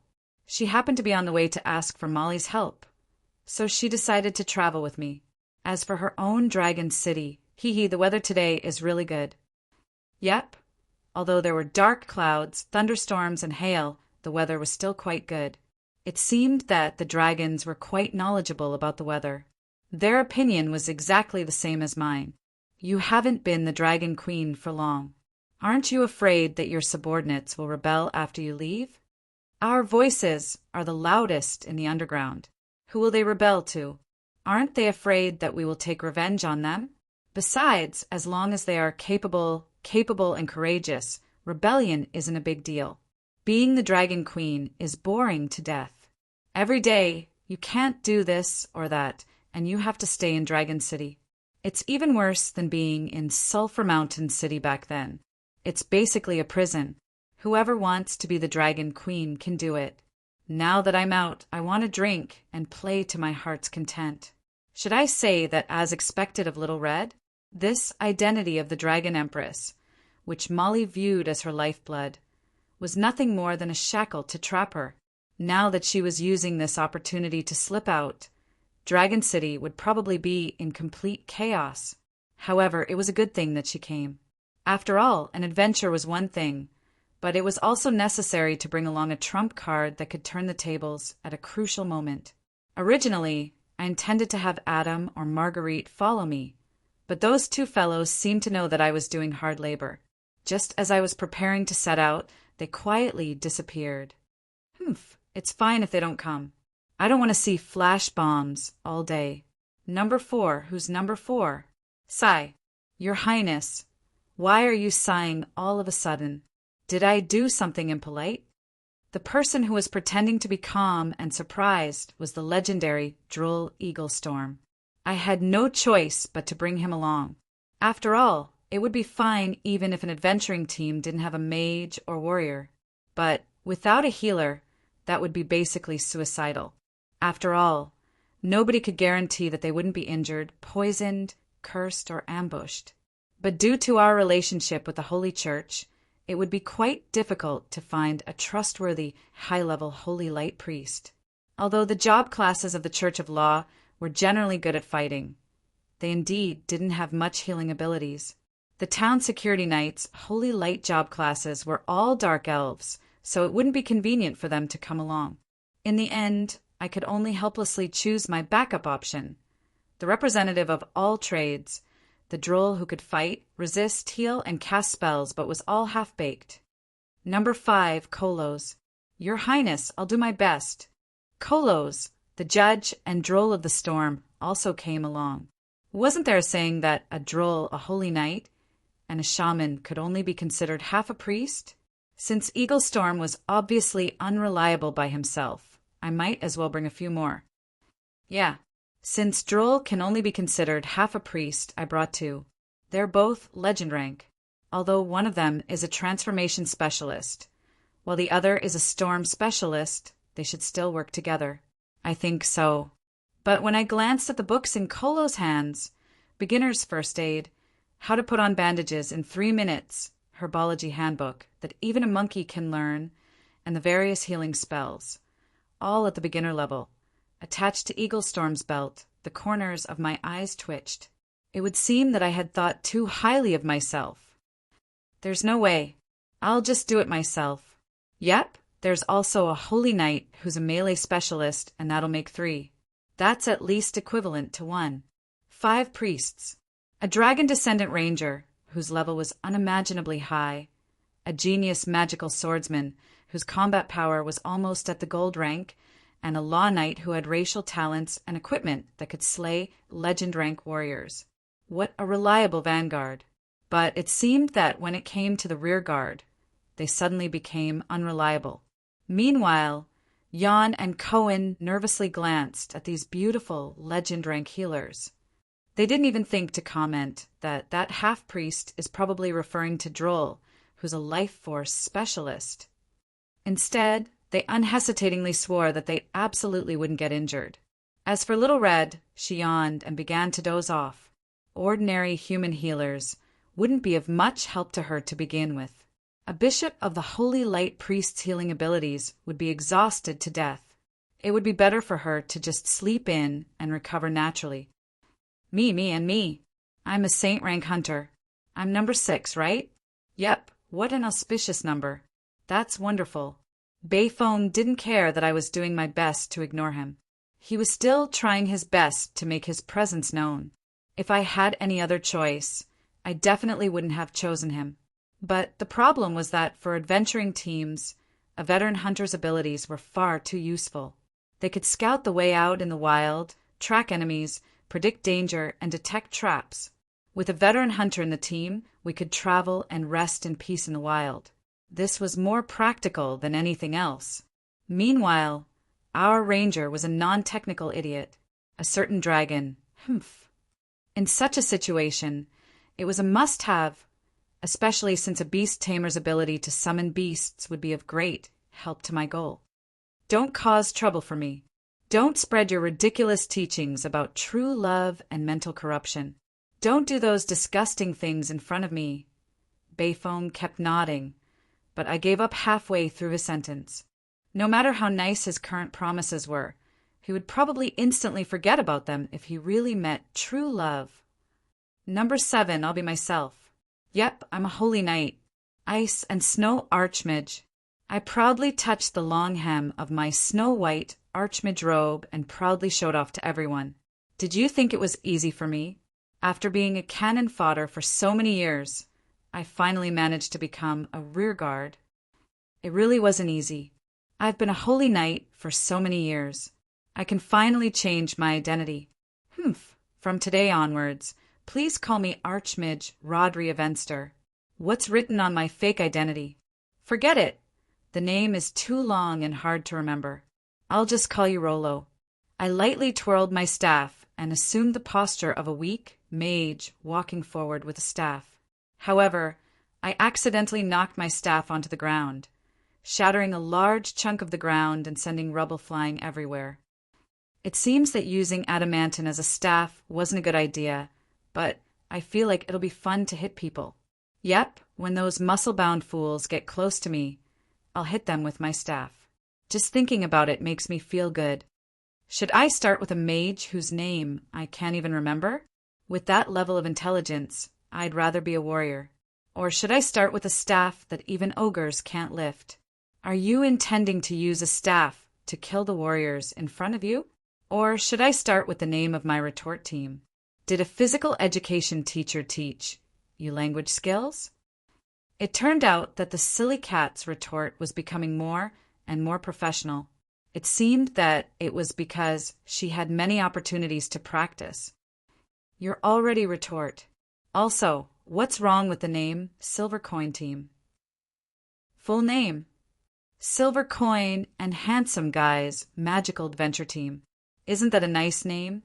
I won't mention the name Golden Beauty Adventure Team back in the day. You were the team leader after all. You said that the more tacky a team's name is, the easier it'll be for people to remember. Aren't adventurers supposed to pursue romance and wealth? This name is quite moving. There were quite a few females in our team, and we were quite happy to be praised as beautiful. Back then, we didn't have much experience, so we were easily fooled by you. But do you know the expressions of our opponents when we signed up? They laughed so hard that they even dropped their weapons. That was the greatest shame of their lives. Even Little Red was complaining.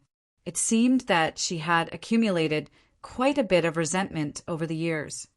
Later on, apart from you, nobody in our team would use our real name to refer to our adventuring team. The end result was that our personal reputation was far greater than our adventuring team's. Not long ago, there was an idiot who asked for the name of our adventuring team from back then, wanting to investigate our adventuring history. I slapped that idiot away, and everyone thought that I had a bad temper. The true reason was because of your ridiculous name. Do you think you can tell them this name? I still have some face left. Little Red kept complaining, but the silly cat kept laughing as she listened. She was still doing her best to add insult to injury. But now, you split the Golden Beauty into Golden Beauty, and then Golden Beauty became Silver Beauty, and Beauty became Handsome Guy? Isn't this amazing naming ability something out of this world? I fell silent, but the silly cat was still foolishly making a ruckus in front of me. Handsome Guy team, you're the best at coming up with this. Do you want to be called Captain Handsome? TSK, TSK, TSK. Princess Peach seems to be giving you quite a bit of pressure. Do you really want to be called Handsome Guy that much? I was so angry that my veins were bulging. I gritted my teeth and gave the order, using my magical pet contract to lock onto the silly cat. I finally know what our team is missing. It seems that we're missing a cannon fodder thief who specializes in setting traps and removing them. Yep, it's still the Wercats who are the best thieves. Number 8, Heloise. Come. Captain, I've prepared a thief outfit for you. You should wear it. Wait a moment, you said cannon fodder, right? Also, what's this? A cat and a cat tail? Just where are these? There's even a pink female leather armor. Ah, you pervert. Why are you carrying these on you? These are leftovers from the last time we went to the Beastman tribe to investigate.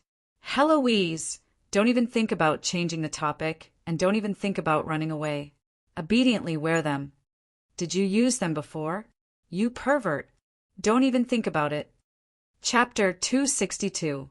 I loudly pointed at the little woman who was currently sobbing in the auntie's arms. The other villagers in the room all had expressions of shock and disbelief.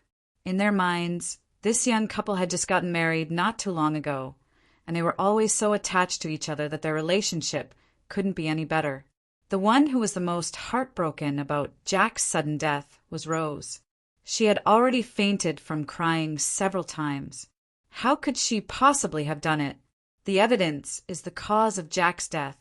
The knife wound on his neck wasn't a true fatal wound, and the bruised handprint on his neck wasn't either. His ashen complexion was the key. He was poisoned to death. The handprint on his neck was only an act of him wanting to breathe in his desperation. The open door and the missing necklace were only fakes to disguise himself as a bandit. Evidence. The evidence is this half-filled bottle of poison that we found in your backyard. Rose, do you dare to show me your cutlery? There must still be some poison left on it. Don't tell me that all the dishes are broken. It was obvious that my reasoning wasn't very logical. However, Rose wasn't a rich girl who had received an elite education. She was just a village girl who had never seen the world before. When I suddenly shouted at her and waved the medicine bottle in front of her, she immediately panicked and let the cat out of the bag. I didn't do it on purpose. I just wanted to scare him. Who told him to use my dowry to gamble? Our family can't even afford to eat anymore. Wah!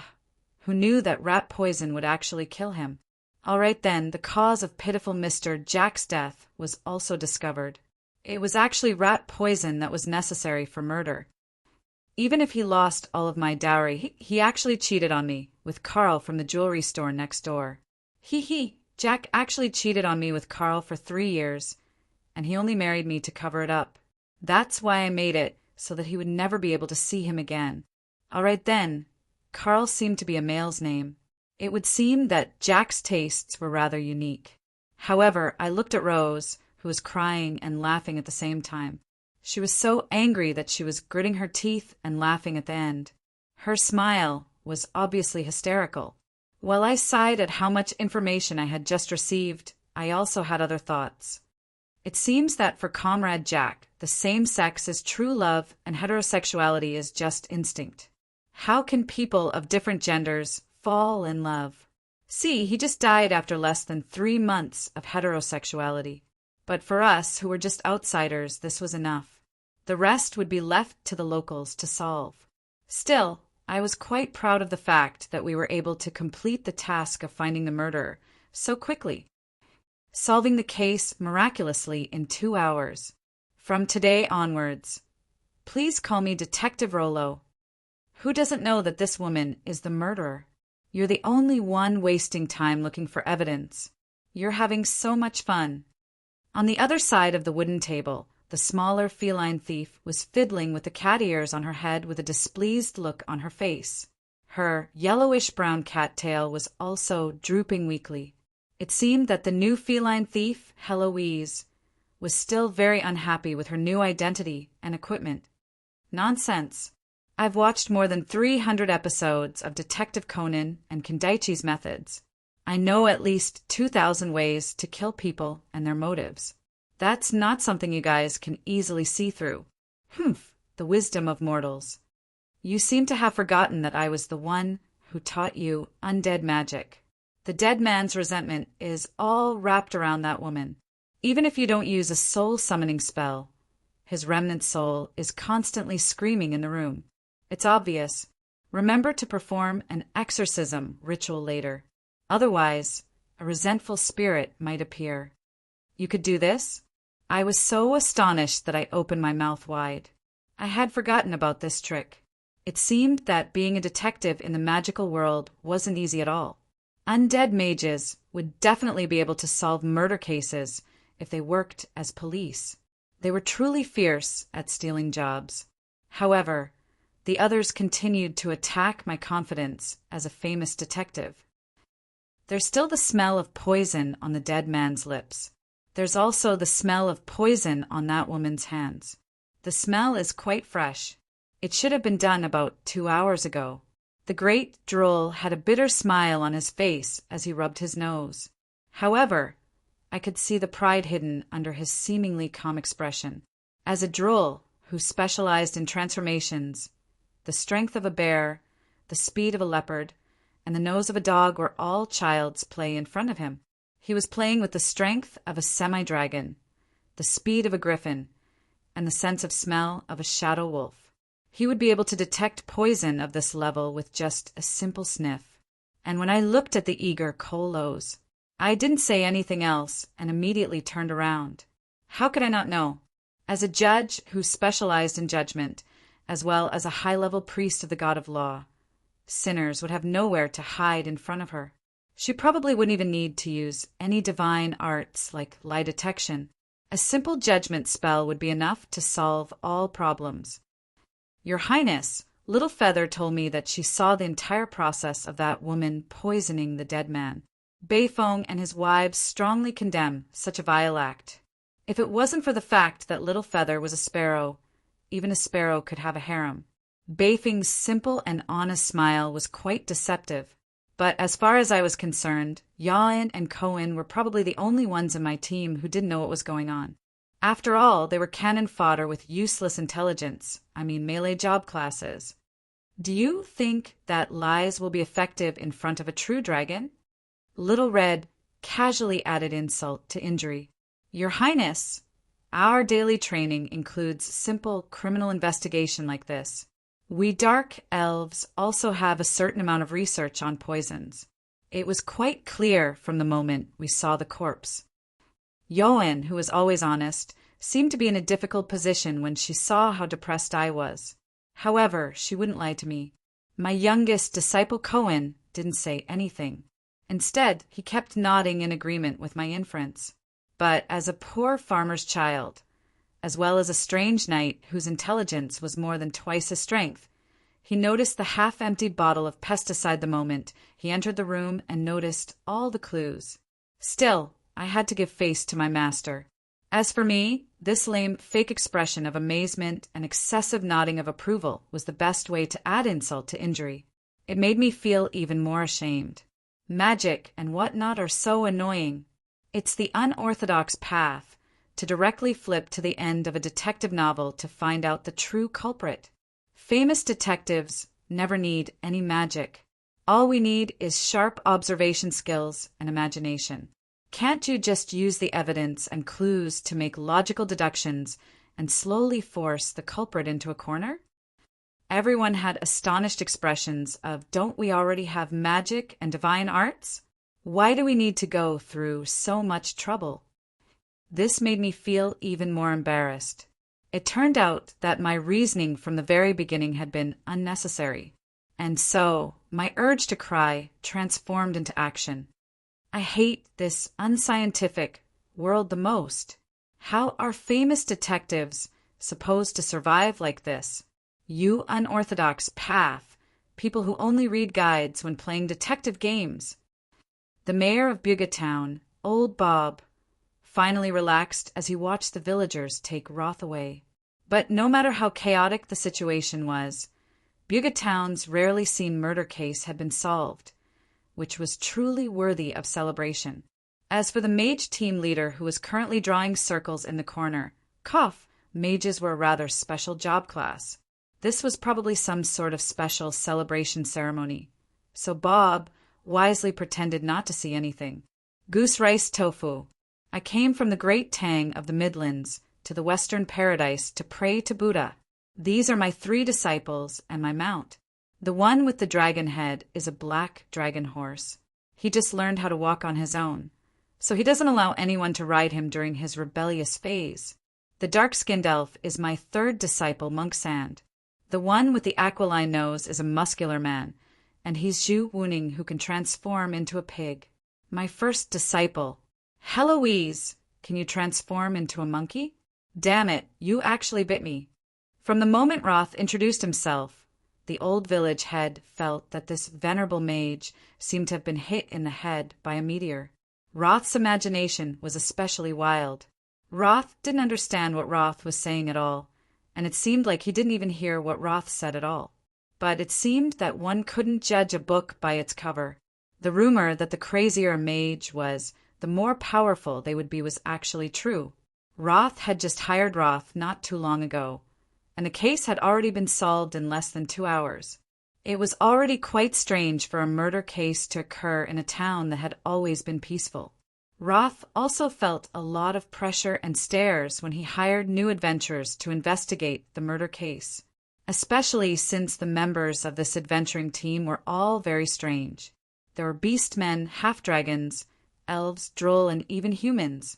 They were all very strange and unreliable. But now, the facts proved that he had made the right choice. Both the witness and the evidence were present, and the criminal had honestly confessed.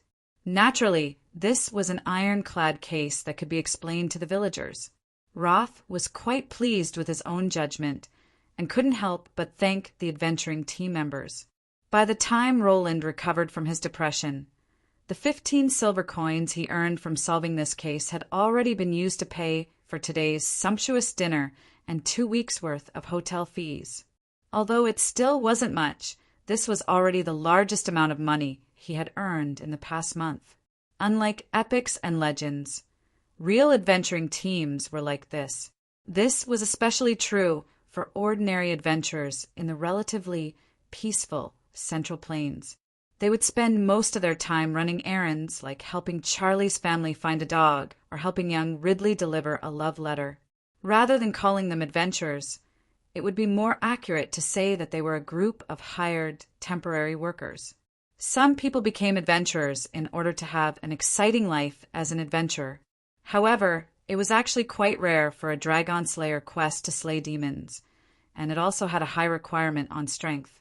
Top-level adventuring teams that had the ability to complete such a quest would have to consider whether it would be worthwhile to invest and obtain such a high difficulty Dragon Slayer quest. For the Legraz kingdom, which had been peaceful for so many years, even a group of goblins appearing on its borders would be a major threat. Even the Royal Knight Squadron would fight to farm some honor and military achievements, so the adventurers in the Legraz kingdom were even more unsightly.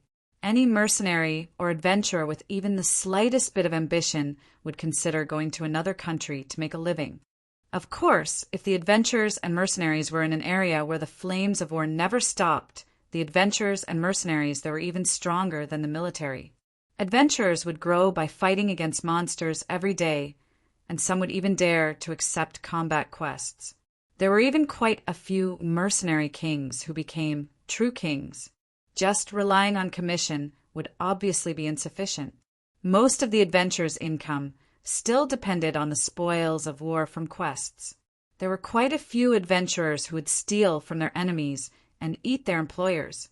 That was why adventurers and mercenaries didn't have a good reputation. This was especially true for new adventuring teams that didn't have a good reputation.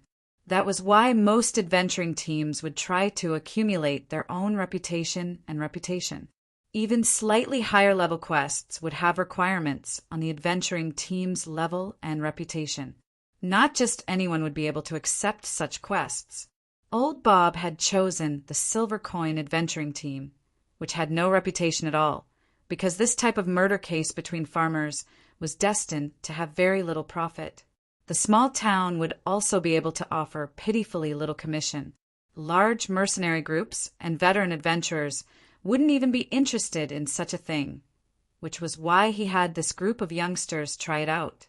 He never expected that the case would be solved so quickly, which was quite a pleasant surprise. As for me, choosing this small border town near the Bardi Empire was the result of careful consideration. This town was surrounded by mountains, and the Eloin mountain range stretched for several thousand kilometers. Every week, there would be mountain dwellers coming out of the mountains to explore the world. Becoming an adventurer who could earn a living just by working hard was obviously a good job. That was why it was relatively easy to verify adventurers' identities here. It was impossible for the government officials to enter the mountains to verify their identities. It was also quite common for adventurers to form teams from the same hometown. However, there weren't many adventurers who would choose to stay in a peaceful town where there wasn't much profit to be made. As for the Silver Coin adventuring team, a large number of new people meant that it would be easy to create fake identities. The small number of permanent residents meant that the management wouldn't be strict, but it would save a lot of trouble. The Silver Coin adventuring team could stay in this small town for a while and learn to imitate the locals' accent. This would also make it easier for them to do business in the nearby countries. As for me, that myth-ranked quest would only be activated in the Mage country's Cloud Tower. It was obvious that it was an important quest. However, I didn't intend to go there directly. I wouldn't feel at ease if I didn't go to the Bardi Empire to take a look at the legendary dimensional door to the Undead Plains. In order to make a more accurate judgment, I would need to sneak in and take a look for myself. Originally, I had intended to sneak into the Bardi Empire directly. However, the Bardi Empire's strict management system for adventurers and mage registration would obviously be quite troublesome. It would be quite troublesome if the undead emperors and the Bardi Empire's officials surrounded and attacked me. That was why I chose to take a roundabout route to save the Bardi Empire. The Legraz kingdom wasn't a particularly powerful kingdom. However, due to the royal families of the two kingdoms being related, the Legraz kingdom had a good relationship with the neighboring Bardi Empire. The citizens of the two kingdoms often interacted with each other. Although this small town wasn't exactly prosperous, it wasn't far from the main road leading to the Bardi Empire. The government's tolls and hotels were far too expensive. Many veteran merchants would rest in small shops or residences far away in order to get a bargain. My plan was quite simple. Since there were merchants here, there would naturally be plenty of opportunities to recruit guards. I would wait until I met a wealthy merchant from the Bardi Empire who had a strong enough status, find suitable opportunity, and show off my power to sneak in. The stronger the dimensional door, the larger it would be. The moment it was activated, the more obvious the elemental fluctuations would be. It would be impossible to hide it. Perhaps I would be able to accomplish my goal of scouting by simply following the merchant. But waiting is so boring. I've already made my neighbor, Catherine, look for a kitten 6 times. How about I make a cat meat hot pot, or send Heloise over to appease this silly naughty child who feeds her cat bones and lollipops every day? Since the situation in the Northlands was progressing well, and I wasn't in a rush for time, I enjoyed my time here as if I were on vacation. Of course, since this adventuring group consisted of far too many different species, it was far more wasteful to spend money than to earn money. In the end, the villagers viewed my adventuring group as a second-rate mage from a wealthy family who had bodyguards, the muscular Eagle Storm, concubines, the elves, and pets. A certain cat girl was still tearing at them. This was completely understandable. Several weeks had already passed. Little Red had finished off the last of the town's alcohol supply, and all the quests that had been posted in the town had been completed over and over again. However, I still hadn't met any suitable opportunities or merchants. However, the other person I had promised to meet with came looking for me. Lilith? Why are you here so quickly, Amelia?